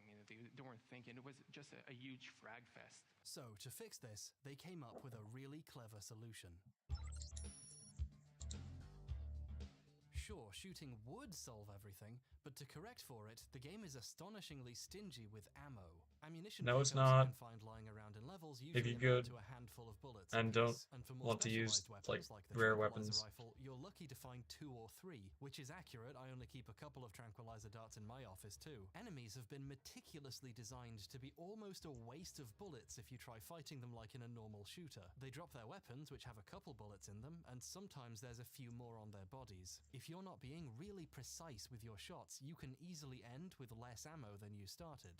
This was a super smart choice. It means there's much more pressure to make your shots count, or, more importantly, to avoid wasting bullets fighting in the first place. This tremendously alters how the player relates to the world. Sure, you could just shoot all these guys like I said before, but that would actually make your life harder in the next fight. See what I mean? Scarcity of resources recontextualizes what would otherwise be a fairly simple situation. Sure, you can take a bunch of guys out with a grenade, but you have like 2 grenades.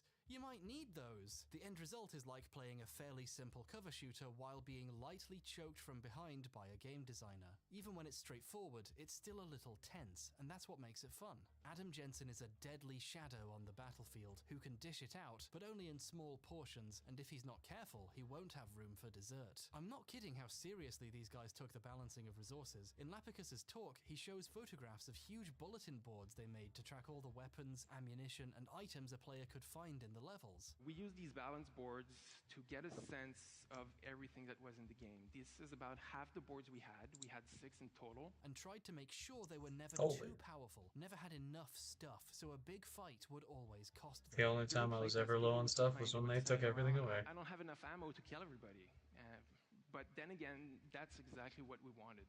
Chris Rock was right. Sometimes what you need is bullet control. So the core experience works out really well. There's this fantastic primary loop of carefully avoiding enemies, stealthily taking out the ones you can with takedowns or silenced weapons to preserve ammo, hoping to thin the crowd before a big fight starts, building up enough ammunition that you can afford to get in fights when you do get caught, the occasional inevitable explosions of violence, and the careful picking clean of the bodies at the end. There's a rhythm to it that feels excellent. If you want an FPS RPG whose FPS component is some genuinely good shooting that doesn't invalidate stealth and hacking and other alternative solutions, Human Revolution is basically the game for you. However, as Deus Ex used to like pointing out, these choices have consequences. Say you like the tranquilizer rifle. It's silent and non-lethal and has a decent range. It has basically no weaknesses except it's a bit slow. So in a normal game, the bullets would be expensive, but that would be your choice to make, right? Well, not here, because if you can buy all the tranq rifle rounds you want, the game would be too easy. Instead, the local weapon store will sell you 5 packs of 2. And those 10 darts will have to last you a while because the other store in Detroit doesn't sell any. You'll have to go all the way to China to find someone else willing to sell these to you. This is a good choice. Giving the player too much ammo for the best weapon would ruin the tension and make things way too easy. But on a simpler level, it's incredibly annoying to not be allowed to buy ammo for the weapon you like to use. This is one of the trade-offs this design has to make. It works, but in a way that might be a little bit annoying for some types of player who thought they could spend the money they were saving on things they wanted, or expected one of the 2 weapons they can fit in their inventory to have enough ammo available to make it useful. There are also limb clinics where you can buy praxis points. So, I mean, if you want more, you can look around for more credits to buy more, and maybe sell the weapons and ammo you aren't using, right? You know, like a fun video game would do, if it wanted to give you interesting decisions to make. The billboard says no. Limb clinics will sell you 2 praxis points. The scarcity starts to feel really weird if you think too hard about it, or try to 1 million. circumvent it. What's that? You think you can get the upper hand by knocking out a bunch of well-armed policemen with assault rifles and get a couple more bullets to get an edge at the start of the game? Nice try. Those cops aren't carrying any ammo on them, and their guns had 3 bullets in them. No, not each. Between both of them. In a fight, NPCs have infinite bullets. The game keeps track of how many shots they've fired, not so it can give you their remaining ammo, so avoiding fighting and taking them out gives you a bigger reward, but to keep track of when they need to reload. I don't know, this is starting to feel a little bit artificial. Lots of areas have weapons lying around, sort of as props, populating some of the pretty sparse office and apartment areas. Almost all of these have exactly 1 bullet in them. There's something extremely disconcerting about a world full of people who keep a gun on their desk with 1 bullet in it. This sort of thing starts to really affect how exploration feels. Remember, these guys had a big billboard on the wall keeping track of every bullet in the game after seeing what playtesters did when they gave them too much. So if you're exploring every nook and cranny, opening every locker, looking in bathrooms and behind boxes and so on, there will be rewards for exploring, but the billboard said if you get too much stuff, it won't be tense anymore. So the main reward is going to be like 5 more bullets. The game will throw a massive room full of like 50 lockers at you, and there'll be like 4 pickups in total, amounting to 1 full clip of ammo for 1 gun, and a third of a clip for another, and maybe a grenade. And the lockers only open halfway, so you gotta really peek in there to make sure you see everything. Oh, and because it's this game, none of the lockers are locked, because locks don't exist anymore. Even the most daring heists in the game start to feel kind of pointless. In the Detroit level, you can break into the armory of a police station. A police station armory. An American police station armory. I've seen their budgets. That sounds like pay dirt. Access granted. Prepare for the cornucopia. I hope you're ready for 2 stun grenades and a template that can turn one of them into a mine. And an assault rifle with 15 bullets to go with it. That's less than a full clip of rifle ammo. Is that a clip or a magazine? I don't know, and I'm too hopped up on all this sweet loot to care. Oh boy, a shotgun and 5 shells to go with it. And a completely new gun that stuns enemies briefly that you don't have room for, and 4 shots for it if you could. Oh, and a rate of fire upgrade so you can fire the bullets you don't have faster. You can really feel how contrived the scarcity's. Scarcity? Scarcity? I don't even know how to say it. Like, they put all these ammo pickups on the table so it feels like you're getting a big hoard of stuff, but it's actually just several small boxes with 2 and 3 bullets in them. Think about why they deliberately did that for a second. They could have just put 1 box with 15 bullets in it next to the gun, but then players would understand how little stuff they were being given for this. If I gave you 5 quality streets and not even any green triangles, you'd think I was ruining Christmas. But if I gave it to you in the form of 2 boxes, for a few minutes, I'd be the best uncle ever. I get to write these off as a business expense now. Knowing now what the reward for this adventure was, let's all go watch the hacking minigame I had to do to get this. No, I'm serious. I'm doing it again. There's actually a couple of NPC guards who are like talking about how cool the Peps is in the hallway of the police station, and when you get it, you get 4 shots for it, and it kind of sucks. It sucks so bad it doesn't even come back in the sequel. They make it like an augmentation or something. I didn't pick up the Peps here, but I did hoard all the ammo I could over the course of the whole game, so I got a good 15 shots in the last level. Okay, I'm done with my Peps talk. I promise I won't do this again. I always thought it was strange how Sandoval sadly and slowly takes out a revolver, and the implication is pretty clear, right? We know what he's planning. But then he also takes out a single bullet to put in the gun. First off, Sandy, it's this game. The gun already had 1 bullet in it. But if you talk him down, he puts the gun on the desk, and you can pick it up, and of course it has 1 bullet in it. And if he does shoot himself, you can still pick up the gun, but of course it doesn't have 5 bullets? Fuck this fucking game! It's not just having too many bullets that would make you overpowered, it's having weapons that are too powerful in general. The game has 2 really powerful weapons, the laser rifle and the plasma rifle. Both of these weapons deal immense amounts of damage really quickly and can melt any enemy practically instantly.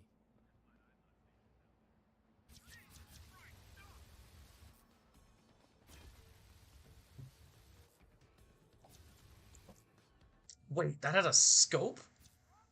The laser rifle can even shoot through walls, allowing you to kill the final boss the second the fight starts from behind her bulletproof glass, which is pretty clever. Giving these to the player would make combat far too easy and once again ruin the game's tension. I mean, I know it could shoot through glass, but he was using it through walls. Ridiculous in fights. So, how did they balance these weapons? The first time you find the laser rifle is behind Tong during your second visit to China, very close to the end of the game. This gives you roughly 2 levels to use it against regular enemies before the last level, which is against basically zombies who don't even have guns and are easy to deal with any weapon. They were really sad, yeah.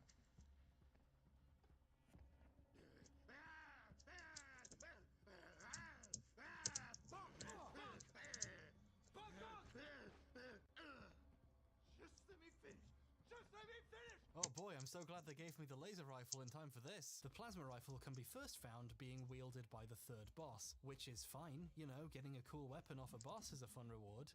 Unfortunately, he's also the last actual fucking enemy you fight in the entire game. After fighting him, you go right to the zombie level. Oh, he's not a dog! You didn't scare me. You're not even there. Get away. Go. I didn't want this. So essentially, they balanced these weapons by giving them to you when the game is over. It seems like they designed these weapons much earlier on, then did the playtesting and realized how much their reliance on combat broke the game's feel, and they had to lean on scarcity and went, well, we made these, we should put them somewhere and put them right at the end. So hey, they're in the game, so you can say there's a bunch of weapons in there. I would say, without going too specific in the numbers, I would say we're around 20 or so different weapons. That's a great number. This is kind of true. If you add all the weapons, including the ones you don't get to use until the last 5 minutes, and count grenades as weapons, there's 20 weapons in Human Revolution. The game's launch trailer features a shot of Jensen using the plasma rifle against a security robot in a much earlier section of the game during the first visit to China. Hours and hours before the player ever gets one. I'm not saying like, this game's launch trailer lied to me. It's more that I think these comments and bits of pre-release footage are a fascinating look into the kinds of tough design choices that come up during game development. This next thing's been stuck in my craw for literally a full decade. In an interview with Eurogamer, the game's director, Jean-Francois Dugas, made a really enlightening statement. And I'm not saying that sarcastically, it genuinely is. I've obsessed about it for 10 years. What is wrong with me? The laser rifle looks like fun. How does it work? It is a weapon. Sorry. It is a weapon that allows you to shoot through walls, so you just have to shoot, really. Combined with the smart vision, e.g. through walls, it makes for deadly combo. However, I'm telling you right away, it's a very difficult weapon to get. You can see why this is such a meaningful statement, right? I'm sure Dugas wouldn't say that while intending for the rifle to be something you get lying against a wall right before the last couple of levels. We're going full speculation ops here. I could be reading way too much into this, but it sounds like in the nearly a year between this interview and the release of the game, the design got altered. Maybe the laser rifle was balanced by making it a reward for some difficult challenge, like a daring heist in a police station or something. But then they did more playtesting and noticed that even when the weapon was hard to get and had limited ammo, it ruined the entire feel of the game. Stealth, conservation of resources, hell, even the basic flow of combat gets irrevocably changed when a player gets the shoot through walls instant murder beam. So they must have made the tough decision of turning it into an extremely late game weapon, so at the very least, it couldn't mess with the rest of the game's pace. This points to just how devoted they were to making the central mechanics feel good. It's obviously really important for the game that it's not incredibly easy to defeat enemies. They designed several powerful weapons that were fun to play with, but then cut them out of most of the game in the name of making sure the core gameplay could live its best life. Unfortunately, and it pains me to do this, after all this time going into detail about some really clever design choices, we now have to talk about how they kinda ruined them.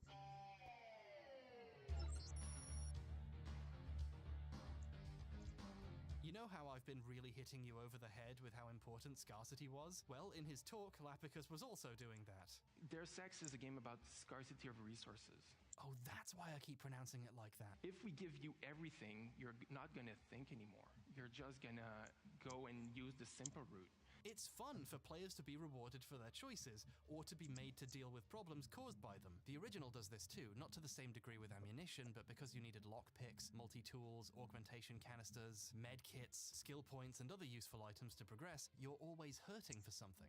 And speaking of hurting, even damage was part of this puzzle. JC Denton had locational limb damage, a bit like in Fallout. Damaged limbs affected his aiming and his movement. If you broke your legs, you had to crawl around to find a medkit. This meant combat was extremely tense. You had to manage its effects on your body. Medkits didn't just bring back health, they had to be used on a specific body part to mitigate the effects of the damage. Without medkits, and the skill that makes them more effective, you were in trouble, and the robots that healed you for free were few and far between. This meant combat and taking damage in general had genuine stakes to it. Denton, hey, it's Denton. Oh. Lucky there's a clinic nearby. Have you looked at any other options? Euthanasia is one sure way to relieve suffering. Chinese herbal nonsense is for twinks. I want real medicine. Human Revolution removed locational limb damage completely and replaced it with a simple health bar. Which isn't the worst idea, and I know that because then they had the worst idea and went a step further and removed damage. If you haven't been shot for a few seconds, your health just comes back. It seems like when they were looking at other popular shooters of the day for inspiration for how to improve Deus Ex's combat, some wires got crossed and they borrowed their regenerating health mechanics too. Mechanics which are great for combat-centric action shooters and terrible for ones where getting shot is supposed to matter. One of the most important facets of combat in Deus Ex, the consequences of combat, is just gone. If you got shot in a fight in Deus Ex, it was an extra complication you had to deal with. It didn't just go away, it was an added incentive to make smarter choices than getting into a straight shootout. Even if you killed everyone first, if they shot you, it was a problem you still had to deal with. It made the janky combat fun to put stats in so that you did well in it, or to avoid completely using stealth or explosives. Regenerating health messes with the core concept of choices having consequences. Now, once everyone's dead, your health will come back while you're checking their bodies. You'd think a game that wanted to instill tension about survival and make combat's effects matter, for example by making said bodies have 2 bullets on them, would avoid misusing regeneration mechanics like this. Human Revolution's combat doesn't get to be as engaging as it easily could have been because of this boneheaded idea. The choice to remove I actually like having health regen, but it should have been way slower than it was. Also can't do anymore. If you really want to balance combat against stealth and hacking and other alternative solutions, maybe make taking damage a problem? You could basically flip a switch, turn off regenerating health, and instantly make the entire game a much more fascinating puzzle. Make all of its combat that much more engaging, more of an obstacle. Since all of its effects would become cumulative, so many more players would be making fun decisions about how to engage in them, or how to avoid them. And healing items would matter again, which they don't in Human Revolution because your health returns to maximum on its own. Why do you even have these in here? Oh, they put you slightly over your maximum health. Great. These items would have value in a world where you didn't just get all your health back. Jesus Christ. This affects energy too. In the original and Invisible War, you required energy to use augmentations. This made energy cells into a valuable resource, and it's clear in this game that someone had their head screwed on properly and wanted them to be like that here too, because there's candy bars everywhere that refill 1 or more batteries of energy. But whoever that genius was, someone bashed his head in and went to work in his clothes and decided to make energy also refill on its own. The candy's useful if you want to do multiple takedowns in quick succession, or really like using the cloaking device for long periods, but the fact you have practically infinite energy as long as you're willing to wait a second means there's no real economy to using augmentations. The health and energy pickups feel like vestigial remains of a much more engaging version of this game, where these things mattered. I think this stuff is a bit of a shame, but bear in mind, it's not that bad. The core... I don't think you can remove regenerating energy from the existing systems without irreparable harm. Primarily because of the takedown system. The fact that you need to spend energy to do takedowns means that you can't just prevent people from losing by having the energy restriction. What could be done to alleviate that is to make it so takedowns from stealth specifically do not take up energy. But takedowns in combat, which for some reason you can do, would require energy. So if you get caught, you need to spend energy to get that instant release from that one enemy, right? And then keep a lot of your augmentations more expensive. And if you absolutely must have regenerating energy, only the first energy, and have several augmentations cost more than one. So you would need to burn at least one candy bar to, say, activate the cloaking device, unless you've invested into it really heavily. And of course, the duration is based on how much energy you're spending. So, you know, you're getting like 3 seconds versus you could have it be like exponential, where the first one is like 3 seconds, then the next one is another 3 seconds, but then the next one's 4 seconds. So you get 10 and 5, 15 seconds. That kind of thing. Just reward people for using their augmentations in a more expensive manner. Because as it says, I pretty much never needed more than 1 energy for anything other than back-to-back takedowns. And the cloaking. That was it. That was the only time. And some augmentations cost nothing. Like the Icarus landing system, where you jump down a pit and have this huge field of electricity catch you, doesn't cost energy, but punching a guy in the face costs energy.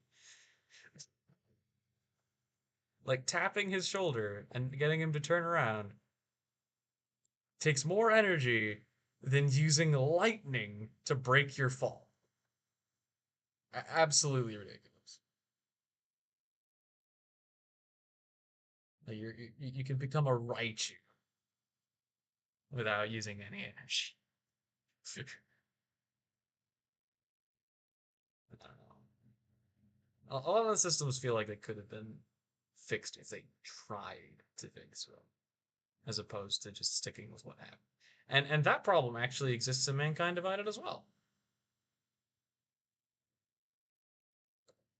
That is experience still works really well so far. Sure, the scarcity can be a little annoying. The police forgot to bring bullets to a hostage situation, or out on patrol, or back at base. Your boss can only afford to give you 1 gun. He's a millionaire, but the store would only sell him 7 darts for the tranquilizer gun you asked for. And 2 of the coolest guns in the game don't fucking exist. Oh, but thanks to my acts of heroism, I have a very slight discount on those stun gun darts I can buy literally 6 of. Yeah, that really helps. Thank you. But at least the intended effect works. You're making careful choices. You're having fun. Then you find a rocket launcher hidden in gang territory with 2 rockets. If you're in a fight with a large group or a big robot, this can change everything, but you can only fit it in your inventory if you throw a bunch of other stuff away. This is or expand your inventory, which I recommend doing. Like this. You have to make a tactical decision and become even weaker in regular fights in the hopes of having an edge in a big one. Moments like this are the secret to what makes these games fun. Oh, and spend your upgrades immediately. Just drop your rocket launcher to make space and then pick it back up. Thing you have to nail, it's this. Does the player feel a little bit nervous when they find a cool weapon they don't have room for? Then, a level or so later, you're sneaking into a secret base and there's a huge robot in the way. Normally, you'd be in trouble here and have to run and hide, but because of the consequences of your cool decision, you don't have to. This is your reward for good planning.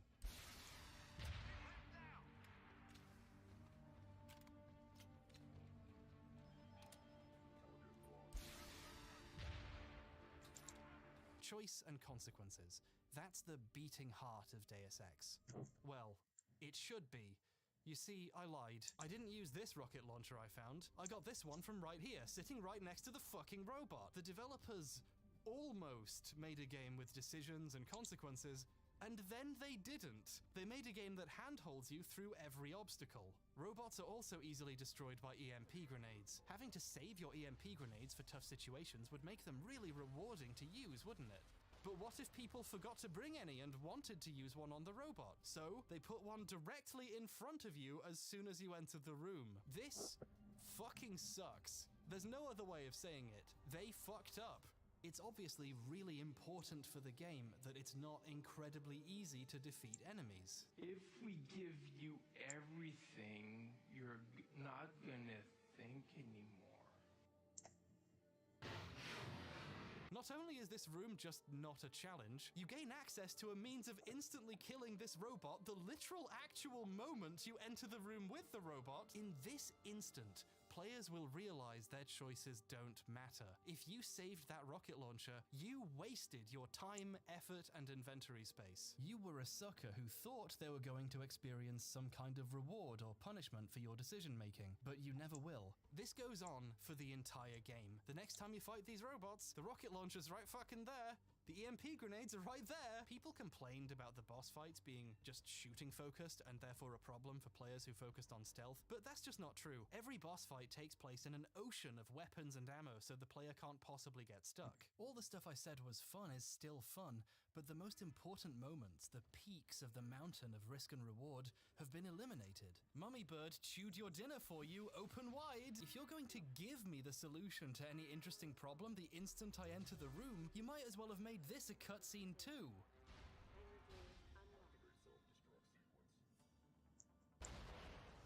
Let me give you an example of how this is supposed to work. Resident Evil 4. In Resident Evil 4, you can find a rocket launcher. Just one, though.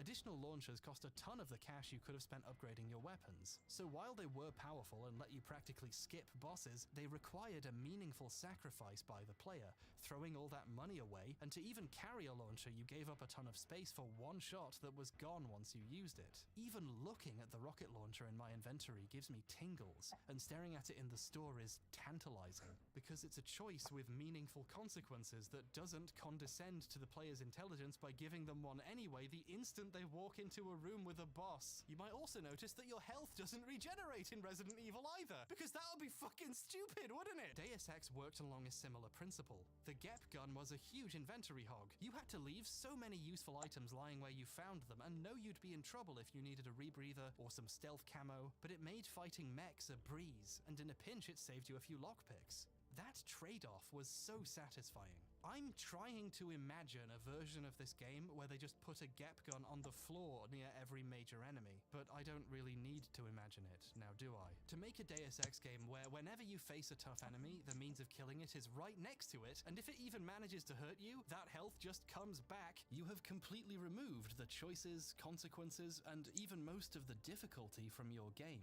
There's a version of Human Revolution that's truly incredible, where it doesn't pull any of its punches, where saving a rocket launcher made a huge difference, where coping with the loss of resources once you used them was interesting, where getting shot actually hurt, and they all This doesn't have auto smelting on it. Game. And it's really kinda sad that they made a just okay one instead, because they compromised their own design in the moments it mattered most. They made a game about scarcity of resources, and then got scared not everyone would like that, and overcorrected in the other direction. Playing Human Revolution is an exercise in learning, in real time, why Deus Ex was a more management kind of game, and why simplifying everything about an experience that's fun because it's a bit complicated is bad. Oh, it's so rewarding, you can stealth your way over to this panel and hack it and disable the robots. Wow, there's alternative solutions to They fucking give you a grenade that kills them instantly! It's incredibly fun to get to plan ahead and decide what's important to you, and most importantly, actually see these choices play out, for better or for worse. Nothing in Human Revolution is ever important. All the edges have been sanded off. It's a smooth and palatable pebble that isn't particularly disagreeable, but slides out the other end completely undigested. You have failed to make a game about scarcity of resources if you put all those resources next to the things you need them for. At that point, you've made a game about how thinking was a waste of time. As soon as you realize you're going to be handed the solution to the problem once you encounter it, the depth of the experience drains away before your very eyes. And to do this after weapons means the game is so much more dull and devoid of stuff to play with than it could have been, in service to a scarcity that went out the window the instant the player actually needed anything. No, if you want to play with cool weapons, you need to have pre-ordered the game in 2011. No, that's not a joke. Wait! That's an order. I lost 34 million from dying, and I had a piggy bank? Another slight wrinkle in the developers' attempts to balance their game was the fact that... That was prior to getting hacked, but just clarify. I mean, unless they bought me one. Human Revolution from GameStop or GameStation or HMV in the UK, you got the Explosive Mission Pack. This pack lets the player start with a new type of grenade, remote explosive. I genuinely can't tell what I'm missing. Is there a thing where I can... mission towards the end of the game that rewards you with a new weapon. But that's not all. the player bought the game from Amazon, Best Buy, or Walmart, they got the Tactical Enhancement Pack. With this pack, players start with 2 new weapons, a double-barreled shotgun and a silenced sniper rifle. If you Okay, so this shows me all of the silencer upgrade on the sniper rifle, it's not because that accessories. would be an unbalanced weapon and the designers knew better, it's because you didn't buy the game from Walmart. The executives at Square Enix are killing us. Their hands are around our soft Quebecy necks. We're dying. Help us, please. This pack also lets you start the game with a ton of extra money, which is the funniest possible thing to give people when they have a limited amount of things they're allowed to buy. What the fuck? I'll try to be as specific as I can, meaning that I won't say too much, because the marketing guys over there are watching over Right me, here. and I feel the pressure of being careful about what I say. These bonuses eventually became purchasable as DLC. After a few months, they effectively became microtransactions. The Explosive Mission Pack also gives the player an automatic unlocking device, which you can use to skip a single hacking minigame. This gives me the opportunity to joke that Human Revolution's hacking is so bad, people paid actual money to skip it. The pack's extra level is a crime against Deus Ex canon. That's not in the base game. I got those. I didn't pay for any DLC. I just bought the game.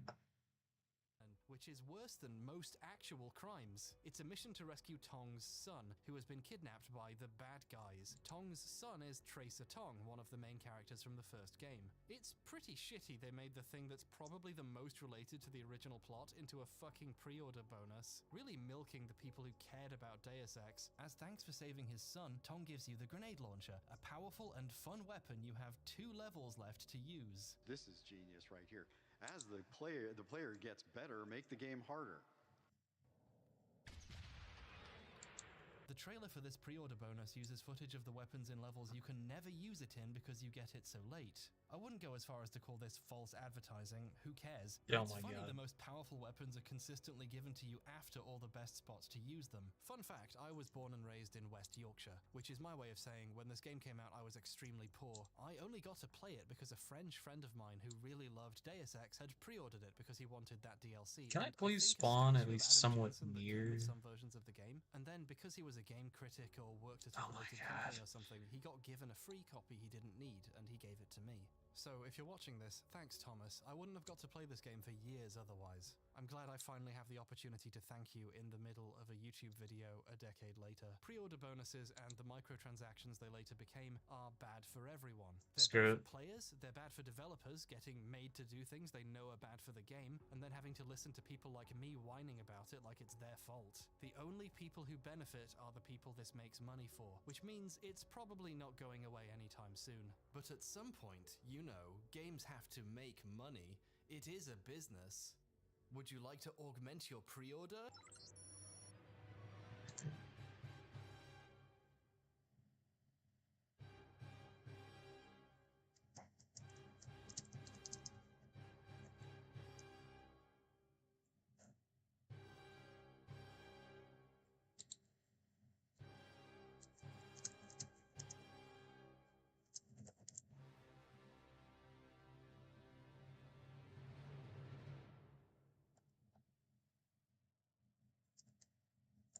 The boss fights are bad.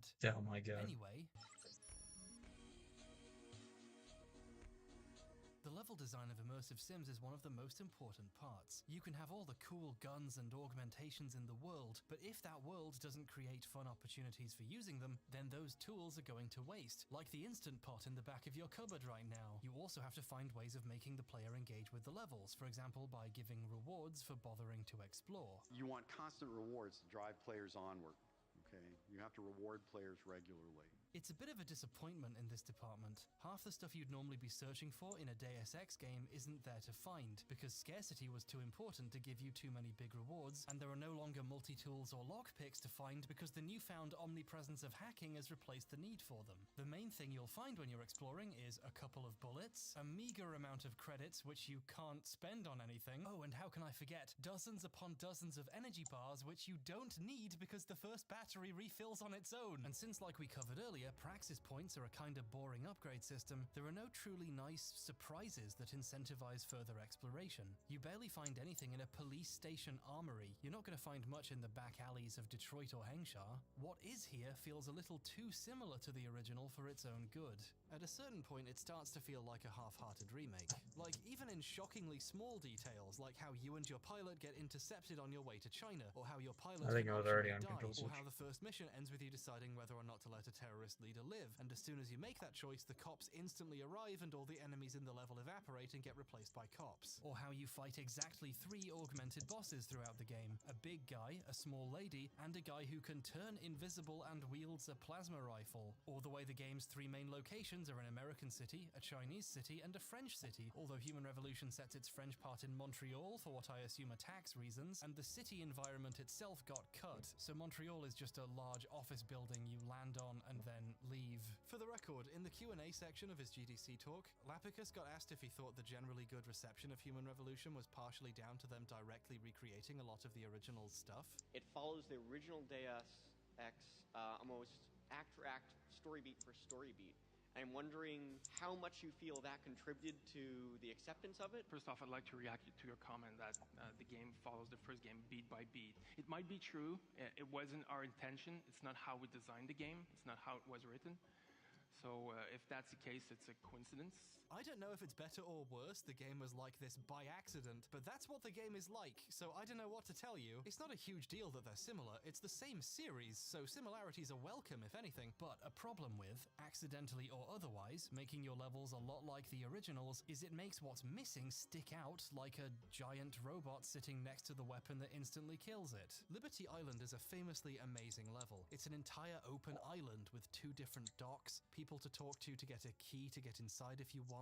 About time you a sunken freighter full of stuff to find, and of course an entire building leading up into the Statue of Liberty. This level design is ultimately why Deus Ex is so fantastic. It feels like an entire physical space you can handle how you want. Liberty Island is 12 different levels, depending on how someone plays it. Human Revolution's levels are largely a straight line that sometimes opens out into a larger box you can be a little more creative in, which funnels right back into another straight line. The first mission, the parallel with Liberty Island, is a straight shot from the drop-off point on a rooftop to a pickup on another rooftop, featuring bottlenecks in the form of corridors and elevators that you're required to use to progress, with 0 alternatives. Compare and contrast the level of freedom here. The Statue of Liberty has several ways in from different angles, including just climbing over half the level. To get into the warehouse, you can go in through the front door, or climb up on top of the entrance and go in through a vent just above the front door, which comes out into the other side of the same room. It takes about 5 seconds to walk over here if you come in from the front entrance. There is no rear entrance, and there's no way over this part of the level by getting on the plant's roof and finding another entryway. It's immediately clear how much less freedom the player has. There are choices in how to navigate, but they don't lead anywhere particularly new or different. The only way to progress is to traverse the level mostly linearly, but occasionally you get to decide which side of the room you do it in. The smoking gun betraying the closed-off nature of the levels is the fact none of the windows work. In Deus Ex 1, if a building has a window, you can break the window and jump out. Bang! You just invented a new exit. In many of Human Revolution's buildings, most of the windows are actually painted on, and you can't get out through them in any way. In an actual immersive sim, this would be a way in and out of the building. That's what makes it immersive. It feels like a building in a world. This is just a rectangular corridor, with windows used to imply a complicated outside world you never get to interact with. Look at Jensen's apartment for a second. The modern graphics definitely make it look cooler than the original. I love the Blade Runner light shaft thing with the blinds. But in the original game's apartment, you don't need to come in through the front door. You can climb up a fire escape and come in through the window. Jensen's apartment is designed to reference the original. It's got a cute stash of loot hidden in a similar way, but it doesn't seem to understand the actual gameplay value of the original apartment's design. The only way out is to get to the elevator, ride it down, then walk out through the front door. The windows are just for show. I've heard so much praise for this game over the years, how it's one of the best immersive sims, a real successor to Deus Ex, but for all the genuine improvements and understandable mechanical changes, the levels you're doing it in are restrictive and dull. So much of the game is, effectively, a linear path which leads to an elevator to the next linear path. That was a Seriously, there are frozen so many blaze areas on whose a main little bit ago. objective is to get to an elevator. There's a part in Hengshar where you do a whole level to get to an elevator, and then while you're in the elevator, Pritchard calls you to give you your next objective. Pritchard, I'm in an elevator leading to the Bangu. Look for a second elevator once you're there. The game is so fond of making elevators the path to the next area that there is not one, not two, but 5 sequences where you go on a really long, slow elevator ride, and, if you're lucky, something interesting is happening out the window or a character calls you on the phone. Seriously, you just sit in an elevator for a full minute, for no reason, multiple times. Once would be fine to build tension before a big boss fight or something, but it's near constant. You ride 2 different elevators in the unskippable opening sequence alone. Hey guys, you know what feels even more passive than hacking? Standing in an elevator! There's a sequence where the objective is to trigger an elevator and then hide from or fight enemies until it gets to you to pick you up. Since combat is pretty easy, especially if you hack the turret, enemies don't know how to handle turrets in the slightest, it's really weird. Everyone dies in the first 5 seconds and you're just sitting there during what was meant to be a tense struggle for survival.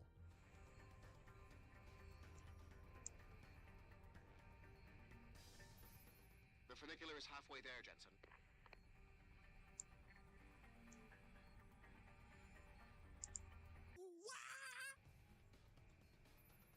Your ride is there, Jensen. Get moving. And in case you were wondering, yes, you do then ride the same elevator back down to where it came from. I've heard the excuse this is a way of disguising loading between areas, but many of them last much longer than any of the actual loading screens take, and several of them lead directly into a loading screen anyway, so don't give me any of that, gubbins. It's boring, overly compartmentalized level design however you slice it, and excuses don't make elevators fun. I don't think I've ever said gubbins out loud before. That just came out of me. I think the reason they made them like this was for dramatic effect. When you sit in an elevator to Upper Hengshar for 30 actual seconds and come out and suddenly you're at the top of a high-rise building overlooking a new environment, one you never get to actually visit, you feel like you did a lot more than walk down a linear corridor to an elevator. Twice. Look what an expansive world we're in. The objective of this level? To get to the data core room by getting to the elevator. Then you're given a cutscene where your objective changes to confronting Zhao Yunru, the CEO from before, to have that cutscene. You confront her by getting to another elevator to her penthouse. This elevator trip takes a full minute.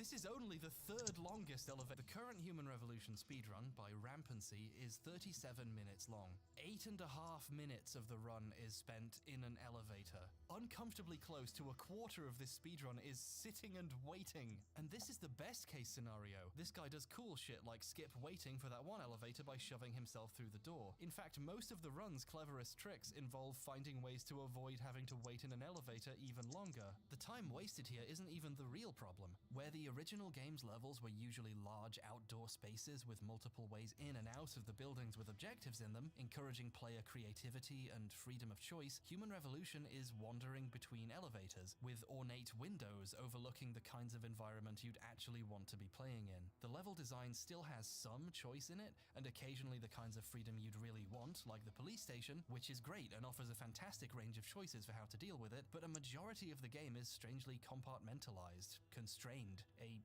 thin tube funneling you to the next important cutscene. I know I'm venting a lot about those cutscenes, but this gives me an excellent opportunity to segue into this game's problem with vents.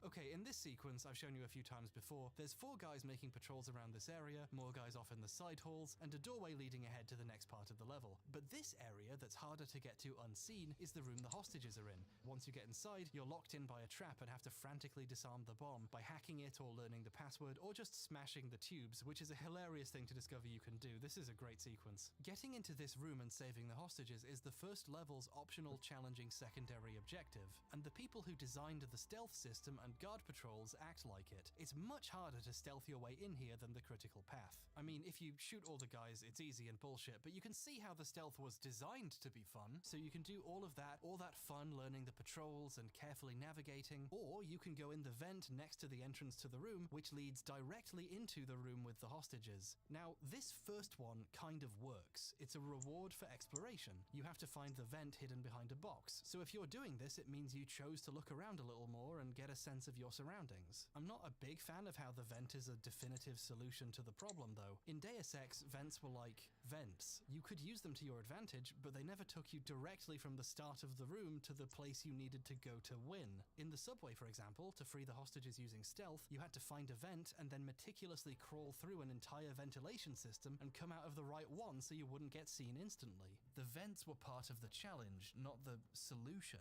In this game, more often than not, vents take you directly past the problem. You could deal with the guys in the next area using stealth or combat, or you can go in the vent next to where you came in that takes you past them. You could, oh fucking hell guys, you see the vent here before you even see the thing the vent takes you past. You could deal with this turret and landmine on the wall and camera which will set off the alarms, or go over here and hack the camera. You know, the intended challenge of the room. The point of this room is to show you the value of hacking. Or you could get in the vent that leads directly behind all of it and just walk past. If being able to kill everyone easily hurt the game's design, being able to just get in a vent and go past all of it fucking executes it behind the woodshed. Look, maybe I'm smarter than the average gang of anti-augmentation terrorists, but whoever set this shit up must have seen the vent, right? Wait a second, why didn't the hostages just go in the vent? Just leave through the vent, what the fuck are you doing? This is how, and I'm going to make a conservative estimate, 85,000% of the game's levels work. There's this one level in Hengsha where the bad guys have locked down an apartment complex, and you have to get inside to get to the hacker's computer I mentioned before. Now the front entrance is blocked off, so you either have to get into a big fight right away, or maybe you can go all the way around the sides and up a ladder, and then you can sneakily take out a few guys and use stealth from there. Wow, multiple paths, this level's pretty good. The developers are trying to reward you for thinking logically about the 3D space. Or there's a vent right here. This vent takes you inside the complex and into a well-guarded area with some interesting points of cover. This area could be a really cool stealth experience. Oh my god, I can't believe you found another vent! You're such a good boy! This vent takes you to the upper ground level you could have had a fun time sneaking to, where you can easily just walk to the elevator to the top floor without being seen. On the top floor you— Holy shit! I haven't even left the elevator! Fucking come on, guys! This vent takes you past all the guards to directly next to the computer you need to access. This is the absolute bottom of the downward spiral that starts when you try to make a game like Deus Ex simpler. You make this how exploration works. And if you go in the other side, the alternative way in I mentioned, you know where it leads? To a vent. The vent takes you up the same elevator shaft to a vent that comes out next to the other vent. This is anti-level design. You're literally skipping most of the levels that were designed. I've basically just ruined the game for you. Once you realize that's how they're using vents, you can't stop seeing it. If you fail the dialogue challenge to get an audience with Tong, you have to come back and try again to find out what he knows. But don't worry, pal, because, and I bet this will be a surprise to you, there's a vent next to his office and it triggers a cutscene where you learn the same information anyway. This is the quest design equivalent of putting a rocket launcher next to all the hard enemies. You could talk Taggart into telling you where Sandoval is, or you'll never guess, you'll never fucking guess, you'll never fucking guess! The vent drops you directly into his office next to the computer with the information on it. No thinking required. The main challenge in this level is staying awake. About time. What happened? You get stuck in an air duct on the way over? Haha, yeah, good one. Fuck off, Pritchard. If you think this is a good example of Deus Ex level design, you need to stop settling for less in life before it's too late. You matter, and you deserve better than this. Every vent in Human Revolution, including ones in maximum security buildings that lead right to their important shit, is yours to open for free, because locks don't exist anymore, and locking a vent using a keypad would look really silly. Some of the level designers even realized they'd made the vents too easy a solution, and started trying to hide them, which doesn't work because, you know, they glow, so they started trying to block them using heavy objects, so you at least need an augmentation to get to them. Look how hard they had to work to get around the fact they couldn't just lock the vents. Why was the game built like this? I don't know. Maybe the designers had fond memories of solving problems using vents in other immersive sims, and concluded that vents equal good game design. But the point was to make a world feel interconnected like a real place would be, and make players who took the time to look around feel rewarded for their ingenuity or attention to detail. Vents weren't the only kind of secret in Deus Ex. There were secrets hidden all over the place. Buttons hidden behind innocuous objects that unlock treasure troves of stuff, or maybe the pinball machine you've seen over half a dozen of already activates a secret door if you play with this one. These two are both in the same level even. After this happens, you'll be checking every pinball machine in the rest of the world just in case. There is nothing remotely like this in Human Revolution, except for one specific thing. This stuffed animal activates the secret door into the hacker's man cave. But it's not used to discover a secret, the cave is already visible because the bad guys blew a wall down. This makes for some really cool environmental storytelling though. The mercs couldn't find the way of opening the secret entrance, so they had to redecorate. It's funny, but serious question, why aren't there any actual secrets like this in the game? There isn't anything even remotely as cool as the pinball machine. Instead, potential explorers get to say, I wonder what's in this room. Oh, it's a vent, every few minutes. This is the vent room. Everyone has one of these in the future. It's horribly inefficient, but the powerful vent lobby won't let us change the laws. The hacker's apartment is really good at demonstrating the blandness of the new, simpler level design, because it's another accidental knockoff of a level from Deus Ex 1, this time Maggie Chow's apartment in Hong Kong. As soon as you look at it, the difference is clear. You're not forced to hack a computer, for one, but you also have more choices for how to deal with the situation. Taking the elevator or sneaking into the shaft aren't the only entrances. You can get in from the roof entrance, or, blow open the skylight and get in that way. You can also get in by platforming from neighboring buildings that are easier to get into and aren't guarded by mechs. And once you're done, you can leave by literally jumping off the roof or out the window and using your cyber legs to land without dying. This feels like an apartment in a real skyline full of other buildings. This feels like a corridor with a nice background outside some unbreakable windows. But hey, looky here, there's a balcony out there. Oh, and what's this? A skylight, just like Maggie Chow's apartment, but you can't do anything with them. This level has none of what made the original level truly open-ended and free. The skylight and balcony are just for show. You come in and out of this whole area through one of two entryways, which are next to each other. Sophie's choice, a vent or an elevator. No, wait, there's actually a super secret way in. If you stack boxes and have the high jump power, you can get into this higher level of the shaft above the vent. It leads to another vent. It comes out right next to the other vents in the elevator. Level design! The design is so ridiculously oversimplified that it actually messes with the story and quests the game is trying to use the levels for. In the Hengsha level, for example, to progress to the next mission, you have to get into the employee entrance of Taiyong Medical. But the entrance is, guess what? The only building in the universe that isn't locked using the same fucking keypad, so you can't hack it. The developers realized players could just leave the hub and go to the next level if they knew where to go, so they had to reinvent the concept of the key. Once the player learns that's where they have to go, they're sent on a quest to find a Taiyong Medical keycard to get in here. However, because the world map is so empty and there aren't that many places to explore, most players found it already by accident several hours ago. Well, what do you know, Windmill? I've already got an employee card. You begin the Hengsha level right outside this hotel, and since most players explore the thing put right in front of them, they go inside. When inside, you find one of the game's 4 side quests, so it's good they made it easy to find. The key card it'll turn out you need in a few hours is just sitting on a table nearby. Less than a minute's walk from the start of the level, you have already accidentally skipped part of it. There's even a special dialogue between Jensen and Malik for picking it up before you know you'll need it for anything. Tell me something, Malik.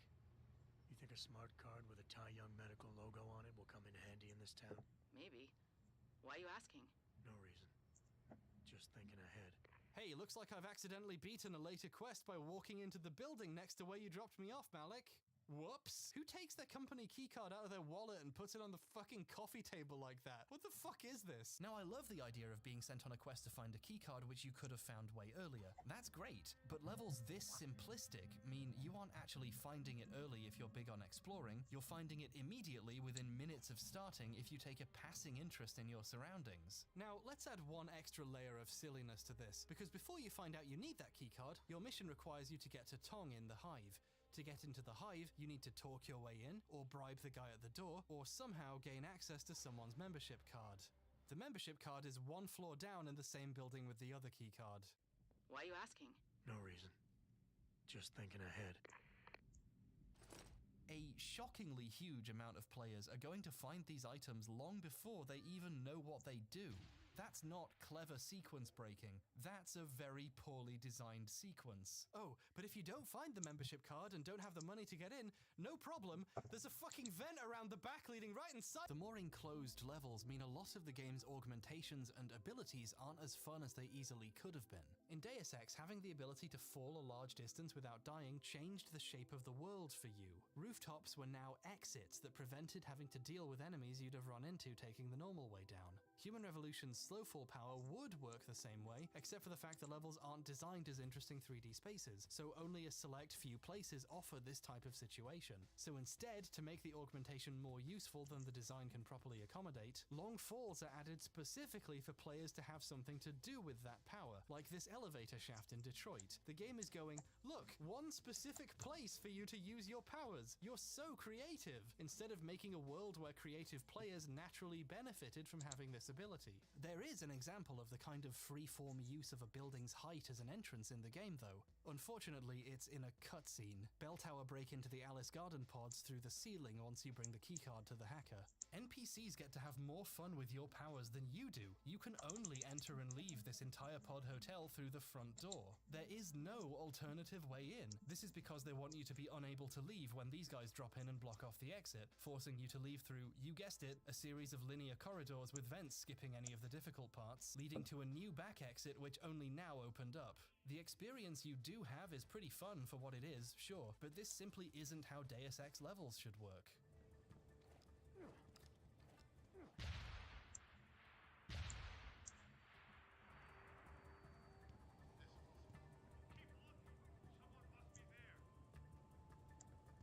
Emergent gameplay! My problem with this design is it doesn't let players be clever by themselves. It's contingent on a game designer giving you something clever to do with it. If they forget to come up with some, which they often do, you're shit out of luck, buddy boy. Without tall buildings with rooftop entrances and exits, apart from literally one in the warehouses I didn't forget, don't be a pedant, the Icarus landing system is reduced from a fantastic addition to the player's arsenal to a slightly faster alternative to taking the ladder down certain drops. And only slightly faster because the falling animation is slow and annoying. The other big augmentation that gets wasted here is the ability to punch through certain walls. This power's a really interesting idea, opening up new paths by cutting through destructible parts of the level, but it only gets to be fun in practice if the developers come up with interesting ways of using it. It feels like they made a lot of the levels and then went, oh shit, and tried to add a bunch of punchable walls at the last second so players who got it feel like they can do something with it. Wait, what's this window showing if the room is that small? What is going on here? I could be wrong, but I have a sneaking suspicion this wall was added a bit late. You want to know a cool thing about doors in Deus Ex? Wow, Deus Ex is such a cool game, I'm about to enjoy telling you how doors work. Doors weren't just a thing you could access by finding keys or learning the code to a keypad, or by hacking the computer it was hooked up to, or by learning the password some other way, or by picking them. They were also physical, actual doors, which means you could just destroy them. The rocket launcher is nature's lockpick. That's so many options, and being able to just break the door is believable and adds to the feeling of this being a real place. You can destroy doors in Human Revolution if you have a grenade or a lot of bullets, though the scarcity of resources makes this a bit of a waste. The mechanic is implemented horribly. Locked doors don't show you how much health they have, or even indicate they can be damaged until they suddenly shatter into dust. You can see a door's health once it's unlocked, as in, once you can just open it and its health is totally irrelevant. You can also break open vents, which, let me remind you, are literally never locked, making it pointless to ever do so. I bet most people didn't even notice you could do this because who cares? It never serves any purpose. Something I thought was really funny was apartments in China have these sliding doors, and you can break them open easily. They're flimsy, you know? But when they're open, they become invincible. This doesn't massively affect the gameplay, but it goes a long way in showing how little thought went into what used to be a really good mechanic. Tons of things which were breakable in the original can't be now. Safes are indestructible, so you have to know the code or hack, and the many storage units in the game are immune to damage as well. This reduces the player's available options, in addition to making it impossible to even know if anything is destructible, because most of the time it isn't. The first time I tried to blow down a locked door, the grenade straight up didn't work for some reason, and since I had no way of knowing that was an unrelated glitch, I assumed locked doors couldn't be destroyed for ages until I tried again just to double check while I was writing the script for this video. You know what would have been useful? Showing the player the health of locked objects, or even saying when something's indestructible. There's a little game you could have taken inspiration from that did this. It's called Deus Ex. They just forgot to make half the stuff in the game respond to damage. Lockers, something players might want to be able to open a bunch of all at once by throwing a grenade into a room to at least save the trouble of manually opening and peeking around the horrible door of every single one, are also indestructible. One of the most fun things in Deus Ex was running low on picks and seeing how many lockers you could open with your spare Gep rockets in Vandenberg without evaporating the office cat. There's something immensely funny and satisfying about tossing a grenade into a room and turning it into a festival of loot. This isn't a nitpick, this is a fundamental component of Deus Ex's player freedom and immersion that just doesn't work. You know, even when Invisible War was being Invisible War, you could still reliably blow things open with explosives. It wasn't a crapshoot whether the developers had bothered to make something break open like it should. Deus Ex's worst moments were when you had no clever alternatives to the more obvious choices, like when a grate you could pick couldn't be destroyed by other means. But this is just how Human Revolution works. You need the lift heavy objects ability to move the vending machine to get into this vent. You could say it's a venting machine. But hey, maybe you can use some creativity and destroy the machine with a grenade. Vending machines are literally indestructible, didn't you know? The best you can hope for is the physics blowing it clear of the vent, but for that to happen, the physics would have to work. Goodbye! Meanwhile...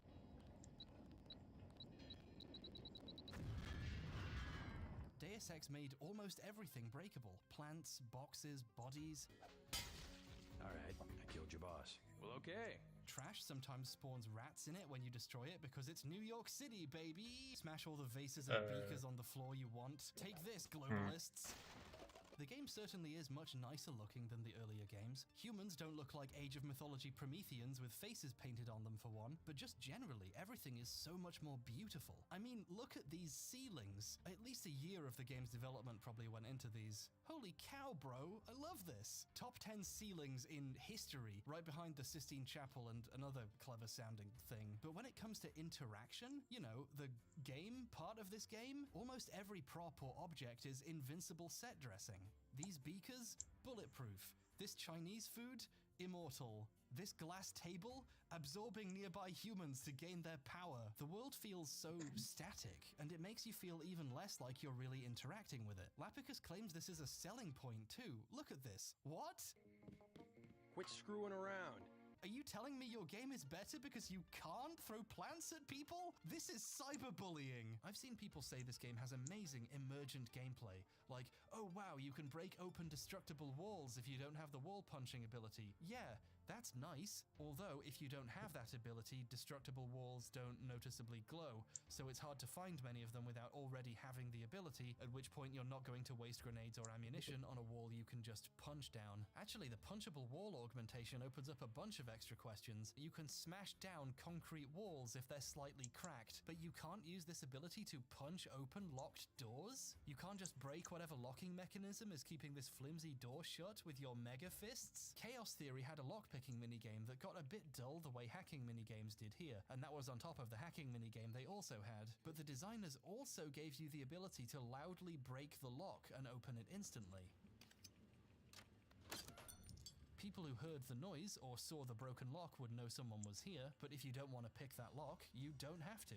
Picking it became a choice, one which felt more professional and stealthy. Wouldn't it be cool if that augmentation also let you smash the locks off doors and make a ton of noise or risk setting off a security system or something? It would be really cool to have an ability like that at your disposal, and I'm shocked the people who made a game that literally did this didn't think of it. It would automatically give you a lot more to do with this power, and save on having to think of more places to put punchable walls, which they were really running low on towards the end. Something else really bugs me about these levels. I spent a long time trying trying to put my finger on it, but it turns out the answer was floating right in front of my face the entire time, so I'm not sure how I missed it. Oh, did you think I forgot about the quest markers? How could I? How could anyone? Quest markers are annoying when they're off in the corner, but it turns out it could have been worse. They could have been unconstrained. They could have just, no, leave me alone. They didn't seem to consider how it would look if you had multiple side quests happening at once, or if you were at a stage in a side quest with multiple objectives, because who boy does that door need me to know every side quest and individual component each side quest has is outside it. There's one side quest where you have to neutralize an entire apartment full of gangsters. Now they're localized to a single small apartment, so you only need one quest marker for that, right?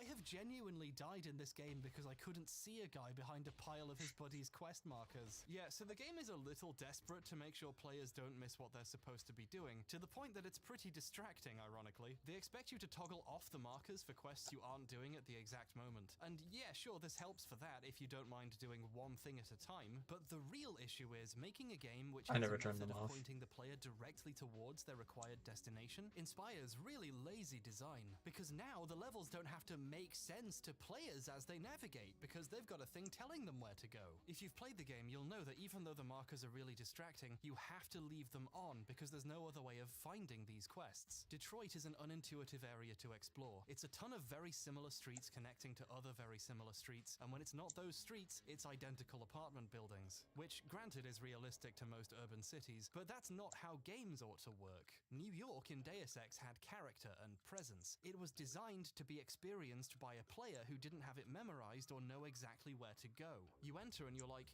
where am I? And you look around and you know where you are because every part of the level looks different and things are really well signposted. Literally in some cases. I love the place everyone calls the Ton Hotel is really the Hilton Hotel, but the sign's broken. It's memorable and makes the hotel into an obvious landmark you can use to navigate. If you have to find Adam Jensen's apartment off in the corner of the map without quest markers telling you exactly where it is, you're screwed. If you try to stop and get your bearings by looking around, you'll never get anywhere. Detroit is a maze you need a GPS to traverse. Quests are not designed to be doable with the markers turned off. You'd have to manually check every single back alley to find the specific one with the guy you need to talk to for the current quest, especially when the guy has moved since the last time you talked to him for no reason. Conversely, I was feeling clever when I wrote this sentence, this also means the player is never expected or challenged to pay attention. Deus Ex has an optional secret base in the sewers the first time you get to New York that's a clever setup for some of the future plot. Finding it requires looking around yourself, or talking to a character you meet in another optional area and hearing him mention the base in the sewers and choosing to check it out. Nothing gets plopped on your screen, no arrow on your mini-map, just good old-fashioned detective work. You feel like a spy on the trail of a conspiracy, and on a deeper level, your objective is to find a generator the terrorists have hidden. Finding it is the point, asking around, exploring, bothering to check out side content and meet other characters who might come in handy later. You can get on the rooftops of buildings and physically see the building the NSF are clearly trying to defend. This is the point of this section. It's why the game feels so free and personal despite being, at its heart, pretty linear. DXHR feels exactly as linear as it is. In every single moment, it is telling you exactly where you're going next, and you're following it. When you have to do the equivalent quest, shutting down a signal the bad guys are generating, you know precisely where it is at all times. There is no mystery, no search. Pritchard gives you a quest marker and you walk to it. Hell, you could have just got your pilot to drop you off right there and save you the trouble. And when you do turn it off, she actually does turn up to take you to the next area, which is a little insulting. I'm sure there's a plot contrivance, but in the original game, the point was that you didn't know exactly where it was, so you didn't feel like you had your time wasted when an aircraft came to pick you up after you found it. Quest markers are not an alternative to level design. There are a few brief sections in the game where they're switched off, so the game has to be designed to make the player do their own thinking and exploring, and the game's fun factor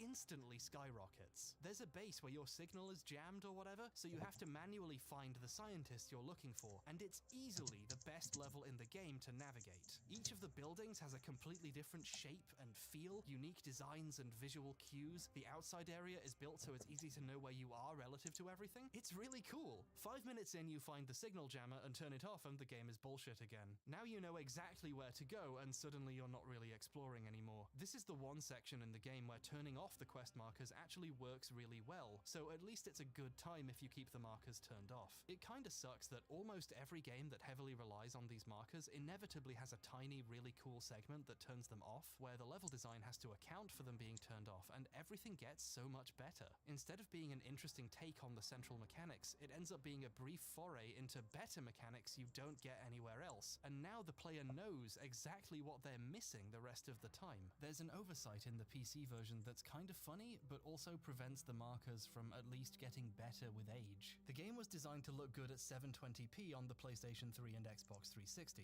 When Nixes were creating the PC port, and God bless them, otherwise they did a fantastic job, someone made the UI not scale with resolution. This means at higher resolutions like 1080p, 1440p, and 4K if you're an idiot who owns a 4K screen, the UI gets increasingly harder to see and read. But for some godforsaken reason, the objective markers, and only the objective markers, do scale. So even though everything else is so small people watching this video on their phone won't be able to read the in-game subtitles, don't blame me, that's just how the game looks at 1440p. The quest markers are still blasting your head off and messing with the visuals of an otherwise still beautiful game. Incidentally, if you get the chip replacement, the glitchy health bar and ammo counter you get during the boss battle are scaled, so you can briefly see just how readable the game could have been. You know how older video game cities were always a lot smaller than a real city would be because of hardware limitations or what have you? It turns out that was a blessing in disguise. New York, Hong Kong, and Paris felt big, but not so big that getting around was annoying. Because you know what's not that fun? Trying to get around a big city on foot.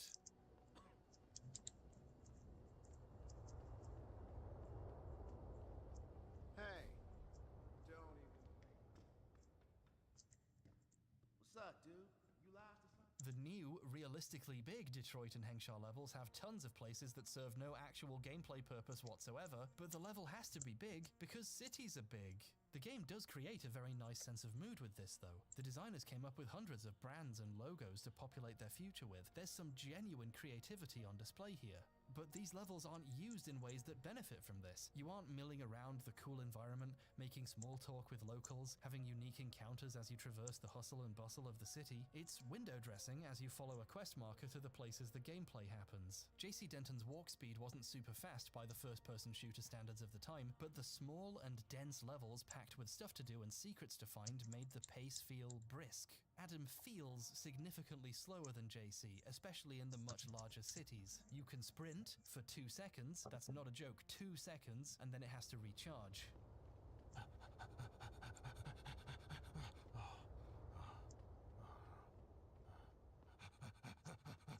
They made running shit on purpose so you had more stuff to put praxis points into.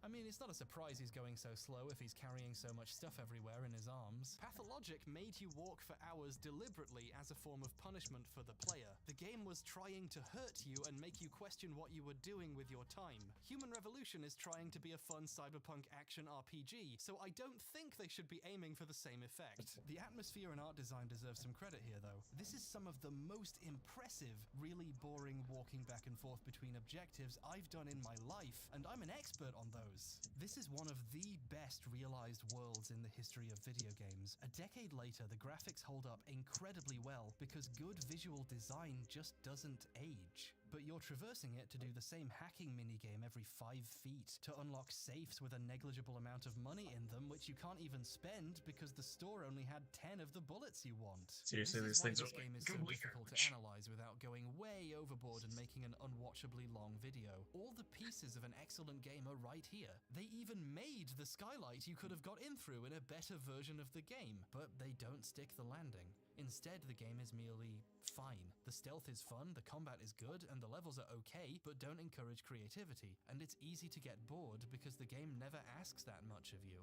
I joked before about people quitting because of the hacking minigame, but more seriously, it's probably because halfway through there aren't even many new levels to keep things fresh. You instead go to Detroit and Hengsha all over again, with even less to see this time. The first visits to these locations have an okay amount of side quests, about as many as the original did for its city-type locations. The second visit to Detroit has one side quest, with a second one if you completed another side quest during the first visit. And I mean fully completed. If you forgot to read the 3 emails you got sent at the end of the first half of the quest before you left for China hours ago, you can never start the second half once you get back. The second visit to China is so devoid of new material the game lies and says there are more side missions than there actually are. There's 2, one from this guy and one from this lady. But the game pretends there's a third quest. The other quest, a matter of discretion, is given to you by another character. It's to talk to this lady, who then gives you the second quest.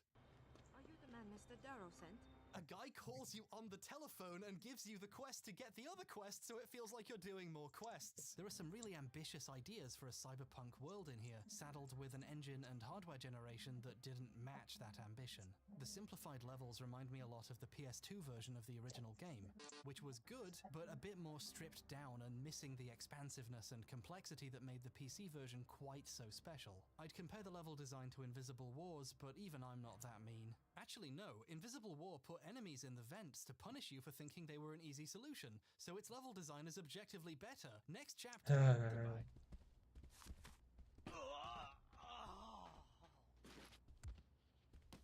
I talked to the chairman.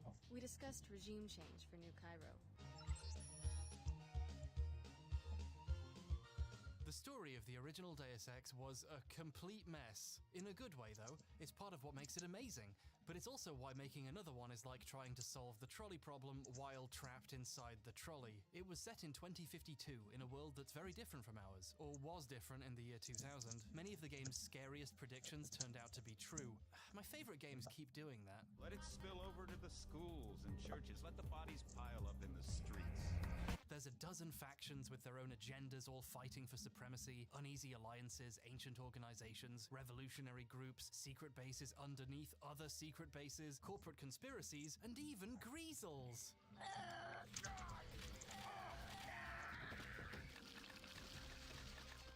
Despite discussing important ideas like the value of democracy and the human need to feel witnessed by a god, and how the rich have manipulated the system so workers pay more in taxes than their boss, the writing still manages to be fun. Get out!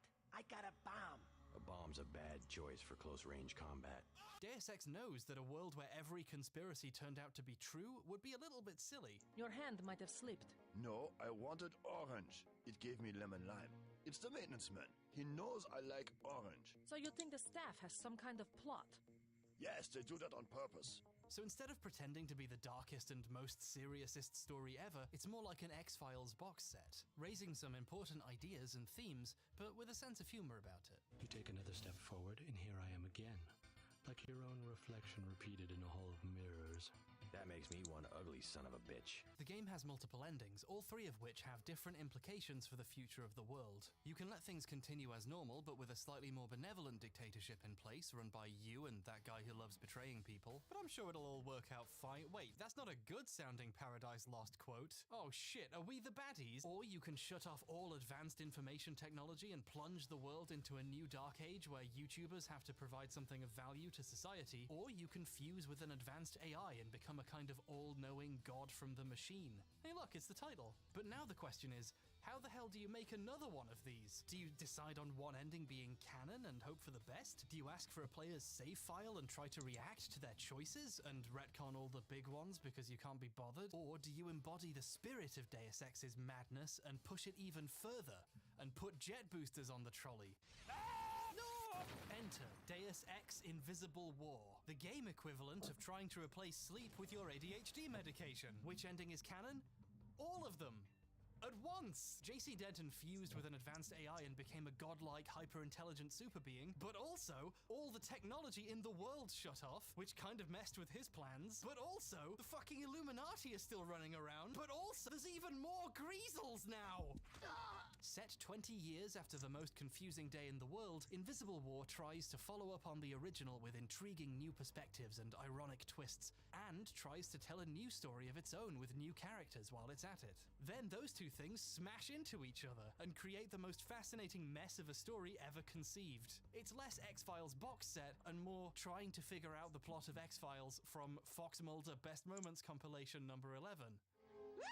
How is this in part 11? This is at least a number 4. I love this game. Is it good? I don't know, but it's definitely the most. This game has 4 radically different endings that each permanently alter the world even more than the originals did, ranging from wiping out almost all life to uniting human consciousness in a new way of being. So, one question, how do you make a sequel to this? If someone asks you to make Deus Ex 3, as it was tentatively titled in its early teasers, they're trying to trick you into destroying your career. So, what do? You make a prequel.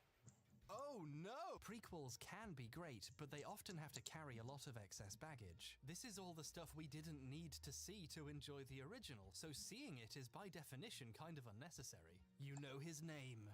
You know his methods, and this February, you learn that at some point he started doing those things. Holy shit, this movie's fucking terrible. And in interactive media, this can be Wait, what even movie? worse, because now your interaction is being limited by what's supposed to happen next. Holy shit, this movie's fucking terrible. You know his methods, and this February, you learn that at some point he started doing those things. Holy shit, this movie's fucking terrible. And in interactive What baggage. This is all the stuff we didn't need to see to enjoy the... You make a prequel. Oh no! Prequels can be great, but they often have Better to carry Call a Saul, lot of right. excess baggage. This is all the stuff we didn't need to see to enjoy the original, so seeing it... Hannibal those Lecter, things- okay. Holy shit, this movie's fucking terrible. And in interactive media, this can be even worse, because now your interaction is being limited by what's supposed to happen next. Okay, in context, that's kind of meant as a joke.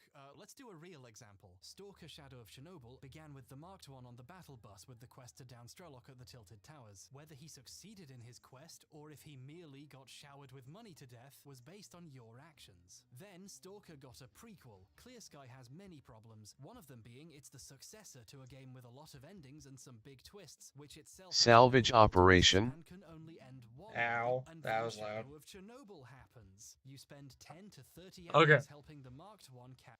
I'll re-explain, because I did at the beginning of this 5-hour stream. I got hacked, and I lost a shitload of stuff. I used to have... I was wearing full Sorrow for my mining gear. I had a freaking glacier. Are you looking for robot parts? No, actually, I'm selling robot parts. I need money again. So, what I need are additional booster cookies. I still have a bunch of bits because I'm going for heat cores, and God, what's the term? Just money in general. I need to get back to where I was. I had nearly maxed Frozen Blaze. I had a nearly maxed Livid Dagger. They took my Blaze Pet. They took all of my like super compa- I already replaced a bunch of the stuff. Is the thing. I've been streaming for 5 hours. So they took all my super compactors, took all my lava buckets. A bunch of them were magma buckets, so they weren't even that.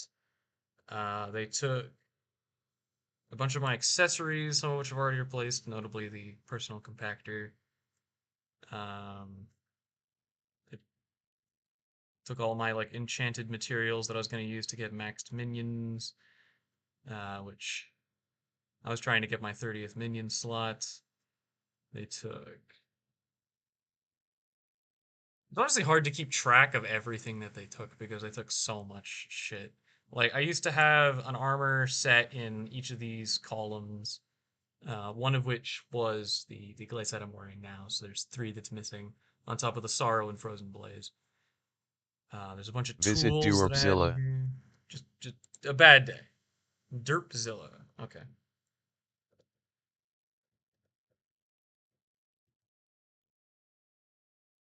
MVP! What am I looking at? Lesser Orb of Healing, Lesser Orb of Healing, Lesser Orb of Healing. If they're all Lesser Orbs of Healing, then why do they look different? Did they do like a texture change? Or are they is it like they're different tiers of the same item? I don't... Huh. Orb of Life, which is different from the Orb of Healing. Or is it? I have a Discord if you want to get in call with me.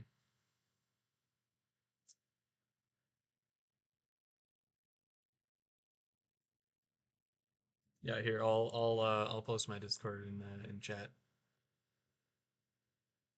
Which one is it? It's this one. Oh shoot, I have some Discord notifications I need to look at here in a second.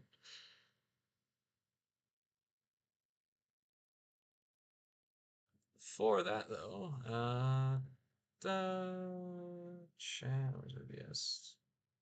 Boom. Please tell me that worked. It did. Fantastic. My name? So,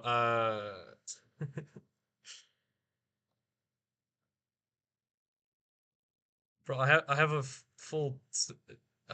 I don't have space for all of this. Why are you giving me so much random stuff? Was like I have to actually look at what all this is. Yeah, I don't have a lot of this furniture.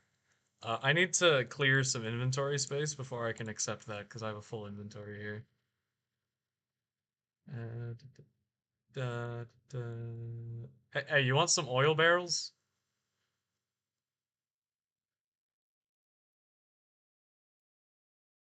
Wait, you have an NPC?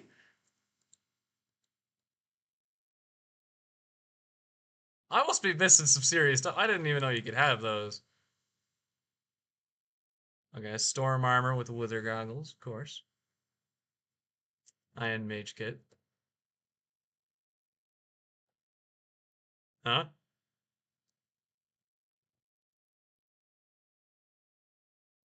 What the fuck? Why is this worth 700,000? What?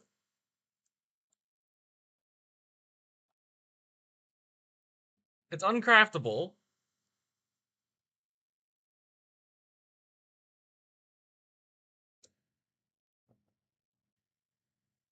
Uh, huh. So I did post the Discord link if you wanted to join that, by the way.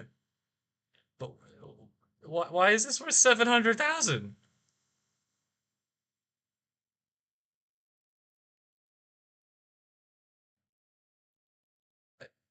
Is it just a collectible? Like the spooky pies and everything? It's just like a novelty? Oh, giant sword. Classic. And you're running with full Devons and a refined Devon drill, of course.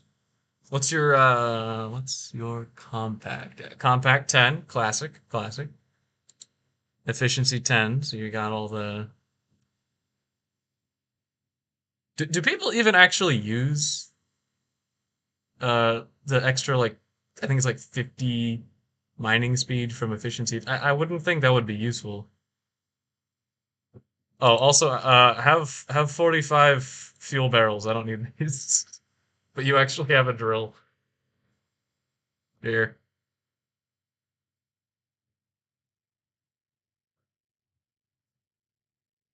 Why? These things are worth nothing to me. Not gonna complain. I'm out like 600 million, but still. Yo. Wait. Are these 3 different farming crystals? I didn't think you could have those.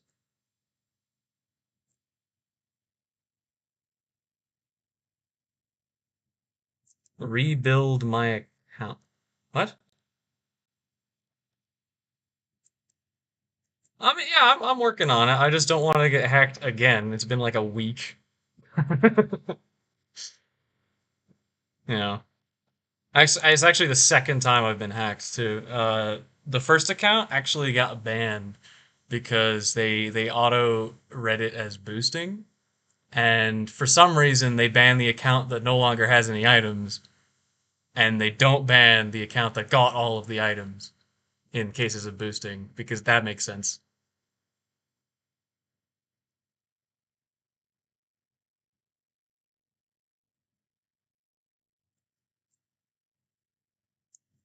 I didn't. I didn't download any mods. I didn't click on any links. I'm currently running on Badlion, but I'm running on default Badlion.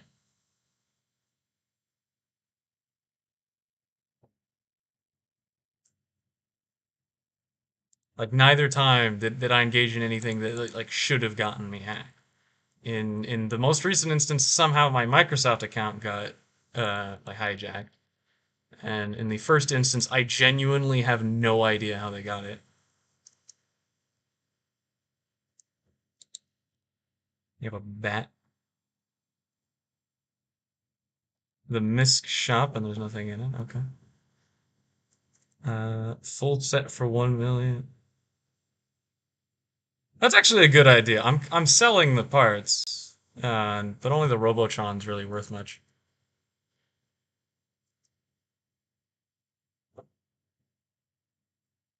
Oh yeah, that makes sense.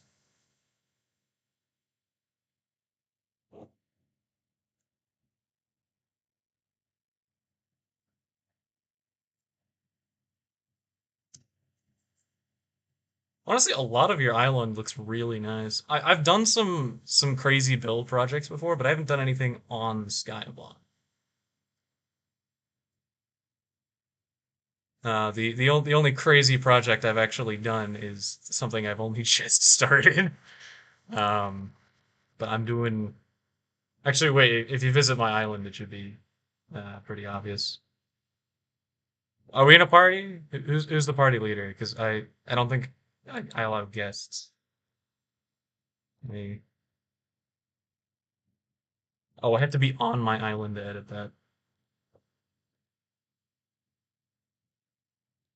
Let's see. Island settings. Visit. Friends. Anyone. Okay, now it should allow anyone to come here.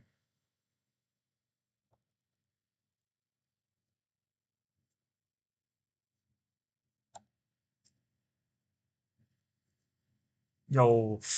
Anyway, the reason I needed so much money and all the fly swatters and mithril infusions and everything was I'm doing chickens. So I found out that the number one, number two, and number three in chickens all use the enchanted egg perk, which is great for making money and for getting farming XP. But fun fact, there's no egg collection, and it takes up one of the item slots. You can actually put flycatchers in there and get more chicken than people. So it is, in fact, very possible for me to get number one if I just go full chickens, and once I have flycatchers, scrap the enchanted egg. So that's what they're doing right now. But this specific spot, if I stand in the middle here, I collect way more farming XP, so I can level up my chicken minion without actually farming. So I can go AFK while I'm at like work or something, and I'm in the wrong menu, and level up this legendary chicken pet. And it actually also works if you're holding the the hoe with the like +10 farming wisdom. I still have a few other minions active right now because I need their collections to max out, and they're not ones I really have an existing way to farm. But I'm trying to get a whole bunch of max minions. I actually have a ton of already maxed out minions over here. Wheat 12, Glowstone 12, Quartz 12, Clay 11, Iron 12, Blaze 12, Zombie 11, Dark Oak 11, Skeleton 11, Spruce 11, all that. If memory starts trading minions that are max is like really slow, so I haven't been doing that. But there's like, shoot, I think like 50, maybe more, a million worth of stuff in there. I'm trying to get all of them because I can get more. Uh, gas tiers might be a big profit with the hound pets. Gas cloak takes a long. Hound.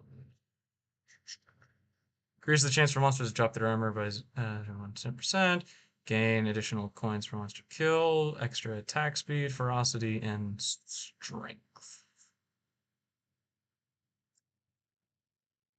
I assume I would want a bow, like a good bow, so I'd probably need to grind Enderman Slayer for that. And get the Juju short bow. I couldn't even do the second tier Enderman when I had my frozen place armor, so I'm not really in a position to touch that for a while. Look, don't feel has to be a charity thing, man. I'm trying to do business here. If you want to help me out, buy my maxed minions. That's the best way to help me out here without just like giving me. I mean, if you wanna do a potato war and help me out with this, we could make some sort of arrangement, I guess. He had goons.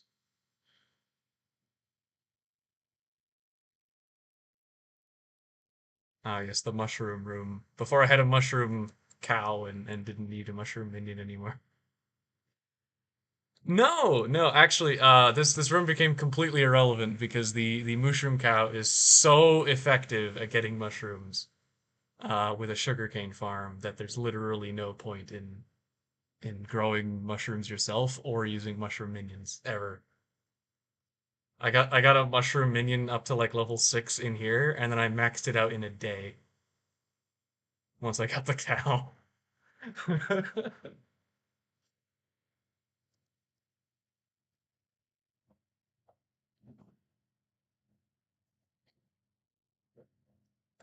Oh, wrong pipe. That was a very unattractive sound. Thank you. Yeah. Yeah. Yeah, I mean, at 21, you'd think I'd know how to drink water.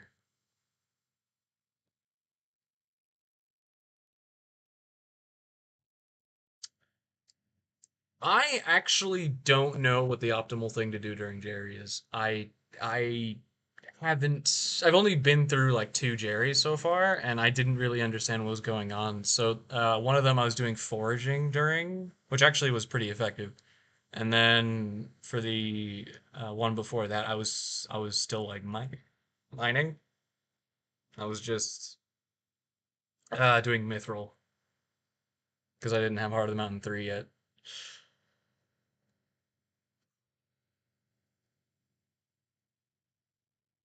Oh, you have a business opportunity, huh? By the way, are you gonna join my Discord or should I just exit VC here?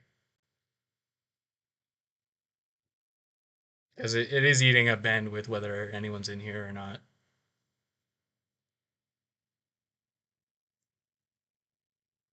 Well, I can guarantee the 7 days part. I do not have 50 million coins cash at the moment. If we count Bazaar, I am at 38, I think.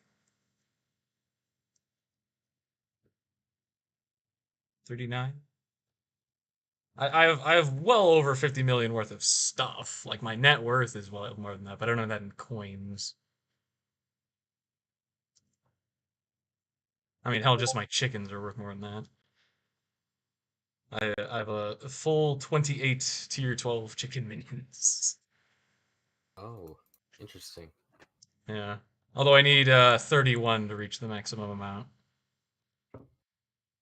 Hmm. Well, as an economic opportunity, I am an admin in a guild with about 100 members, somewhere around there. Okay. So it is open to the public if you would like to join. And we pretty much organize like Slayer stuff, which would help get your kata up. And Kudra, mining parties, fishing parties. Okay. I'll be honest, I've been playing pretty much solo the entire time, so I have very little familiarity with any of those. I've even been soloing all the Slayers, so. Oh, yeah, but groups tend to make it easier. It's a lot better than trying to do Party Finder for dungeons or something. Oh my god, yeah, no, the frickin' I did a floor 5 at one point where one guy died 11 times and single-handedly cost us our S rank.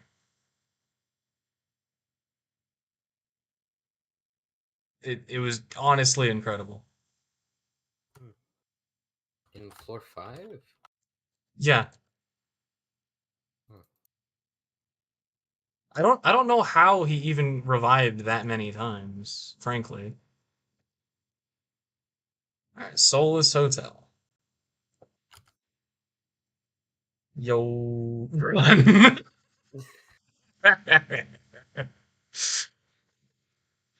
Is it like /G chat to speak in kill chat? Yes. Or /GC. /GC. Mm. Invalid. Oh, okay. So it's I cannot run. They took all of my money for guns.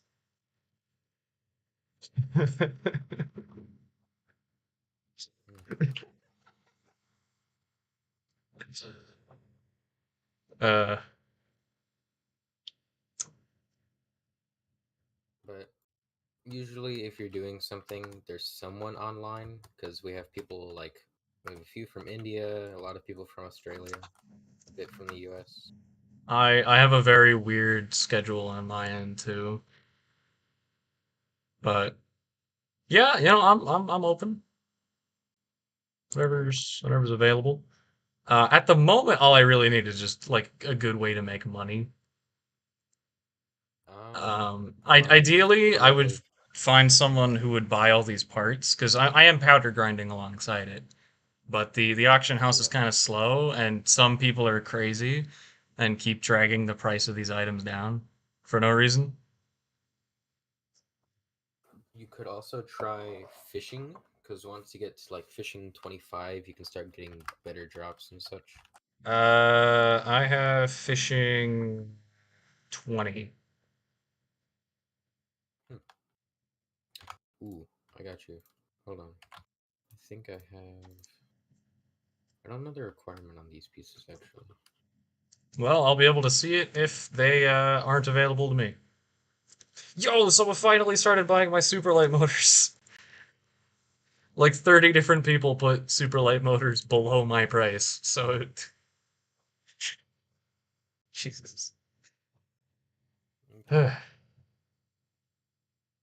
So, how much purse money do you have? Because I technically do have some pieces that would boost your fishing XP. So I have let me just cash out the bazaar really quick. I have 8,743,000. And I can dump the bazaar buy orders to get another 30 million. Another how many mil? 30. So I'd have 38 total. Maybe 39 if the 100,000s work out. Okay. Let me. Do I have any fishing gear already? No, I only have a prismarine rod. Well, the rod would be a lava fishing one because that gives the most XP at least. Like I Alright. have, I think 12 mil overflow fishing XP because of it. Is it worth using the ammonite pet that I got, or should I Yes, be it using? is better than flying fish. Well, I have reindeer and ammonite for fishing. Reindeer's only good on the snow island. Oh, on Jerry? Okay. Mm. Oh, but infused only works on Jerry as well. Yeah, okay, that makes sense. Do I have any other Look at the fishing set and pets? see if the requirements are low enough. One second, let me look. I'm looking to see if I have any other fishing pets. No, it's just those two. Okay.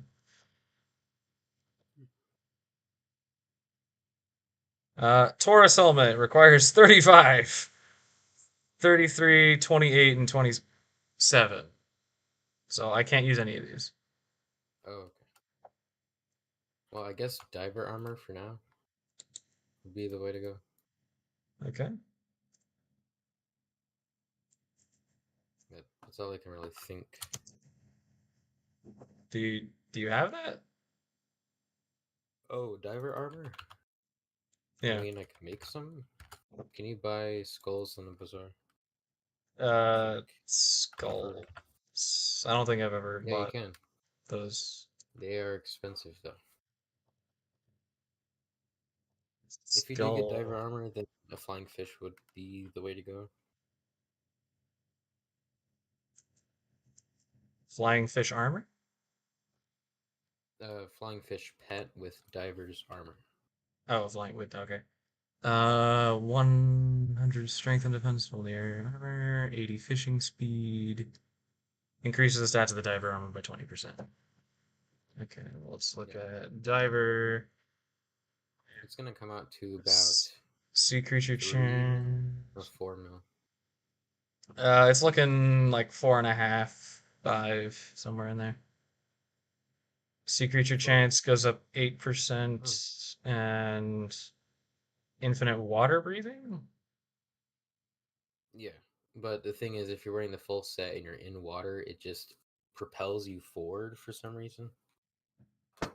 I wouldn't recommend it for that reason, but whenever Jerry gets elected, Fishing Festival happens again, the shark armor will be a lot cheaper. Shark. If you can get a That high requires fishing fishing 24. Yeah. Yeah. So you can use diver for the first few XP, and then by the time that Jerry comes out, it will give you an XP boost as well. Well, I mean, looking at it's whenever only that fishing 8% sea festival- creature chance, isn't it?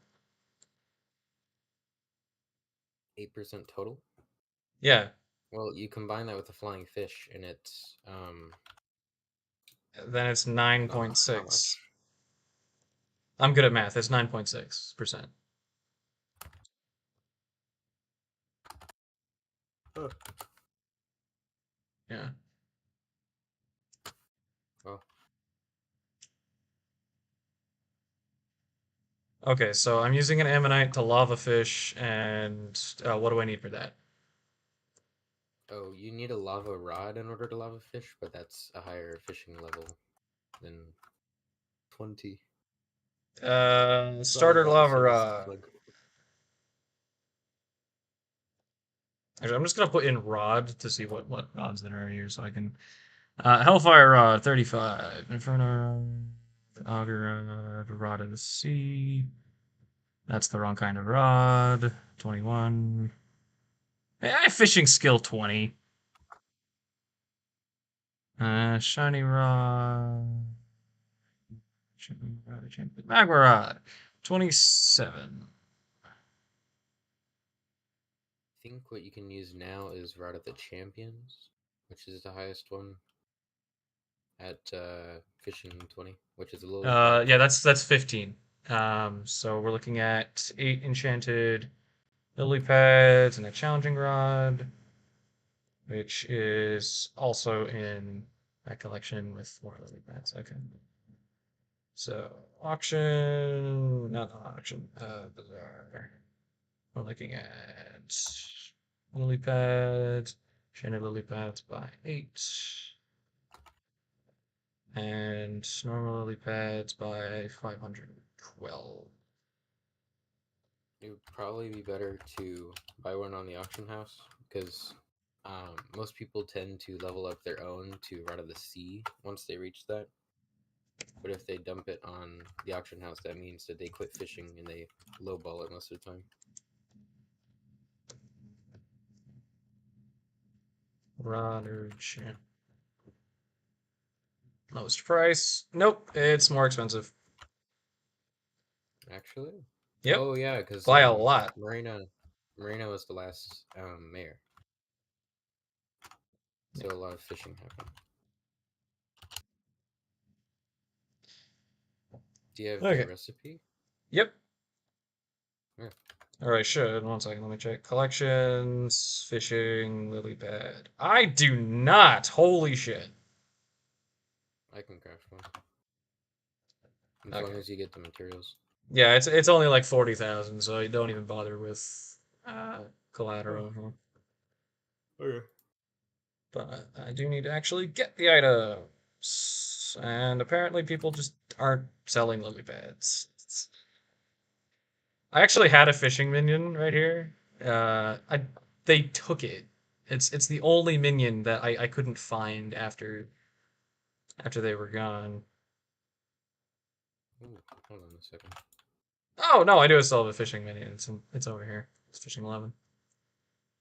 Maybe I took it down right before I got hacked and I just forgot. I don't know. I did the strategy of putting them down and then playing a different game for like a month or two, coming back and then maxing out all my collections. So I did that for a few. For instance, my acacia, birch, and jungle wood collections were all minions. Oh. I'm I relying too much on waiting for the updates, like garden update. I'm just waiting for that. garden update.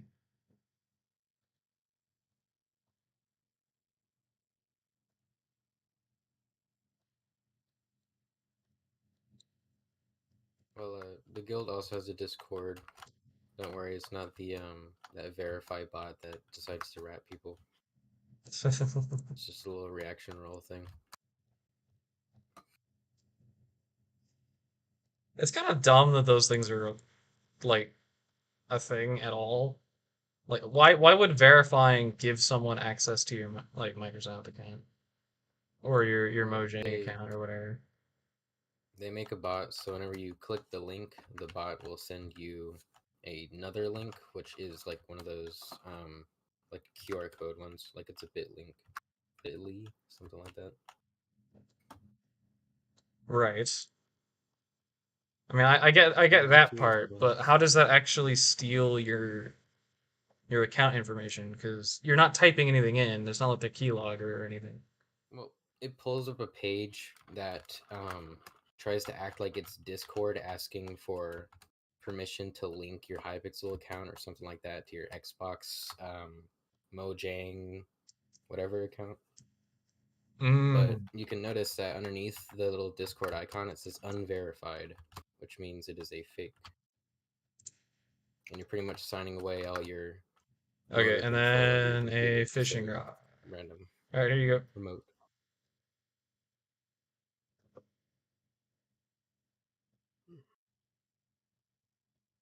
Blue or 5.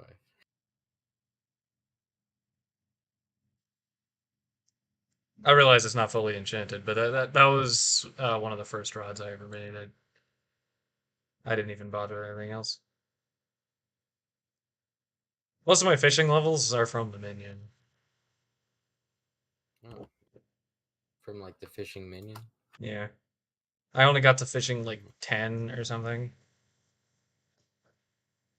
I was doing it for the Prismarine collection, weirdly enough, but here we are.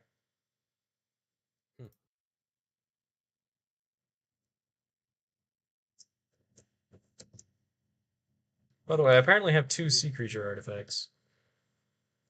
Need more XP. I was trying to put the enchants on it. You can do that from Splash here? bottles on this island. Yeah, it's a booster cookie. I didn't know you could do that. They took my Titanics, so I don't. Gotcha. Well, I'll just give the rod back.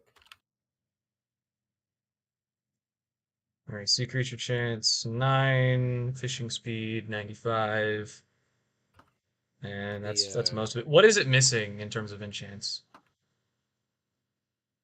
I need to see mine for that. I know they added Okay, Piscary, but I so it's checked that on missing there already. blessing, caster, frail, impaling, uh, magnet, and spiked hook. Are there any enchantment conflicts for a fishing rod? No, only the combat ones. Like Right. Phantom Rod. Well, I'd probably be fighting it with the axe anyway. The tier 6 ones that come from gifts are a lot cheaper on the bazaar. The tier The 6 problem what? is they cost. Yeah, there's tier 6 enchants. Oh, right. That you get from the Jerry Island gifts. I mean, I'm seeing a lot of them that are cheap, and then you look at like Cubism 6, and it's like, yeah, we're charging you 53 million. Well, that's because you can't get it from a gift. You can only get that from the enchantment table, experimentation table thing. Right. I've never gotten a tier 6 from that thing, ever. Like I've gotten a ton of tier 5s, but never a tier 6. It's always just been a shitload of XP. I've seen a protection 6 and then not matched it. Well, that's the thing. I've seen it. Well, I've seen half of it, but I've never seen the whole thing. Yeah. Speaking of, I still need to do today's experimentation. I'm gonna buy a Titanic. Before I do that, let's get blessing. Is there anything that costs 49 levels? Because I'm inconveniently at level 49. Oh wait, before you do that, hold on a second. Put this on. Everything's 50. Guardian pet? Yeah. Oh, for the enchanting wisdom. Yeah. All right. I assume you want it back. Well, yes. I am enchanting 60, but you can use it to level up like other pets. Okay. With XP share. Well, I have my grandma wolf on an EXP share right now. Oh yeah, I did that too. Okay. Because they never tend to use it as a combat pet. Yeah. I've literally never had it equipped. It's always been like in the background. And having it level up that way is very convenient. It's probably not the most efficient use of one, because they're kind of expensive, but who cares? By the way, Something I this think is funny. The Kudra pet changed where you get it from the collection and stuff. You can level it up that way. Right. But that just ended up giving me a second Kudra pet. So now I just have another one sitting in my ender chest. Kudra pets. You're only supposed to have one, and it progresses as you work on your collection for the boss. But I ended up getting two because I was already leveling up one, and then the update came out and just gave me a second one. Can you are they co-op soulbound? Yeah. Like all I can do is frame it on my island or something, a little display case. I assume you could join a co-op and give it to somebody. I could. I could just have one with a skin and then one without. It's not really a point two though, because it's already hard to level it up. You can only level it on the Crimson Isle. Oh, that's inconvenient. By the way, I don't know how, but I have a level 1 Kudra minion.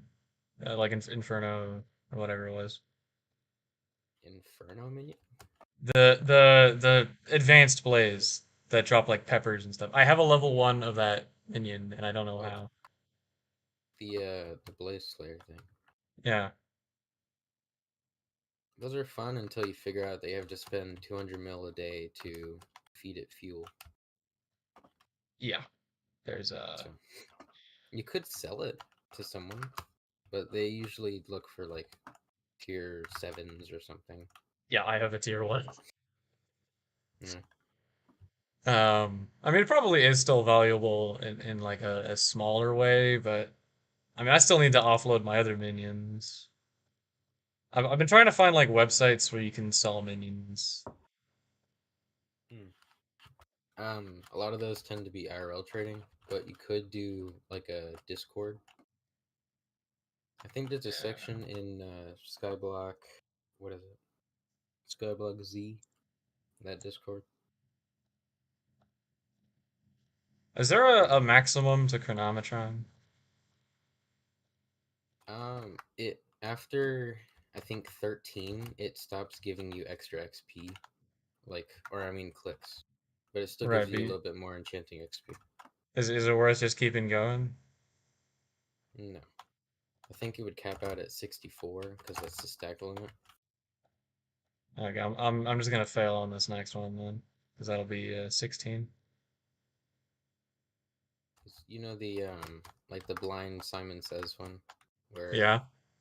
you click them and they disappear and you gotta click them again. Yeah. If you continue doing that until the full screen is full, I don't think it gives you anything but an extra enchanting XP and then reports you. So I have a solver courtesy of Badline, which makes it hilariously easy, but I have successfully gotten to 11 without a solver. Oh, okay. I've done Simon Says to 25 without a solver, but I have not done um the invisible numbers one. It reminds me of that like ape one. They had the monkey doing that. I mean, the Simon Says one, I'm pretty sure I've gotten into the 20s too. Like, that one's at least practical to get really far in, especially when sometimes it just says like, "Hey, press blue 4 times." Mm. But like getting a full screen on the Ultra Sequencer, not a chance. And Not then a ch- the timer. I don't The actually timer think I to make it swapped so to the it's not Guardian pet. possible. I may. I'm still doing the Ultra Sequencer, but I don't think I swapped to the Guardian pet. I mean, as long as you do it for the The final thing, yeah, whenever you get like the main 600k thing. XP. Yeah. Yep. The mini games only give you like 64k or something. Yeah. Put it on my chicken. Actually, wait, what do I have summoned right now? Something with a T. But that's probably just your name. I have pets turned off. Oh. Nope, it's a chicken. It's level 66 though, so you should be able to level it a little bit as well. Okay, I'm gonna stop the Ultra Sequencer here because I got 14. Yeah, I got the 3 clicks. All right. Yeah, my chicken level up to 67, boys. I think it skipped a level. All right, where's this Guardian? There we go. Ow! Why did that hurt me? Okay. Oh boy, looting 3. I can't wait to get that. On a stranded profile, that'd be crazy.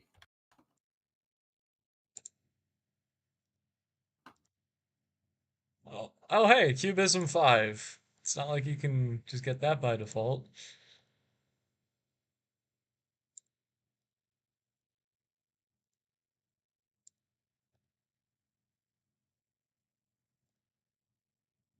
Yo, extra clicks. That got me an extra 127,000 XP. You might All want to right. match up another warp before you run out of clicks. For lifesteal?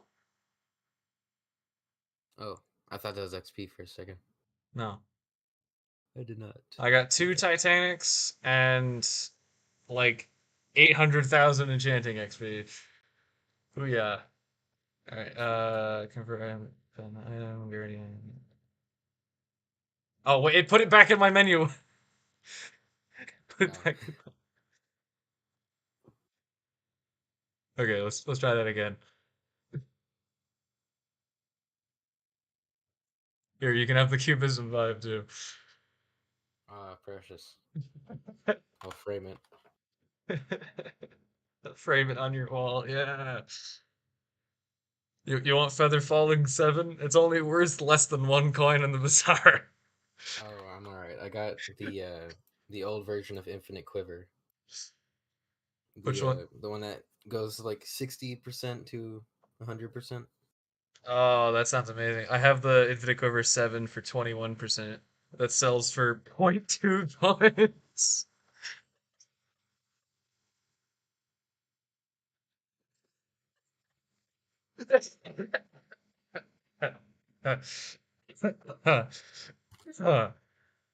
Okay then. Yeah, that's valuable. Why are they so low? I'm looking at these the enchantment books. Oh, see if you can find Dragon Claws, because I think they went down to like 2,000 a while Oh, back. Oh yeah, no, 6,000. Look at that. Fabled is Yeah. nothing because Livid Dagger nerf. I lost my livid dagger. They're I could actually just buy a livid dagger right now. I have enough for that, but how dangerous are the things I'm summoning with this rod? I've only ever fought like a squid and that weird witch thing, so I don't know how prepared I need to be. Well, do you have a mage weapon? I do not. If you get an Aurora staff, I have a they sword of have bad no health, knockback. apparently. That's stronger than my axe. Oh. Well. Some guy made a video on it, so it might be expensive now, actually. It says 4,000. Sword of bad. For bad health? Oh, I was looking at Sword of Revelations. No. I mean, this is a decent sword for how easy it was to get. It's from Wither Spectres, right? I believe it was, yeah. Yeah.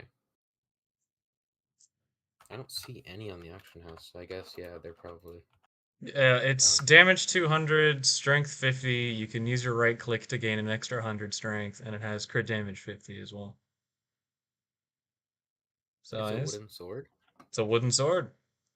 So you could can put use the wood singularity, yeah. Yeah. How much does that cost? Not too bad. Is that an auction thing? It's 5 mil. Never mind. What? Too many wooden swords. That thing's craftable though, isn't it? It's just a shitload of wood. Yes. One second. I gotta see if I messed up the recipe in my head, because that sounds extreme. You could try looking at it in your item search thing. For some reason, that doesn't show it. It doesn't show anything purchased or anything made with a forge. So. Yeah. Okay, so looking at it, it costs 4.75 million coins in bizarre value. 4.75? Yeah. Also, apparently, you can make a cloak that gives you 200 health, 5 strength, magic find, and foraging wisdom. A cloak. Yeah, Annihilation Oh, Cloak. 5 strength, foraging 200 wisdom. health, 2 magic find, 2 foraging wisdom, and 1% health every 2 seconds. But you need Blaze Slayer, so Kidra. Oh, yeah. That's their way of hinting at the foraging update that's not going to come out for a few months, actually. I mean, please update it. I still have my tree capitator. And I would like to be able to use it effectively. Like, I have a monkey pet in here. And, like, that's the best I can do, really. I have an epic level 59 Ocelot pet. Wait, did they sell my monkey pet? No, they sold my monkey pet. Those assholes.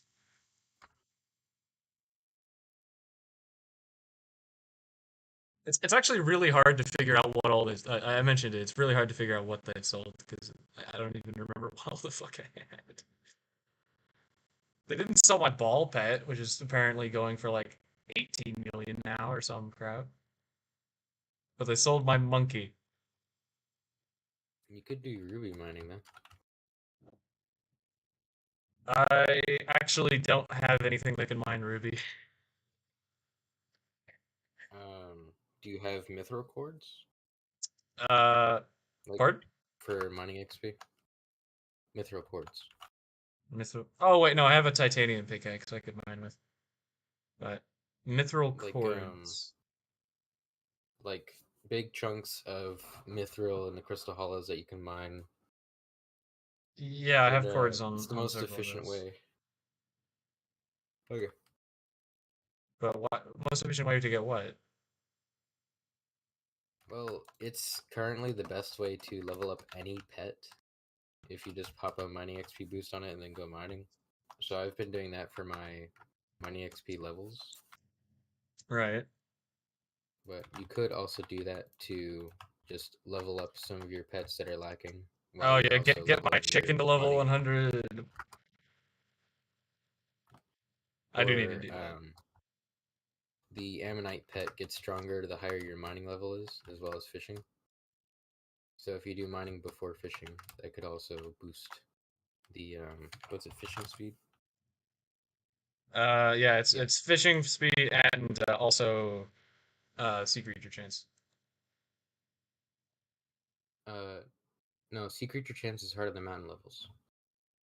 It's fishing speed, and defense.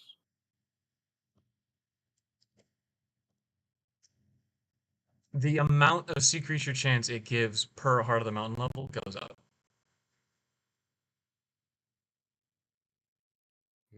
It goes from 0.01 per level to 1 per level. Oh, well, yeah. Okay. So that's an extra, for me, it's an extra 6. So it turns into 18%.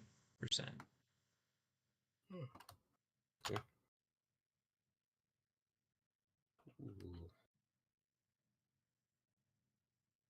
Okay. Yeah, that's what we're doing. Let me clear some stuff from the bazaar so I can buy a gemstone gauntlet.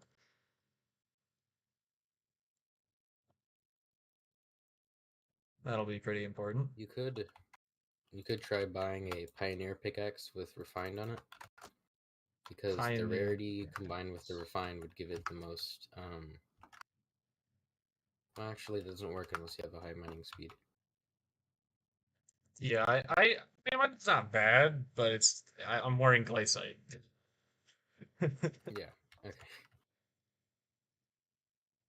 I guess you can just refine it, and then it should give a pretty high, but might as well put compact on it to make it even higher. I mean, I'm pretty sure a lot of these already have compact on it. Like the like when they sold mine, it had to have had compact on it. So like, I doubt that's unique.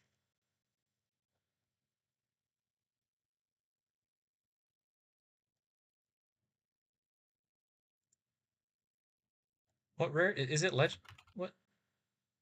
It is legendary by default.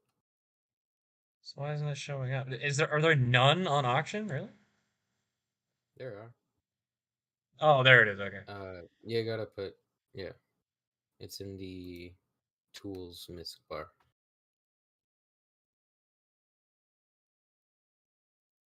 Try doing gemstone gauntlet. It would. No, I'm seeing a bunch of them. I'm trying to find ones that have stuff I actually want. Well, you're looking at glowstone gauntlets right now. No, I'm looking at gemstone gauntlets. You're looking at the wrong thing. Oh, stream lag. This guy enchanted it like a weapon. I mean, I kind of did that too, but we're not going to talk about that. I'm looking for. Oh, there we go. Yeah, compact, efficiency 5, auspicious, and that's. I actually can't see the price. 22 million. No, no, I'll just You're get gonna mine. want. Yeah, you're gonna want. Actually, I can craft one. Is it cheaper to craft? Most likely. Well, it's people actually made money by crafting it and then selling it back on the auction house. Okay, so we're looking at lowest of 14,400,000. We're looking at flawless ruby gemstone times 8 and 16 enchanted blocks of gold. Yeah, we look ruby gemstone should be a lot cheaper. Ruby gemstone flawless. We're looking at 1.49 million. So that is cheaper for sure. Buy those, and then Bazaar. We're looking at. I said 32 enchanted points. 32 what? Gold? 16 enchanted gold blocks. 16. 16. That's okay. So yeah, we're looking at approximately 13 million, 13.5 million for the craft. Yeah. And then for the reforged stone, it's only going to be another 1 mil, so that's like 14.5. Normally I ran the refined one. Is that not? Yeah, refined amber gives you the most gives you mining wisdom. Yeah. Which is if you're mithril mining, you'd need it. And the compact will level Well, up while you're mining. which one grants auspicious? Because I saw that and it said like plus 8%. Something. That's just mining fortune, which I don't get why people would put that for a gauntlet. Because the gauntlet's mainly just mining speed. Oh man, I need to put To this each their blessed own. fruit on my hoe.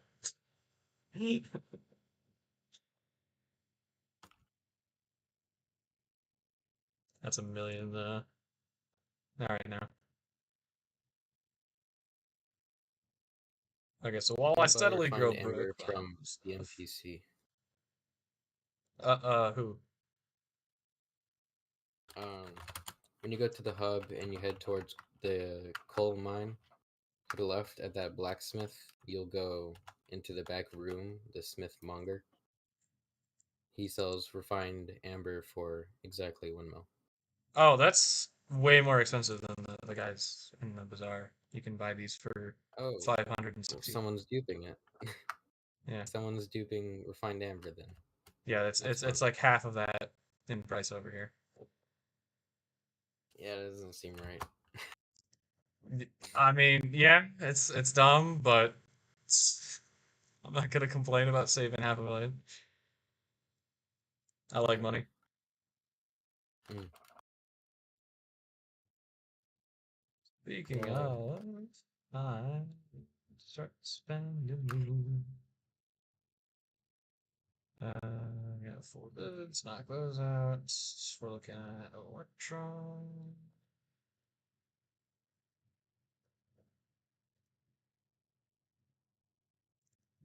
So are you gonna buy the gauntlet or no? I'm buying the materials for it. I have it in place, but it's taking its sweet time on coming through. Oh, like buy orders? Yeah. Do you think I should buy it directly? Because that raises the price considerably, and it might not actually be a discount. Well, the thing is, people that are ruby mining, they sell to NPC and not the bazaar. Especially whenever it comes to flawless. I thought you But couldn't sell because flawless to NPC. you can't. That's why everyone makes it fine and then they sell it to the NPC. Okay. Which means less people are making flawless, and that would show up less in the bazaar. Right. Because they lose about like a third of their money when they sell the bazaar. How many ruby gemstones do I have? Not nearly enough. Yeah, I only have 7,400 in here. Most of mine's sapphire. I have 104,000 of that.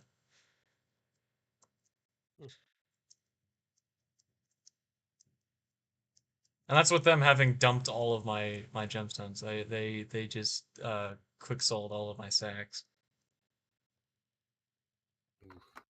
Yeah. That's a lot of lost money. Some of those things you can get like huge on buy orders and sell orders. Like I don't even know like how they got rid of some of my stuff as fast as they did either. I'm pretty sure the only reason that I still had a vampire mask is they couldn't sell it in time.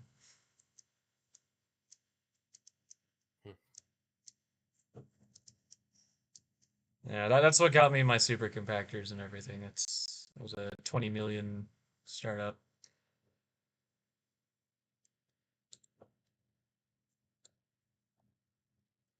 Oh, I'm actually a high enough social that I can use showcase block. Okay, I have the gold. I'm gonna reset the flawless ruby purchase because I only got one of those. Okay. Flawless ruby by 7. How much is compact selling for right now? So what?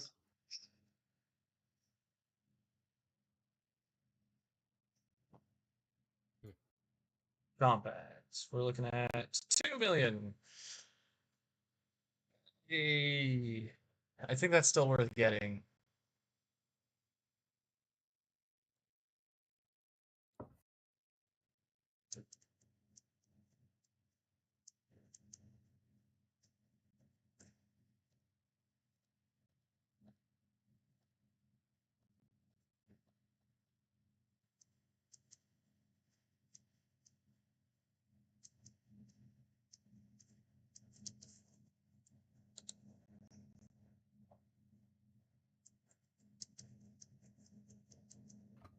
Oh, you could buy or at least invest in rabbit hats before the new skins come out. Rabbit what? Rabbit hats. They're only Rabbit in the hats. bidding auctions, but after you get a few and the new rabbit hat skin comes out, and Okay, I was have it I have the rubies 13 and gold. Okay, you can visit me. Oh, visit you. Okay. Slash. I'll be honest, I completely forgot your name. Slash P list. You're not in my party. God damn it. Derpzilla. Same as Discord. Slash visit.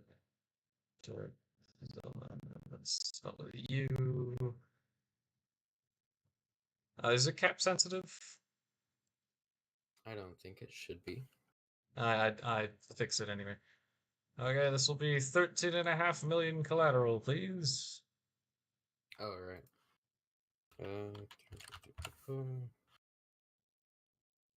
Cool beans. Cool beans. Here we go.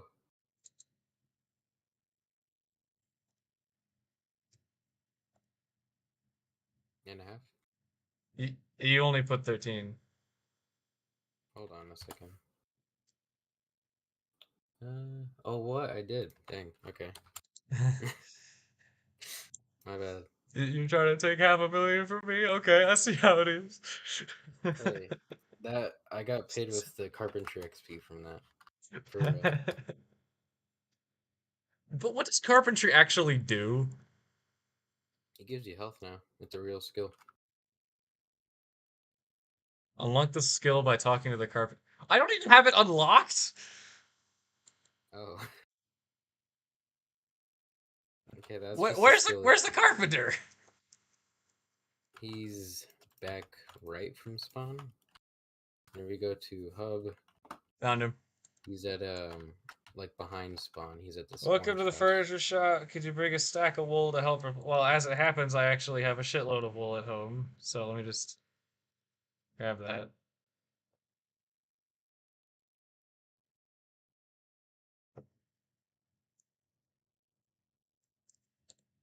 Oh man, it is late. Carpentry passion always loves to Everyone's teach sleeping. others. Here's the recipe for the carpentry table. You can gain carpentry XP by crafting items. Level up your carpentry skill. Unlocks new furniture. Okay, so 2 crafting tables, a bunch of wood, and some sticks. Cool. Yeah, I gotta log off for the night. I Okay. am not waking up early enough for this. I appreciate it. Alright. I subbed. I'll show up probably next time you stream. But yeah, let me know if you need any help. We do have a guild Discord. So feel free to chat on it. Alright. /P Discord.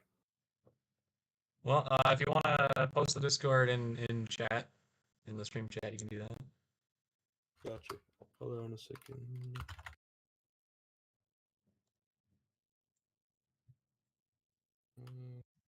Now it'll be a permanent part of the record. Set it to only be one use, please, so that we don't have like a million people using it.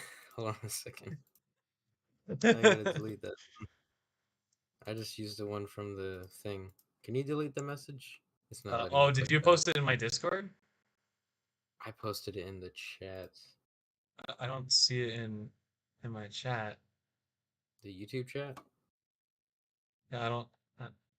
Is it in YouTube? Because it's not showing up on OBS or on speech chat, where all your other messages did. Maybe it's I not have. letting me delete it either. I might have links muted, so it's not even a message. Oh, okay.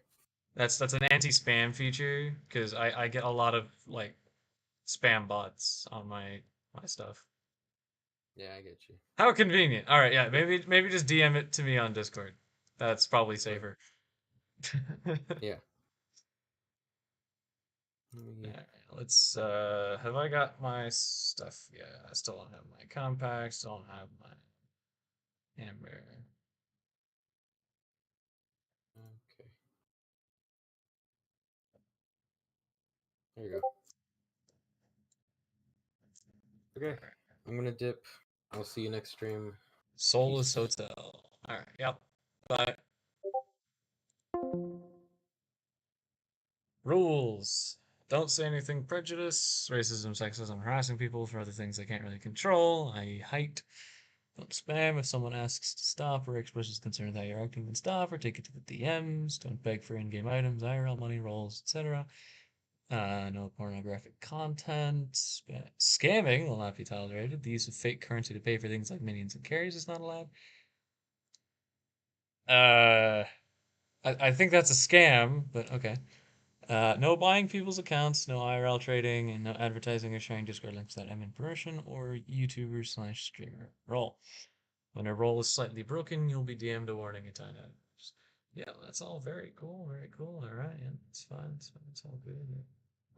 To verify, yeah, just click that right there. Yeah, I got that reaction rolls. Let's go.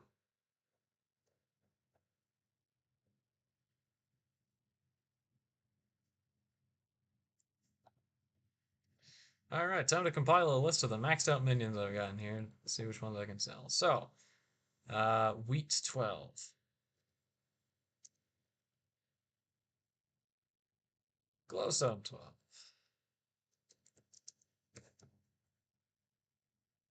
Quartz 12.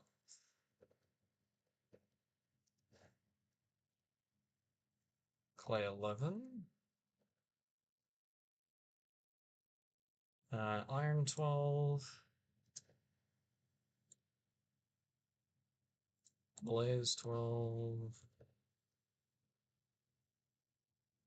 Zombie 11. Dark Oak 11. Jungle 11. Oak 11. Acacia 11. Birch 11. Okay, so skip the woods. Skeleton 11. Did I put spruce in there? I did not put spruce. Spruce 11. Slime 11. Mushroom 12. Creeper 11. Actually, I'll separate the 12s from the 11s. Mushroom 12. Creeper 11. Move the clay 11 over here. Fishing 11. Spider 11.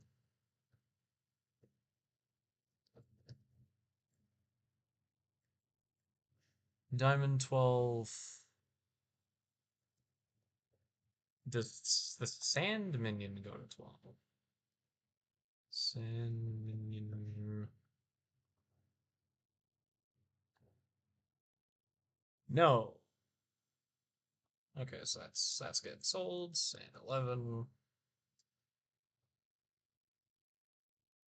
Did I put diamond in there already? Yes. Okay, so oak's already in there. Obsidian definitely goes up to 12. That's not supposed to be in there. Birch, gold 12. Coal 12.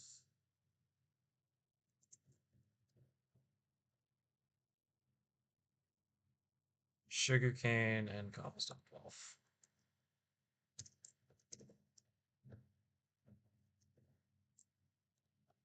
And then I have the redstone minions in here. So redstone 11, redstone 11, redstone 9, redstone 12. So we have 3 redstone. Okay, so redstone 12.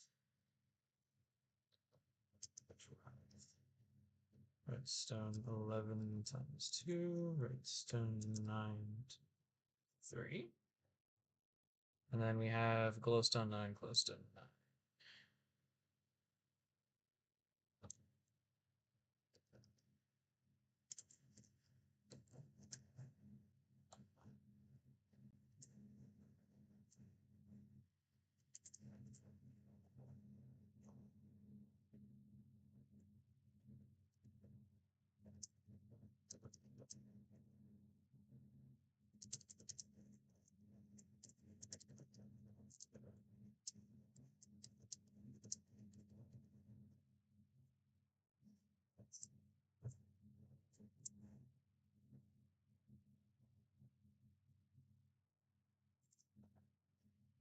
Okay. So I can't sell the Hearthstone minion. I still need the snow minion. I still need the ice minion, which is over here. Am I selling the Inferno 1 minion? I think I might as well keep it for now, at the very least. Still need to level that up, yeah, cool. Yeah, and stone, yeah. King spider, pumpkin, rabbit. Nice, mithril, and obsidian. I think I'll leave the snow minion there.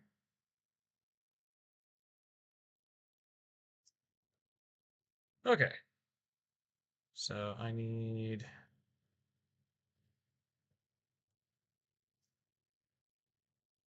to buy a lot of these. How much mithril do I need for the infusion?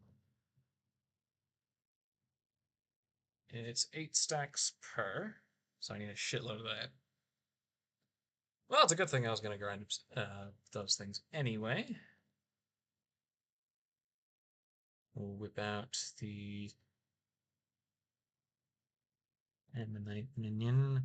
We'll go grind that with you once I have these goddamn books. Compact. Buy one. And let's check. Am I the top order?